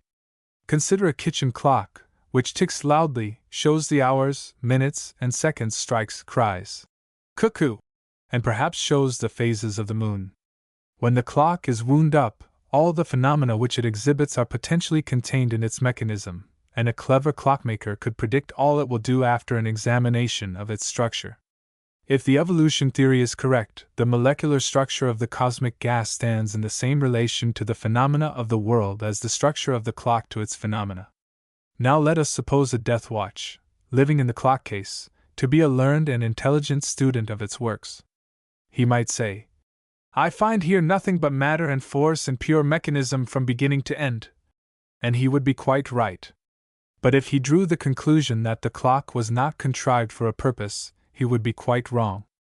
On the other hand, imagine another death watch of a different turn of mind. He, listening to the monotonous tick, tick, so exactly like his own, might arrive at the conclusion that the clock was itself a monstrous sort of death watch, and that its final cause and purpose was to tick. How easy to point to the clear relation of the whole mechanism to the pendulum, to the fact that the one thing the clock did always and without intermission was to tick, and that all the rest of its phenomena were intermittent and subordinate to ticking. For all this, it is certain that kitchen clocks are not contrived for the purpose of making a ticking noise. Thus the teleological theorist would be as wrong as the mechanical theorist, among our death watches. And probably, the only death watch who would be right would be the one who should maintain that the sole thing death watches could be sure about was the nature of the clockworks and the way they move, and that the purpose of the clock lay wholly beyond the purview of beetle faculties. Substitute cosmic vapor for clock and molecules for works, and the application of the argument is obvious. The teleological and the mechanical views of nature are not, necessarily, mutually exclusive. On the contrary, the more purely a mechanist the speculator is, the more firmly does he assume a primordial molecular arrangement, of which all the phenomena of the universe are the consequences, and the more completely is he thereby at the mercy of the teleologist, who can always defy him to disprove that this primordial molecular arrangement was not intended to evolve the phenomena of the universe. On the other hand, if the teleologist assert that this, that, or the other result of the working of any part of the mechanism of the universe is its purpose and final cause, the mechanist can always inquire how he knows that it is more than an unessential incident, the mere ticking of the clock, which he mistakes for its function. And there seems to be no reply to this inquiry, any more than to the further, not irrational, question, why trouble oneself about matters which are out of reach, when the working of the mechanism itself, which is of infinite practical importance, affords scope for all our energies. Professor Haeckel has invented a new and convenient name, dysteleology, for the study of the purposelessnesses which are observable in living organisms, such as the multitudinous cases of rudimentary and apparently useless structures. I confess, however, that it has often appeared to me that the facts of dysteleology cut two ways. If we are to assume, as evolutionists in general do, that useless organs atrophy, such cases as the existence of lateral rudiments of toes in the foot of a horse place us in a dilemma. For, either these rudiments are of no use to the animal, in which case, considering that the horse has existed in its present form since the Pliocene epoch, they surely ought to have disappeared, or they are of some use to the animal, in which case they are of no use as arguments against teleology. A similar, but still stronger, argument may be based upon the existence of teats, and even functional mammary glands, in male mammals. Numerous cases of gynecomasty, or functionally active breasts in men, are on record, though there is no mammalian species whatever in which the male normally suckles the young. Thus, there can be little doubt that the mammary gland was as apparently useless in the remotest male mammalian ancestor of man as in living men, and yet it has not disappeared. Is it then still profitable to the male organism to retain it? Possibly, but in that case its dysteleological value is gone. 2. Professor Haeckel looks upon the causes which have led to the present diversity of living nature as twofold. Living matter, he tells us, is urged by two impulses, a centripetal, which tends to preserve and transmit the specific form, and which he identifies with heredity, and a centrifugal, which results from the tendency of external conditions to modify the organism and affect its adaptation to themselves. The internal impulse is conservative, and tends to the preservation of specific, or individual, form. The external impulse is metamorphic, and tends to the modification of specific, or individual, form. In developing his views upon this subject, Professor Haeckel introduces qualifications which disarm some of the criticisms I should have been disposed to offer. But I think that his method of stating the case has the inconvenience of tending to leave out of sight the important fact, which is a cardinal point in the Darwinian hypothesis, that the tendency to vary, in a given organism, may have nothing to do with the external conditions to which that individual organism is exposed, but may depend wholly upon internal conditions. No one, I imagine, would dream of seeking in the direct influence of the external conditions of his life for the cause of the development of the sixth finger and toe in the famous Maltese. I conceive that both hereditary transmission and adaptation need to be analyzed into their constituent conditions by the further application of the doctrine of the struggle for existence. It is a probable hypothesis that what the world is to organisms in general, each organism is to the molecules of which it is composed. Multitudes of these, having diverse tendencies, are competing with one another for opportunity to exist and multiply, and the organism, as a whole, is as much the product of the molecules which are victorious as the fauna, or flora, of a country is the product of the victorious organic beings in it. On this hypothesis, hereditary transmission is the result of the victory of particular molecules contained in the impregnated germ. Adaptation to conditions is the result of the favoring of the multiplication of those molecules whose organizing tendencies are most in harmony with such conditions. In this view of the matter, conditions are not actively productive, but are passively permissive. They do not cause variation in any given direction, but they permit and favor a tendency in that direction which already exists. It is true that, in the long run, the origin of the organic molecules themselves, and of their tendencies, is to be sought in the external world, but if we carry our inquiries as far back as this, the distinction between internal and external impulses vanishes.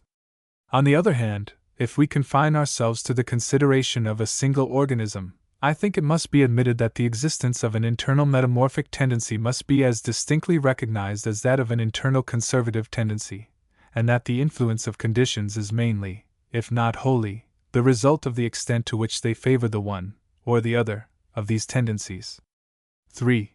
There is only one point upon which I fundamentally and entirely disagree with Professor Haeckel, but that is the very important one of his conception of geological time, and of the meaning of the stratified rocks as records and indications of that time. Conceiving that the stratified rocks of an epoch indicate a period of depression, and that the intervals between the epochs correspond with periods of elevation of which we have no record, he intercalates between the different epochs, or periods, intervals which he terms anti-periods.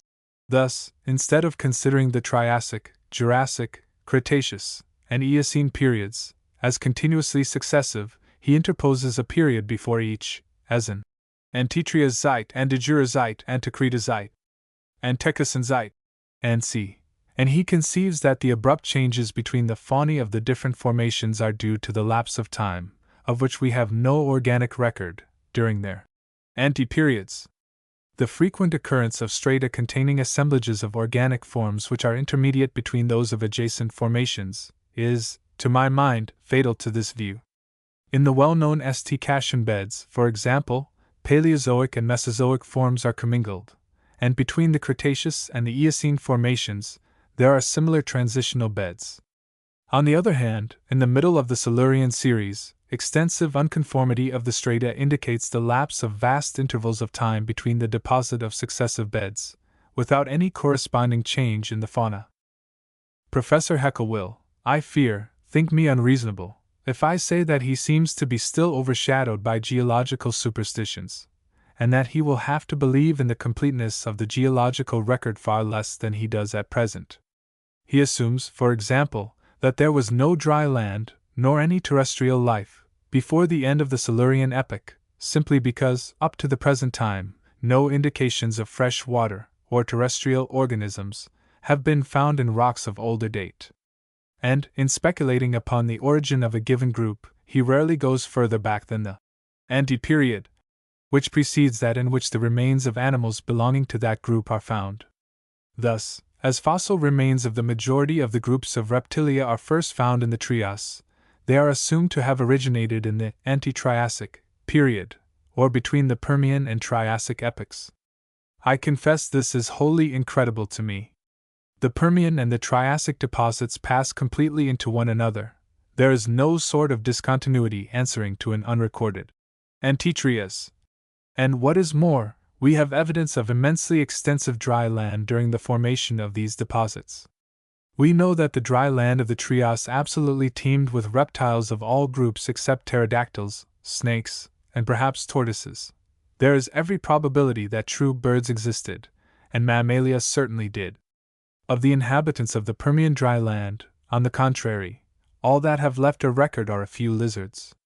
Is it conceivable that these last should really represent the whole terrestrial population of that time, and that the development of mammals, of birds, and of the highest forms of reptiles should have been crowded into the time during which the Permian conditions quietly passed away, and the Triassic conditions began? Does not any such supposition become in the highest degree improbable, when, in the terrestrial or freshwater labyrinthodonts, which lived on the land of the Carboniferous epoch, as well as on that of the Trias, we have evidence that one form of terrestrial life persisted, throughout all these ages, with no important modification?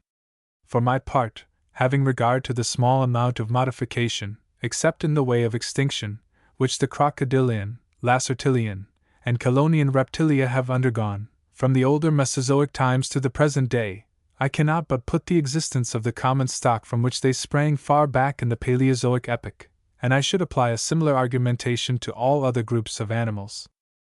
4. Professor Haeckel proposes a number of modifications in taxonomy, all of which are well worthy of consideration. Thus he establishes a third primary division of the living world, distinct from both animals and plants, under the name of the Protista, to include the Myxomycetes, the Diatomaceae, and the Labyrinthulae, which are commonly regarded as plants, with the Noctiluci, the Flagellata, the Rhizopoda, the Protoplasta, and the Monera, which are most generally included within the animal world. A like attempt has been made by other writers to escape the inconvenience of calling these dubious organisms by the name of plant or animal, but I confess it appears to me that the inconvenience which is eluded in one direction by this step is met in two others. Professor Haeckel himself doubts whether the fungi ought not to be removed into his Protista. If they are not, indeed, the Myxomycetes render the drawing of every line of demarcation between Protista and plants impossible. But if they are, who is to define the fungi from the algae? Yet the seaweeds are surely, in every respect, plants. On the other hand, Professor Haeckel puts the sponges among the Coelenterata, or polyps and corals, with the double inconvenience, as it appears to me, of separating the sponges from their immediate kindred, the Protoplasta, and destroying the definition of the Coelenterata. So again, the Infusoria possess all the characters of animality, but it can hardly be said that they are as clearly allied to the worms as they are to the Noctiluci. On the whole, it appears to me to be most convenient to adhere to the old plan of calling such of these low forms as are more animal in habit, Protozoa, and such as are more vegetal, Protophyta. Another considerable innovation is the proposition to divide the class Pisces into the four groups of Leptocardia, Cyclostomata, Pisces, and Dipnista. As regards the establishment of a separate class for the lancelet, Amphioxus, I think there can be little doubt of the propriety of so doing, inasmuch as it is far more different from all other fishes than they are from one another.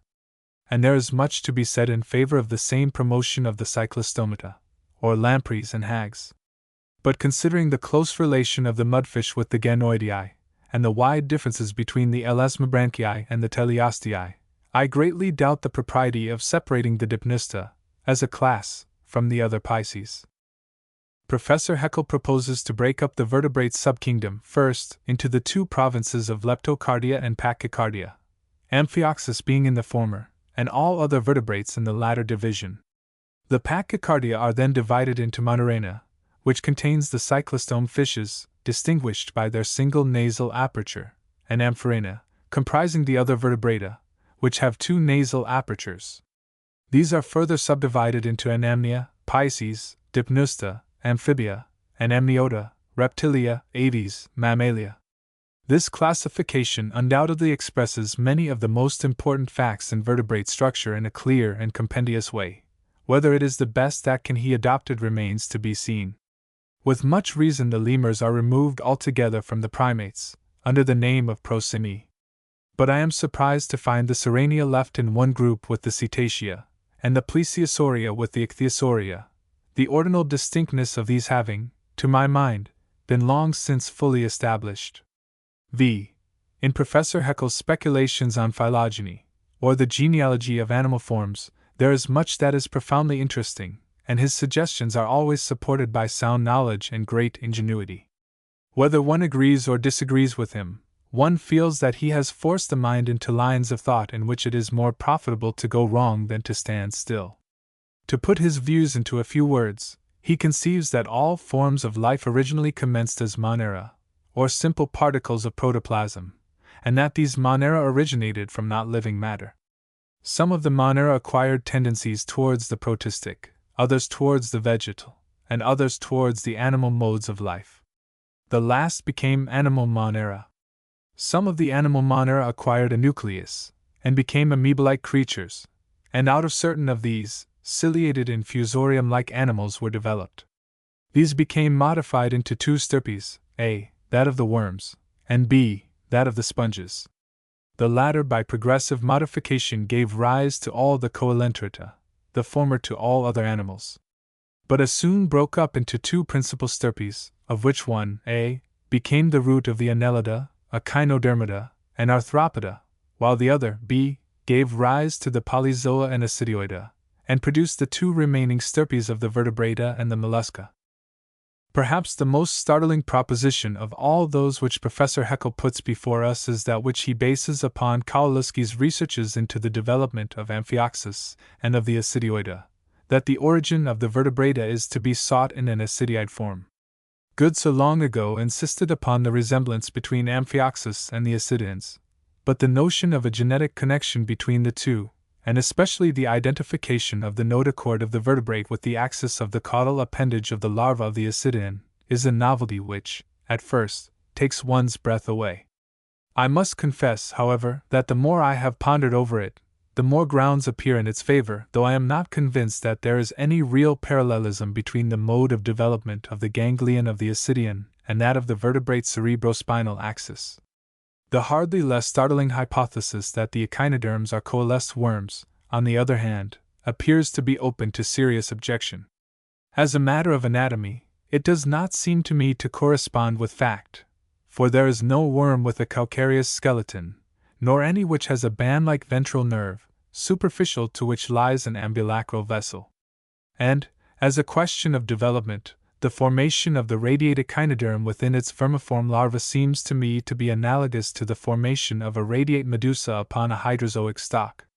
But a medusa is surely not the result of the coalescence of as many organisms as it presents morphological segments. Professor Haeckel adduces the fossil Crossopodia and Phyllodocytes as examples of the annelidan forms, by the coalescence of which the echinoderms may have been produced. But even supposing the resemblance of these worms to detached starfish arms to be perfect, it is possible that they may be the extreme term, and not the commencement, of echinoderm development. A pentacrenid echinoderm, with a complete jointed stalk, is developed within the larva of Antedon. Is it not possible that the larva of Crossopodia may have developed a vermiform echinoderm? With respect to the phylogeny of the Arthropoda, I find myself disposed to take a somewhat different view from that of Professor Haeckel. He assumes that the primary stock of the whole group was a crustacean, having that nauplius form in which Fritz Müller has shown that so many crustacea commenced their lives. All the Entomostraca arose by the modification of some one or other of these naupliform Archicarida.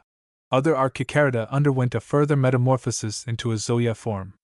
From some of these, Zoeopoda, arose all the remaining Malacostracus crustacea, while, from others, was developed some form analogous to the existing Galeodes, out of which proceeded, by gradual differentiation, all the Myriapoda, Arachnida, and Insecta. I should be disposed to interpret the facts of the embryological history and of the anatomy of the Arthropoda in a different manner. The Copepoda, the Ostracoda, and the Branchiopoda are the crustacea which have departed least from the embryonic or nauplius forms, and of these, I imagine that the Copepoda represent the hypothetical Archicarida most closely. Apis and Sapphirina indicate the relations of these Archaeocarids with the Trilobita, and the Eurypterida connect the Trilobita and the Copepoda with the Xiphosaura.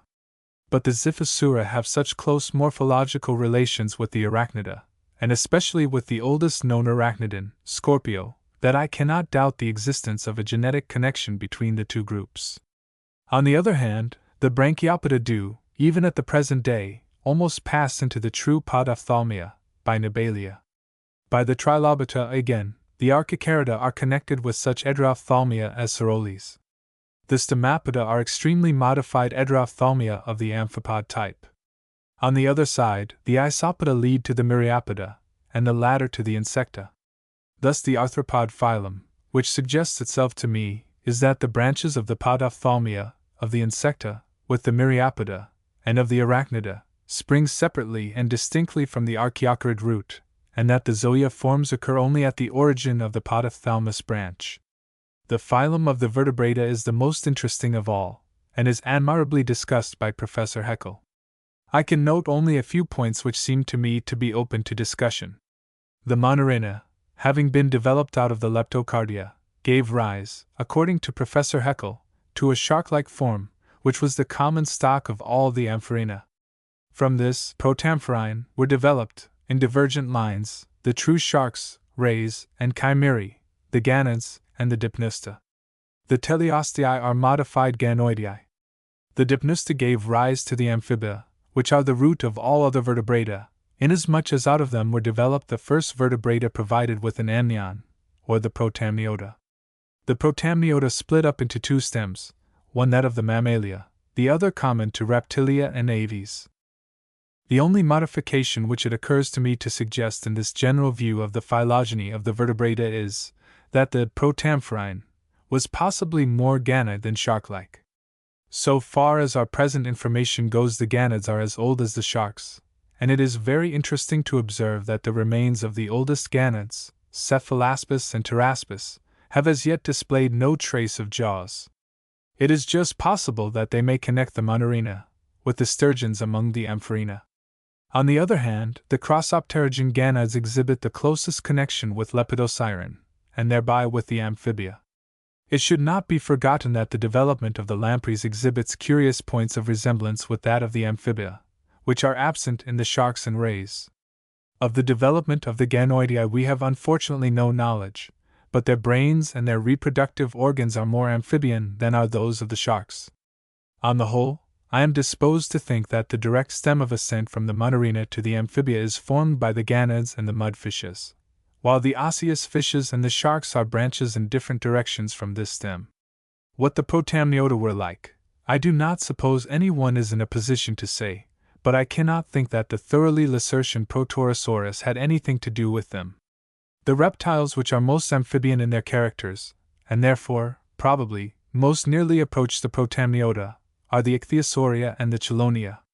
That the Didelphia were developed out of some ornithodelphous form, as Professor Haeckel supposes, seems to be unquestionable, but the existing possums and kangaroos are certainly extremely modified and remote from their ancestors, the Protodelphia, of which we have not, at present, the slightest knowledge. The mode of origin of the Monodelphia from these is a very difficult problem, for the most part left open by Professor Haeckel. He considers the Prosimiae, or lemurs, to be the common stock of the Deciduata, and the Cetacea, with which he includes the Sirenia, to be modified ungulata. As regards the latter question, I have little doubt that the Sirenia connect the ungulata with the Proboscidea, and none that the Cetacea are extremely modified carnivora. The passage between the seals and the Cetacea by Zeuglodon is complete. I also think that there is much to be said for the opinion that the insectivora represent the common stock of the primates, which passed into them by the Prosimiae, the Chiroptera, the Rodentia, and the Carnivora. And I am greatly disposed to look for the common root of all the ungulata, as well, in some ancient non-deciduate mammals which were more like insectivora than anything else. On the other hand, the Edentata appear to form a series by themselves. The latter part of this notice of the Naderliche Schöpfungsgeschichte brings so strongly into prominence the points of difference between its able author and myself, that I do not like to conclude without reminding the reader of my entire concurrence with the general tenor and spirit of the work, and of my high estimate of its value. 12. Bishop Berkeley on the Metaphysics of Sensation. 1.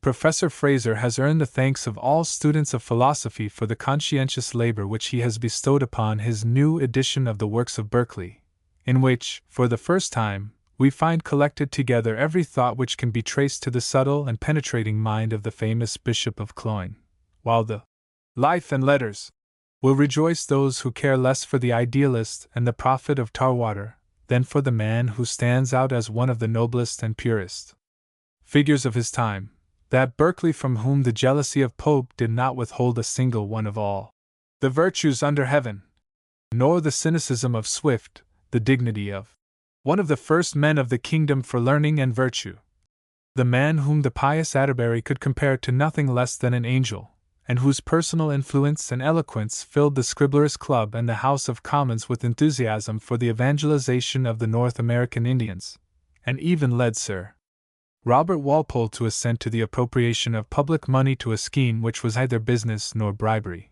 2. Footnote 1. The works of George Berkeley, D.D., formerly Bishop of Cloyne, including many of his works hitherto unpublished, with preface, annotations, his Life and Letters, and an account of his philosophy, by A.C. Fraser. 4 volumes Oxford, Clarendon Press. 1871. Footnote 2. In justice to Sir Robert, however, it is proper to remark that he declared afterwards that he gave his assent to Berkeley's scheme for the Bermuda University only because he thought the House of Commons was sure to throw it out. Hardly any epoch in the intellectual history of England is more remarkable in itself, or possesses a greater interest for us in these latter days, than that which coincides broadly with the conclusion of the 17th and the opening of the 18th century. The political fermentation of the preceding age was gradually working itself out. Domestic peace gave men time to think, and the toleration won by the party of which Locke was the spokesman permitted a freedom of speech and of writing such as has rarely been exceeded in later times. Fostered by these circumstances, the great faculty for physical and metaphysical inquiry, with which the people of our race are naturally endowed, developed itself vigorously, and at least 2 of its products have had a profound and a permanent influence upon the subsequent course of thought in the world. The one of these was English free-thinking, the other, the theory of gravitation. Looking back to the origin of the intellectual impulses of which these were the results, we are led to Herbert, to Hobbes, to Bacon, and to one who stands in advance of all these, as the most typical man of his time, Descartes. It is the Cartesian doubt, the maxim that assent may properly be given to no propositions but such as are perfectly clear and distinct, which, becoming incarnate, so to speak, in the Englishman, Anthony Collins, Toland, Tyndall, Woolston, and in the wonderful Frenchman, Pierre Bell, reached its final term in Hume. And, on the other hand, although the theory of gravitation set aside the Cartesian vortices, yet the spirit of the Principes de Philosophie attained its apotheosis when Newton demonstrated all the host of heaven to be but the elements of a vast mechanism, regulated by the same laws as those which govern the falling of a stone to the ground. There is a passage in the preface to the first edition of the Principia, which shows that Newton was penetrated, as completely as Descartes, with the belief that all the phenomena of nature are expressible in terms of matter and motion. Would that the rest of the phenomena of nature could be deduced by a like kind of reasoning from mechanical principles. For many circumstances lead me to suspect that all these phenomena may depend upon certain forces, in virtue of which the particles of bodies, by causes not yet known, are either mutually impelled against one another and cohere into regular figures, or repel and recede from one another, which forces being unknown, philosophers have as yet explored nature in vain. But I hope that, either by this method of philosophizing, or by some other and better, the principles here laid down may throw some light upon the matter. 1. Footnote 1. Udinum citerem naturae phenomena ex principiis mechanicis, eadem argumentandi genere, derivare licet. Nam multa me movent, uti non nihil suspicer siae omnia ex viribus quibusdem pendere passi, quibus corporum particuli, per causas nondum cognitas, vel in esse mutuo impellunter et secundum figuras regulars coherent vel ab invisum fuganter et rect ent, quibus viribus ignotus, philosophi hactinus naturam frustra tenterunt. Spiro autem quod vel huic philosophandi modo, vel veriori, aliqui, Principia hic passita lusum aliquam prebibunt. Preface to first edition of Principia, May 8, 1686. But the doctrine that all the phenomena of nature are resolvable into mechanism is what people have agreed to call materialism. And when Locke and Collins maintained that matter may possibly be able to think, and Newton himself could compare infinite space to the sensorium of the deity, it was not wonderful that the English philosophers should be attacked as they were by Leibniz in the famous letter to the Princess of Wales, which gave rise to his correspondence with Clarke. 1. Footnote 1. Collection of papers which passed between the late learned Mr. Leibniz and Dr. Clarke. 1717. 1. Natural religion itself seems to decay, in England, very much. Many will have human souls to be material. Others make God himself a corporeal being. 2. Mr. Locke and his followers are uncertain, at least, whether the soul be not material and naturally perishable. 3. Sir Isaac Newton says that space is an organ which God makes use of to perceive things by. But if God stands in need of any organ to perceive things by, it will follow that they do not depend altogether upon him, nor were produced by him. 4. Sir Isaac Newton and his followers have also a very odd opinion concerning the work of God. According to their doctrine, God Almighty wants to wind up his watch from time to time, otherwise it would cease to move. 1. He had not, it seems, sufficient foresight to make it a perpetual motion. Nay, the machine of God's making is so imperfect, according to these gentlemen, that he is obliged to clean it now and then by an extraordinary concourse, and even to mend it as a clockmaker mends his work. Footnote 1. Goethe seems to have had this saying of Leibniz in his mind when he wrote his famous lines: Was war ein Gatter nervan Außensties im Kreis das all Finger laufen ließ. It is beside the mark, at present, to inquire how far Leibniz paints a true picture, and how far he is guilty of a spiteful caricature of Newton's views in these passages, and whether the beliefs which Locke is known to have entertained are consistent with the conclusions which may logically be drawn from some parts of his works. It is undeniable that English philosophy in Leibniz's time had the general character which he ascribes to it. The phenomena of nature were held to be resolvable into the attractions and the repulsions of particles of matter. All knowledge was attained through the senses. The mind antecedent to experience was a tabula rasa. In other words, at the commencement of the 18th century, the character of speculative thought in England was essentially skeptical, critical, and materialistic. Why materialism should be more inconsistent with the existence of a deity, the freedom of the will, or the immortality of the soul, or with any actual or possible system of theology, than idealism, I must declare myself at a loss to divine. But in the year 1700 all the world appears to have been agreed, Tertullian notwithstanding, that materialism necessarily leads to very dreadful consequences. And it was thought that it conduced to the interests of religion and morality to attack the materialists with all the weapons that came to hand. Perhaps the most interesting controversy which arose out of these questions is the wonderful triangular duel between Dodwell, Clarke, and Anthony Collins, concerning the materiality of the soul, and what all the disputants considered to be the necessary consequence of its materiality, its natural mortality.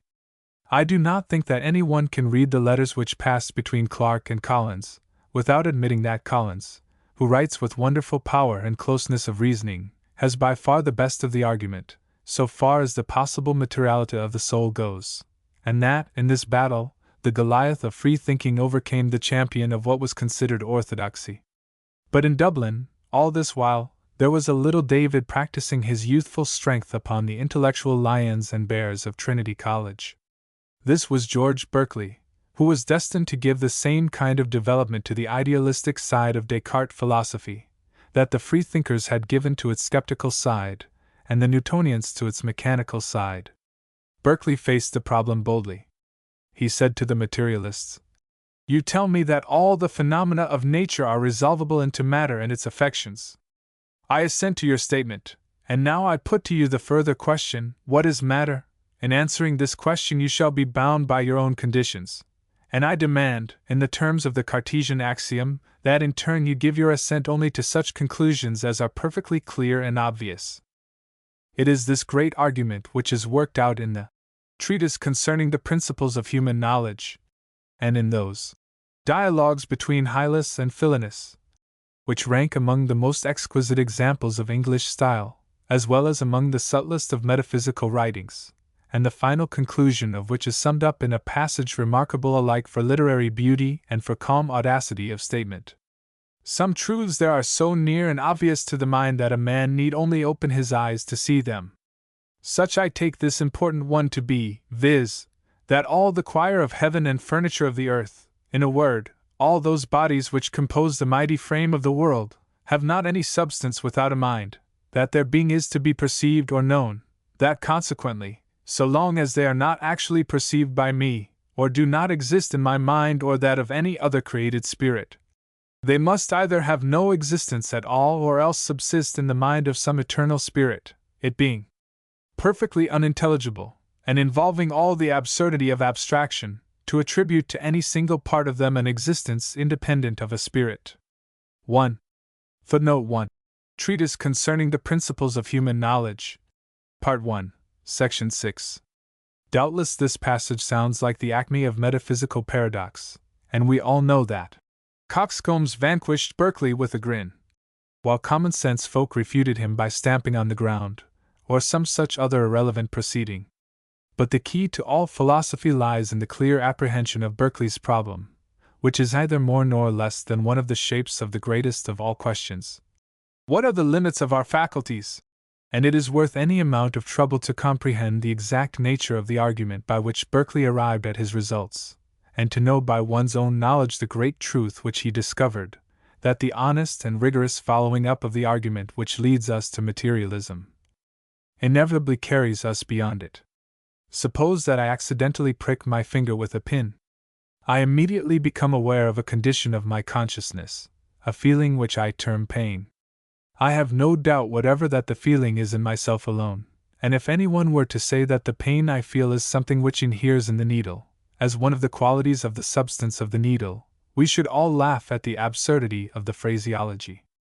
In fact, it is utterly impossible to conceive pain except as a state of consciousness. Hence, so far as pain is concerned, it is sufficiently obvious that Berkeley's phraseology is strictly applicable to our power of conceiving its existence. Its being is to be perceived or known, and, so long as it is not actually perceived by me, or does not exist in my mind, or that of any other created spirit, it must either have no existence at all, or else subsist in the mind of some eternal spirit. So much for pain.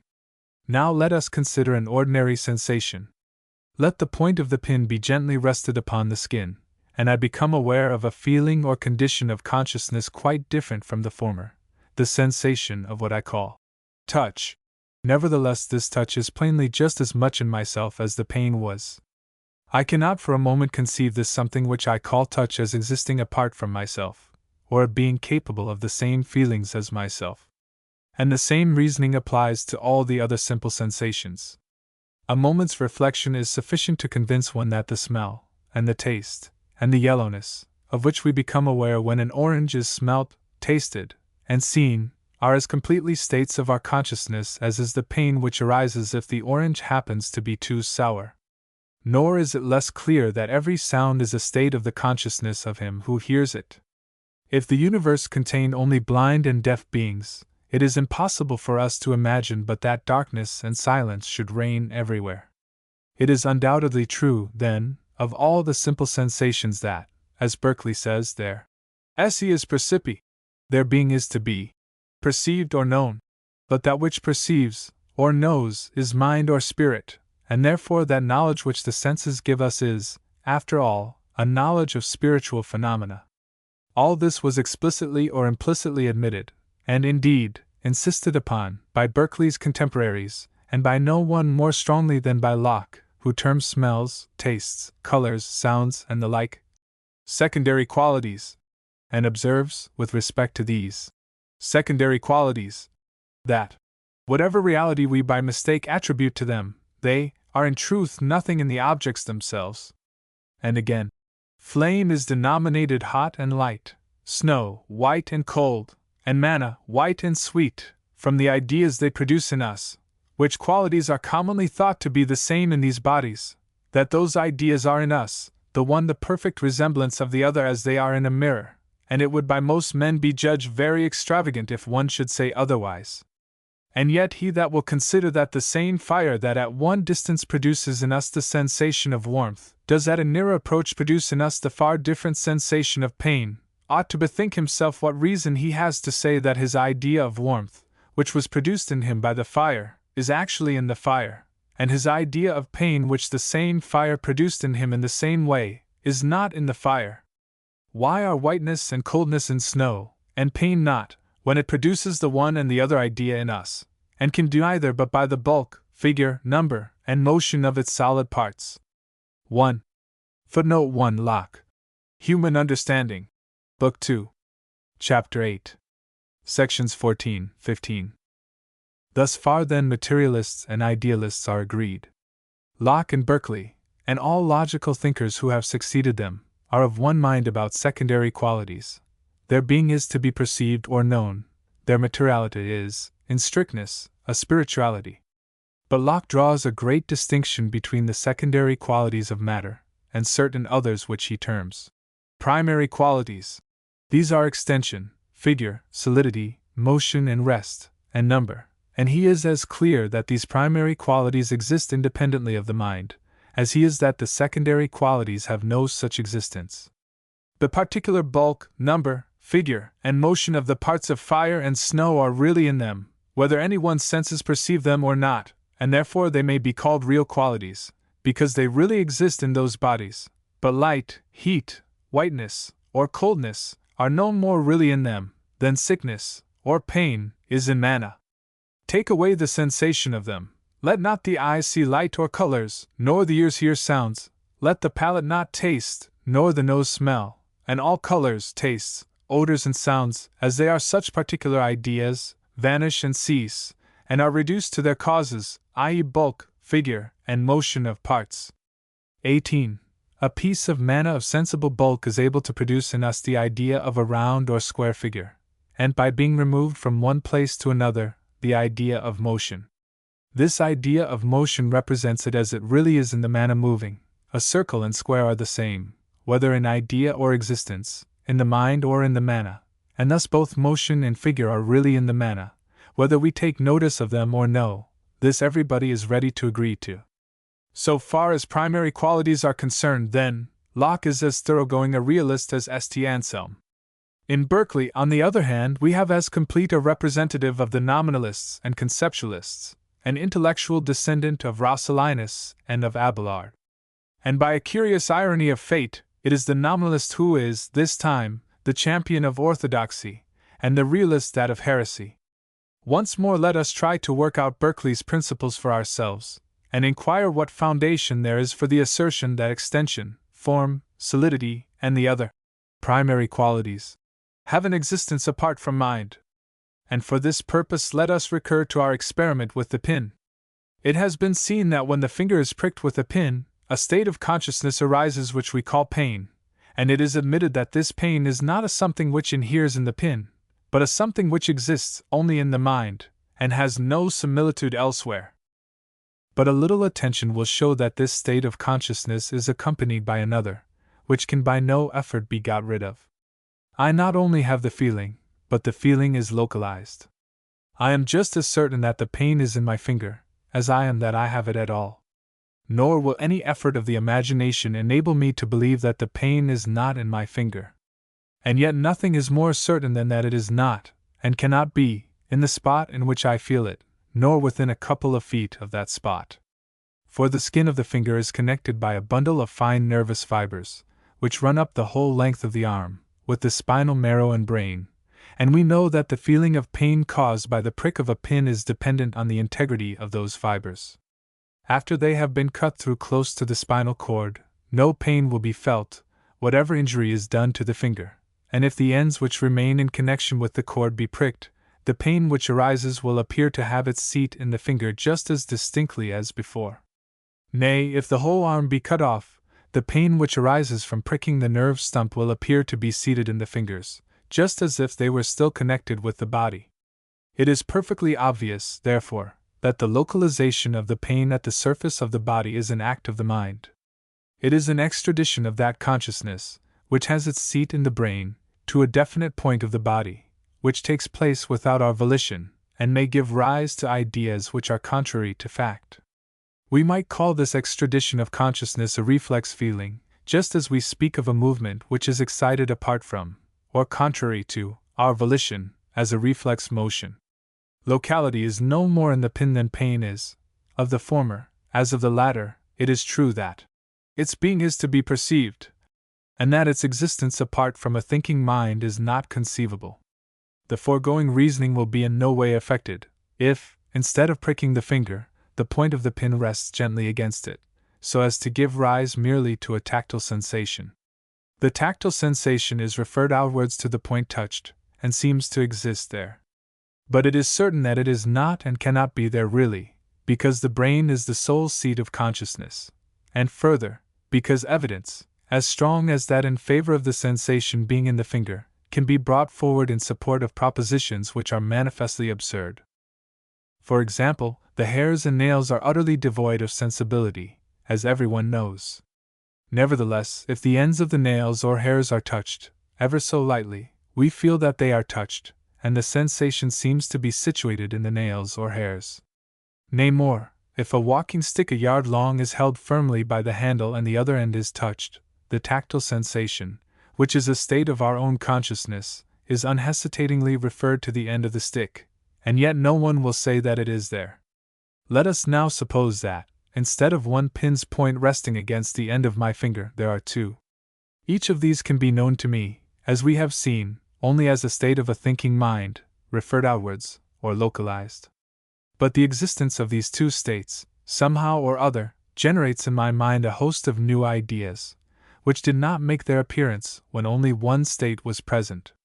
For example, I get the ideas of coexistence, of number, of distance, and of relative place or direction.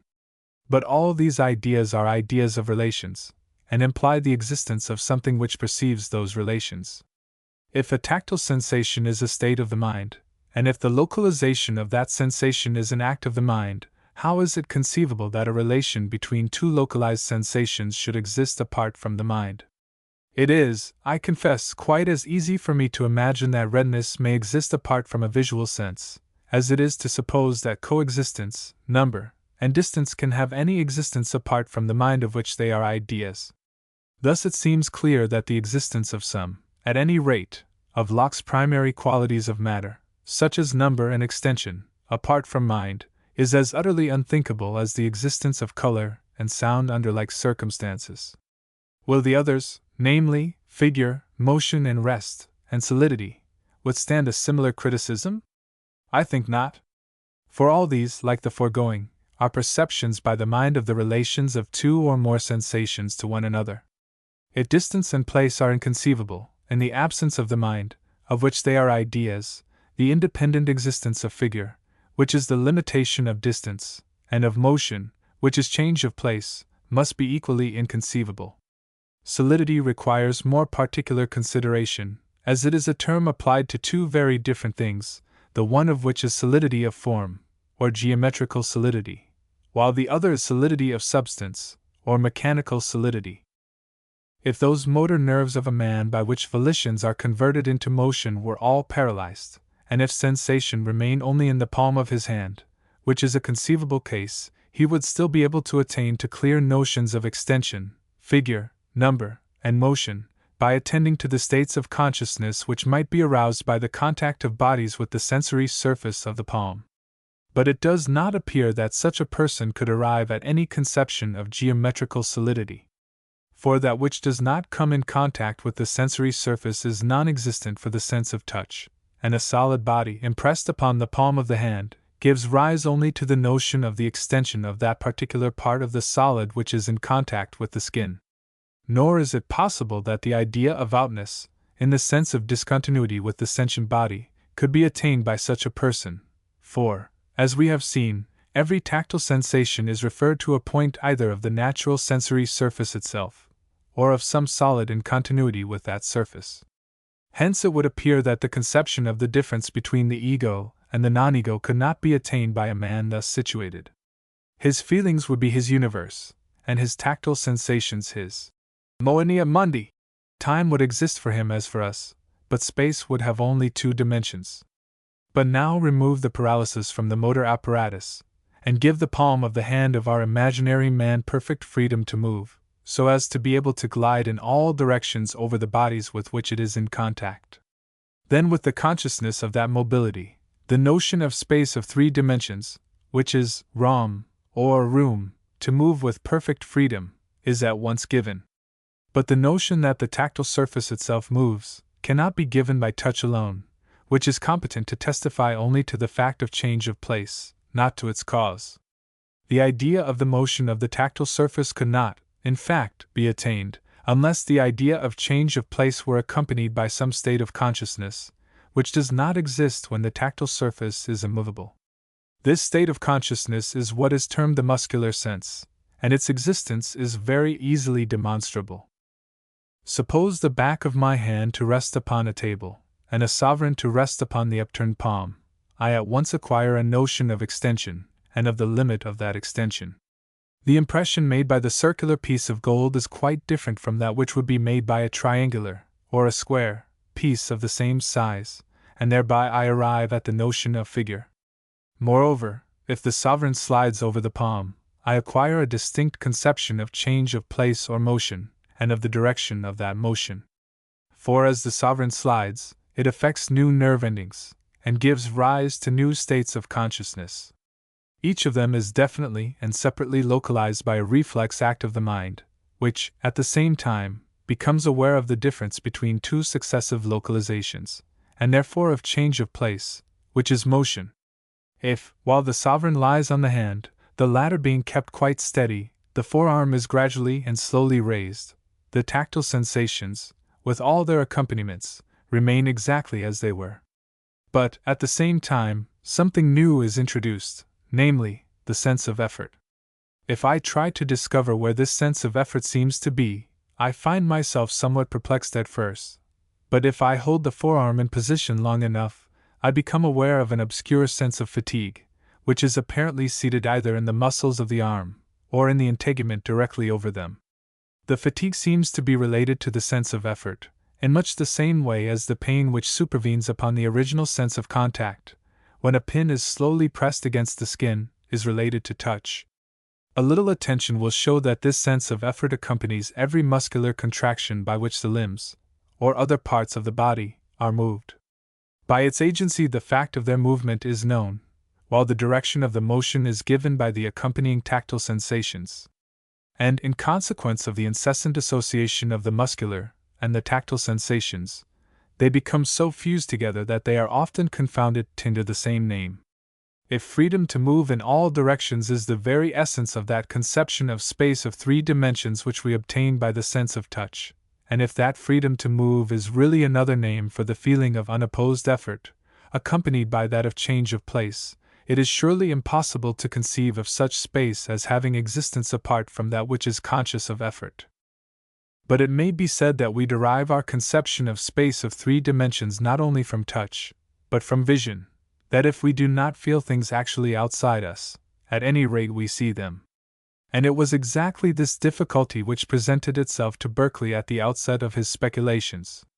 He met it, with characteristic boldness, by denying that we do see things outside us, and with no less characteristic ingenuity, by devising that new theory of vision, which has met with wider acceptance than any of his views, though it has been the subject of continual controversies. 1. Footnote 1. I have not specifically alluded to the writings of Bailey, Mill, Abbott, and others on this vexed question, not because I have failed to study them carefully, but because this is not a convenient occasion for controversial discussion. Those who are acquainted with the subject, however, will observe that the view I have taken agrees substantially with that of Mr. Barley. In the Principles of Human Knowledge, Berkeley himself tells us how he was led to those views which he published in the Essay Towards the New Theory of Vision. It will be objected that we see things actually without, or at a distance from us, and which consequently do not exist in the mind, it being absurd that those things which are seen at the distance of several miles should be as near to us as our own thoughts. In answer to this, I desire it may be considered that in a dream we do oft perceive things as existing at a great distance off, and yet, for all that, those things are acknowledged to have their existence only in the mind. But for the fuller clearing of this point, it may be worth while to consider how it is that we perceive distance, and things placed at a distance by sight. For that we should in truth see external space and bodies actually existing in it, some nearer, others further off, seems to carry with it some opposition to what hath been said of their existing nowhere without the mind. The consideration of this difficulty it was that gave birth to my Essay Towards the New Theory of Vision, which was published not long since, wherein it is shown that distance, or outness, is either immediately of itself perceived by sight, nor yet apprehended, or judged of, by lines and angles or anything that hath any necessary connection with it, but that it is only suggested to our thoughts by certain visible ideas and sensations attending vision, which, in their own nature, have no manner of similitude or relation either with distance, or with things placed at a distance, but by a connection taught us by experience, they come to signify and suggest them to us, after the same manner that words of any language suggest the ideas they are made to stand for, insomuch that a man born blind and afterwards made to see, would not, at first sight, think the things he saw to be without his mind or at any distance from him. The keynote of the essay to which Berkeley refers in this passage is to be found in an italicized paragraph of section 127. The extensions, figures, and motions perceived by sight are specifically distinct from the ideas of touch called by the same names, nor is there any such thing as an idea, or kind of idea, common to both senses. It will be observed that this proposition expressly declares that extension, figure, and motion, and consequently distance, are immediately perceived by sight as well as by touch, but that visual distance, extension, figure, and motion are totally different in quality from the ideas of the same name obtained through the sense of touch. And other passages leave no doubt that such was Berkeley's meaning. Thus, in the 112th section of the same essay, he carefully defines the two kinds of distance, one visual, the other tangible. By the distance between any 2 points, nothing more is meant than the number of intermediate points. If the given points are visible, the distance between them is marked out by the number of interjacent visible points. If they are tangible, the distance between them is a line consisting of tangible points. Again, there are two sorts of magnitude or extension. It has been shown that there are two sorts of objects apprehended by sight, each whereof has its distinct magnitude or extension. The one properly tangible, i.e., to be perceived and measured by touch, and not immediately falling under the sense of seeing, the other properly and immediately visible, by mediation of which the former is brought into view. Section 55. But how are we to reconcile these passages with others which will be perfectly familiar to every reader of the new theory of vision? As, for example, it is, I think, agreed by all, that distance of itself, and immediately, cannot be seen. Section 2. Space or distance, we have shown, is no otherwise the object of sight than of hearing. Section 130. Distance is in its own nature imperceptible, and yet it is perceived by sight. It remains, therefore, that it is brought into view by means of some other idea, that is itself immediately perceived in the act of vision. Section 11. Distance or external space. Section 155. The explanation is quite simple, and lies in the fact that Berkeley uses the word distance in three senses. Sometimes he employs it to denote visible distance, and then he restricts it to distance in 2 dimensions, or simple extension. Sometimes he means tangible distance in 2 dimensions, but most commonly he intends to signify tangible distance in the 3rd dimension. And it is in this sense that he employs distance as the equivalent of space. Distance in 2 dimensions is, for Berkeley, not space, but extension. By taking a pencil and interpolating the words visible and tangible before distance, wherever the context renders them necessary, Berkeley's statements may be made perfectly consistent, though he has not always extricated himself from the entanglement caused by his own loose phraseology, which rises to a climax in the last 10 sections of the theory of vision, in which he endeavors to prove that a pure intelligence able to see, but devoid of the sense of touch, could have no idea of a plane figure. Thus he says in section 156, all that is properly perceived by the visual faculty amounts to no more than colors with their variations and different proportions of light and shade, but the perpetual mutability and fleetingness of those immediate objects of sight render them incapable of being managed after the manner of geometrical figures, nor is it in any degree useful that they should. It is true there be divers of them perceived at once, and more of some and less of others, but accurately to compute their magnitude, and assign precise determinate proportions between things so variable and inconstant, if we suppose it possible to be done, must yet be a very trifling and insignificant labor. If by this, Berkeley means that by vision alone, a straight line cannot be distinguished from a curved one, a circle from a square, a long line from a short one, a large angle from a small one, his position is surely absurd in itself and contradictory to his own previously cited admissions. If he only means, on the other hand, that his pure spirit could not get very far on in his geometry, it may be true or not. But it is in contradiction with his previous assertion that such a pure spirit could never attain to know as much as the first elements of plane geometry. Another source of confusion, which arises out of Berkeley's insufficient exactness in the use of language, is to be found in what he says about solidity, in discussing Molyneux's problem, whether a man born blind and having learned to distinguish between a cube and a sphere, could, on receiving his sight, tell the one from the other by vision. Berkeley agrees with Locke that he could not, and adds the following reflection. Cube, sphere, table, are words he has known applied to things perceivable by touch, but to things perfectly intangible he never knew them applied. Those words in their wonted application always marked out to his mind bodies or solid things which were perceived by the resistance they gave.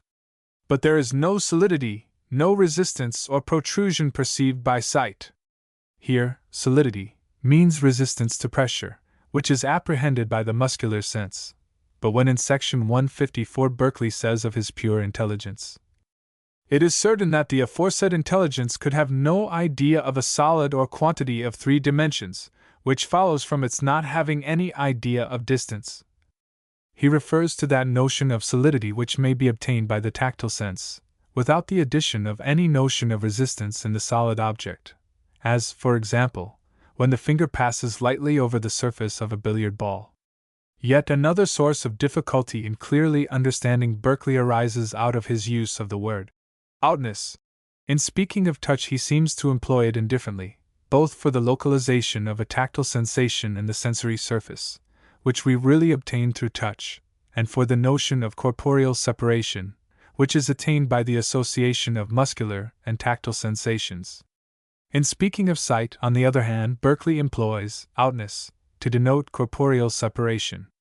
When due allowance is made for the occasional looseness and ambiguity of Berkeley's terminology, and the accessories are weeded out of the essential parts of his famous essay, his views may, I believe, be fairly and accurately summed up in the following propositions.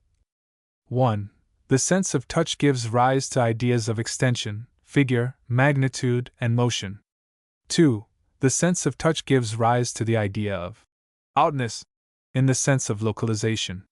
3. The sense of touch gives rise to the idea of resistance, and thence to that of solidity, in the sense of impenetrability. 4. The sense of touch gives rise to the idea of outness, in the sense of distance in the third dimension, and thence to that of space, or geometrical solidity. 5. The sense of sight gives rise to ideas of extension, of figure, magnitude, and motion. 6. The sense of sight does not give rise to the idea of outness, in the sense of distance in the third dimension, nor to that of geometrical solidity, no visual idea appearing to be without the mind, or at any distance off, sections 43-50. 7. The sense of sight does not give rise to the idea of mechanical solidity. 8. There is no likeness whatever between the tactile ideas called extension, figure, magnitude, and motion, and the visual ideas which go by the same names, nor are any ideas common to the two senses. 9. When we think we see objects at a distance, what really happens is that the visual picture suggests that the object seen has tangible distance. We confound the strong belief in the tangible distance of the object with actual sight of its distance. 10. Visual ideas, therefore, constitute a kind of language, by which we are informed of the tactile ideas which will, or may, arise in us. Taking these propositions into consideration seriatim, it may be assumed that everyone will assent to the first and second, and that for the third and fourth we have only to include the muscular sense under the name of sense of touch, as Berkeley did, in order to make it quite accurate. Nor is it intelligible to me that anyone should explicitly deny the truth of the fifth proposition, though some of Berkeley's supporters, less careful than himself, have done so. Indeed, it must be confessed that it is only grudgingly, and as it were against his will, that Berkeley admits that we obtain ideas of extension, figure, and magnitude by pure vision, and that he more than half retracts the admission, while he absolutely denies that sight gives us any notion of outness in either sense of the word, and even declares that no proper visual idea appears to be without the mind, or at any distance off. By proper visual ideas, Berkeley denotes colors and light and shade, and therefore he affirms that colors do not appear to be at any distance from us. I confess that this assertion appears to me to be utterly unaccountable. I have made endless experiments on this point, and by no effort of the imagination can I persuade myself, when looking at a color, that the color is in my mind, and not at a distance off. Though of course I know perfectly well, as a matter of reason, that color is subjective.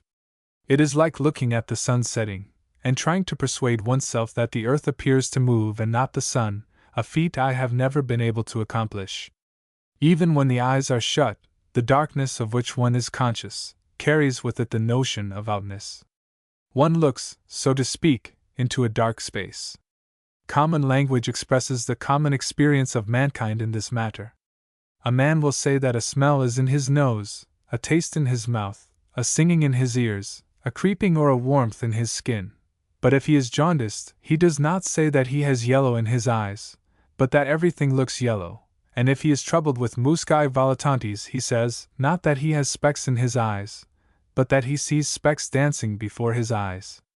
In fact, it appears to me that it is the special peculiarity of visual sensations, that they invariably give rise to the idea of remoteness, and that Berkeley's dictum ought to be reversed. For I think that anyone who interrogates his consciousness carefully will find that every proper visual idea appears to be without the mind and at a distance off.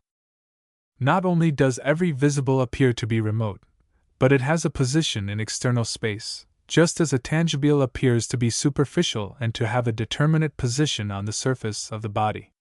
Every visible, in fact, appears, approximately, to be situated upon a line drawn from it to the point of the retina on which its image falls. It is referred outwards, in the general direction of the pencil of light by which it is rendered visible, just as, in the experiment with the stick, the tangible is referred outwards to the end of the stick. It is for this reason that an object, viewed with both eyes, is seen single and not double. Two distinct images are formed, but each image is referred to that point at which the two optic axes intersect. Consequently, the two images exactly cover one another, and appear as completely one as any other two exactly similar superimposed images would be. And it is for the same reason that, if the ball of the eye is pressed upon at any point, a spot of light appears apparently outside the eye, and in a region exactly opposite to that in which the pressure is made. But while it seems to me that there is no reason to doubt that the extradition of sensation is more complete in the case of the eye than in that of the skin, and that corporeal distinctness, and hence space, are directly suggested by vision, it is another, and a much more difficult question, whether the notion of geometrical solidity is attainable by pure vision, that is to say, by a single eye, all the parts of which are immovable. However this may be, for an absolutely fixed eye, I conceive there can be no doubt in the case of an eye that is movable and capable of adjustment.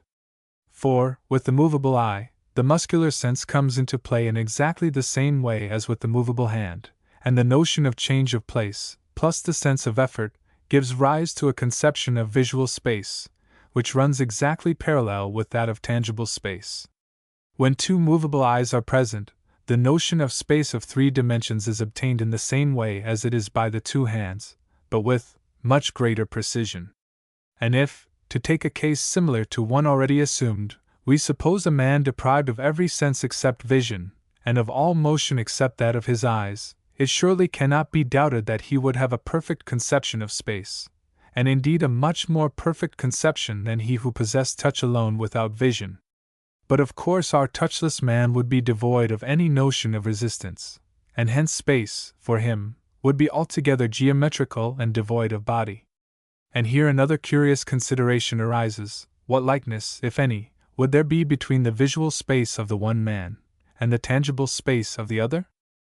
Berkeley, as we have seen, in the 8th proposition, declares that there is no likeness between the ideas given by sight and those given by touch, and one cannot but agree with him, so long as the term ideas is restricted to mere sensations. Obviously, there is no more likeness between the feel of a surface and the color of it than there is between its color and its smell.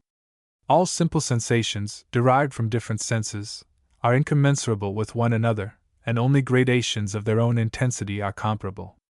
And thus, so far as the primary facts of sensation go, visual figure and tactile figure, visual magnitude and tactile magnitude, visual motion and tactile motion, are truly unlike, and have no common term. But when Berkeley goes further than this, and declares that there are no ideas common to the ideas of touch and those of sight, it appears to me that he has fallen into a great error, and one which is the chief source of his paradoxes about geometry. Berkeley in fact employs the word idea, in this instance to denote two totally different classes of feelings, or states of consciousness.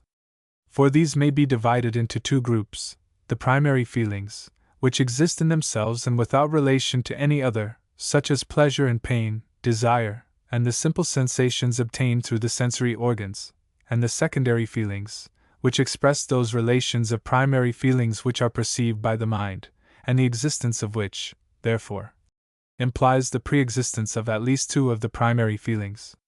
Such are likeness and unlikeness in quality, quantity, or form, succession and contemporaneity, contiguity and distance, cause and effect, motion and rest. Now it is quite true that there is no likeness between the primary feelings which are grouped under sight and touch, but it appears to me wholly untrue, and indeed absurd, to affirm that there is no likeness between the secondary feelings which express the relations of the primary ones. The relation of succession perceived between the visible taps of a hammer is, to my mind, exactly like the relation of succession between the tangible taps. The unlikeness between red and blue is a mental phenomenon of the same order as the unlikeness between rough and smooth. Two points visibly distant are so, because one or more units of visible length, minima visibilia, are interposed between them, and as two points tangibly distant are so, because one or more units of tangible length, minima tangibilia, are interposed between them. It is clear that the notion of interposition of units of sensibility, or minima sensibilia, is an idea common to the two. And whether I see a point move across the field of vision towards another point, or feel the like motion, the idea of the gradual diminution of the number of sensible units between the 2 points appears to me to be common to both kinds of motion. Hence, I conceive that though it be true that there is no likeness between the primary feelings given by sight and those given by touch, yet there is a complete likeness between the secondary feelings aroused by each sense. Indeed, if it were not so, how could logic, which deals with those forms of thought which are applicable to every kind of subject matter, be possible? How could numerical proportion be as true of visibilia as of tangibilia, unless there were some ideas common to the two? And to come directly to the heart of the matter, is there any more difference between the relations between tangible sensations which we call place and direction, and those between visible sensations which go by the same name, than there is between those relations of tangible and visible sensations which we call succession? And if there be none, why is geometry not just as much a matter of visibilia as of tangibilia? Moreover, as a matter of fact, it is certain that the muscular sense is so closely connected with both the visual and the tactile senses, that, by the ordinary laws of association, the ideas which it suggests must needs be common to both. From what has been said, it will follow that the 9th proposition falls to the ground, and that vision, combined with the muscular sensations produced by the movement of the eyes, gives us as complete a notion of corporeal separation and of distance in the 3rd dimension of space, as touch, combined with the muscular sensations produced by the movements of the hand, does. The 10th proposition seems to contain a perfectly true statement, but it is only half the truth. It is no doubt true that our visual ideas are a kind of language by which we are informed of the tactile ideas which may or will arise in us. But this is true, more or less, of every sense in regard to every other. If I put my hand in my pocket, the tactile ideas which I receive prophesy quite accurately what I shall see, whether a bunch of keys or half a crown, when I pull it out again, and the tactile ideas are, in this case, the language which informs me of the visual ideas which will arise. So with the other senses, olfactory ideas tell me I shall find the tactile and visual phenomena called violets, if I look for them. Taste tells me that what I am tasting will, if I look at it, have the form of a clove, and hearing warns me of what I shall, or may, see and touch every minute of my life. But while the new theory of vision cannot be considered to possess much value in relation to the immediate object its author had in view, it had a vastly important influence in directing attention to the real complexity of many of those phenomena of sensation, which appear at first to be simple. And even if Berkeley was, as I imagine he was, quite wrong in supposing that we do not see space. The contrary doctrine makes quite as strongly for his general view, that space can be conceived only as something thought by a mind. The last of Locke's primary qualities, which remain to be considered, is mechanical solidity, or impenetrability. But our conception of this is derived from the sense of resistance to our own effort, or active force, which we meet with in association with sundry tactile or visual phenomena, and undoubtedly, active force is inconceivable except as a state of consciousness. This may sound paradoxical, but let anyone try to realize what he means by the mutual attraction of two particles, and I think he will find, either, that he conceives them simply as moving towards one another at a certain rate, in which case he only pictures motion to himself, and leaves force aside, or that he conceives each particle to be animated by something like his own volition, and to be pulling as he would pull. And I suppose that this difficulty of thinking of force except as something comparable to volition lies at the bottom of Leibniz's doctrine of monads, to say nothing of Schopenhauer's Weltallers will und die Vorstellung. While the opposite difficulty of conceiving force to be anything like volition drives another school of thinkers into the denial of any connection, save that of succession, between cause and effect. To sum up, if the materialist affirms that the universe and all its phenomena are resolvable into matter and motion, Berkeley replies, true, but what you call matter and motion are known to us only as forms of consciousness. Their being is to be conceived or known, and the existence of a state of consciousness, apart from a thinking mind, is a contradiction in terms. I conceive that this reasoning is irrefutable. And therefore, if I were obliged to choose between absolute materialism and absolute idealism, I should feel compelled to accept the latter alternative. Indeed, upon this point Locke does, practically, go as far in the direction of idealism as Berkeley, when he admits that the simple ideas we receive from sensation and reflection are the boundaries of our thoughts, beyond which the mind, whatever efforts it would make, is not able to advance one jot. Book 2. Chap 23. Section 29. But Locke adds, nor can it make any discoveries when it would pry into the nature and hidden causes of these ideas. Now, from this proposition, the thorough materialists dissent as much, on the one hand, as Berkeley does, upon the other hand. The thorough materialist asserts that there is a something which he calls the substance of matter, that this something is the cause of all phenomena, whether material or mental, that it is self-existent and eternal, and so forth. Berkeley, on the contrary, asserts with equal confidence that there is no substance of matter, but only a substance of mind, which he terms spirit, that there are two kinds of spiritual substance, the one eternal and uncreated, the substance of the deity, the other created, and once created, naturally eternal, that the universe, as known to created spirits, has no being in itself, but is the result of the action of the substance of the deity on the substance of those spirits. In contradiction to which bold assertion, Locke affirms that we simply know nothing about substance of any kind. 1. Footnote 1. Berkeley virtually makes the same confession of ignorance, when he admits that we can have no idea or notion of a spirit. Principles of Human Knowledge, Section 138, and the way in which he tries to escape the consequences of this admission is a splendid example of the floundering of a mired logician. So that if anyone will examine himself concerning his notion of pure substance in general, he will find he has no other idea of it at all, but only a supposition of he knows not what support of such qualities, which are capable of producing simple ideas in us, which qualities are commonly called accidents. If anyone should be asked, what is the subject wherein color or weight inheres? He would have nothing to say but the solid extended parts, and if he were demanded what is it that solidity and extension inhere in, he would not be in much better case than the Indian before mentioned, who, urging that the world was supported by a great elephant, was asked what the elephant rested on. To which his answer was, a great tortoise. But being again pressed to know what gave support to the broad-backed tortoise, I replied, something, he knew not what. And thus here, as in all other cases when we use words without having clear and distinct ideas, we talk like children, who, being questioned what such a thing is, readily give this satisfactory answer that it is something, which in truth signifies no more when so used, either by children or men, but that they know not what, and that the thing they pretend to talk and know of is what they have no distinct idea of at all, and are so perfectly ignorant of it, and in the dark. The idea, then, we have, to which we give the general name substance, being nothing but the supposed but unknown support of those qualities we find existing, which we imagine cannot exist sine re substant, without something to support them, we call that support substantia, which, according to the true import of the word, is, in plain English, standing under or upholding. 1. Footnote 1 Locke. Human Understanding. Book 2. Chap 13. Section 2.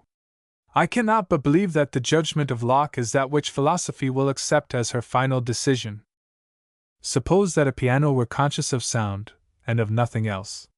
It would become acquainted with a system of nature entirely composed of sounds, and the laws of nature would be the laws of melody and of harmony.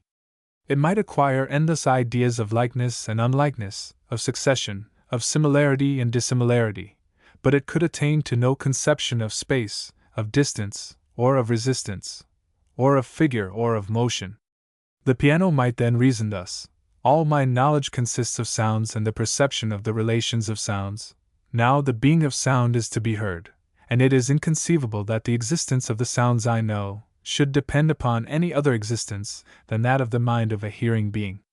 This would be quite as good reasoning as Berkeley's, and very sound and useful, so far as it defines the limits of the piano's faculties.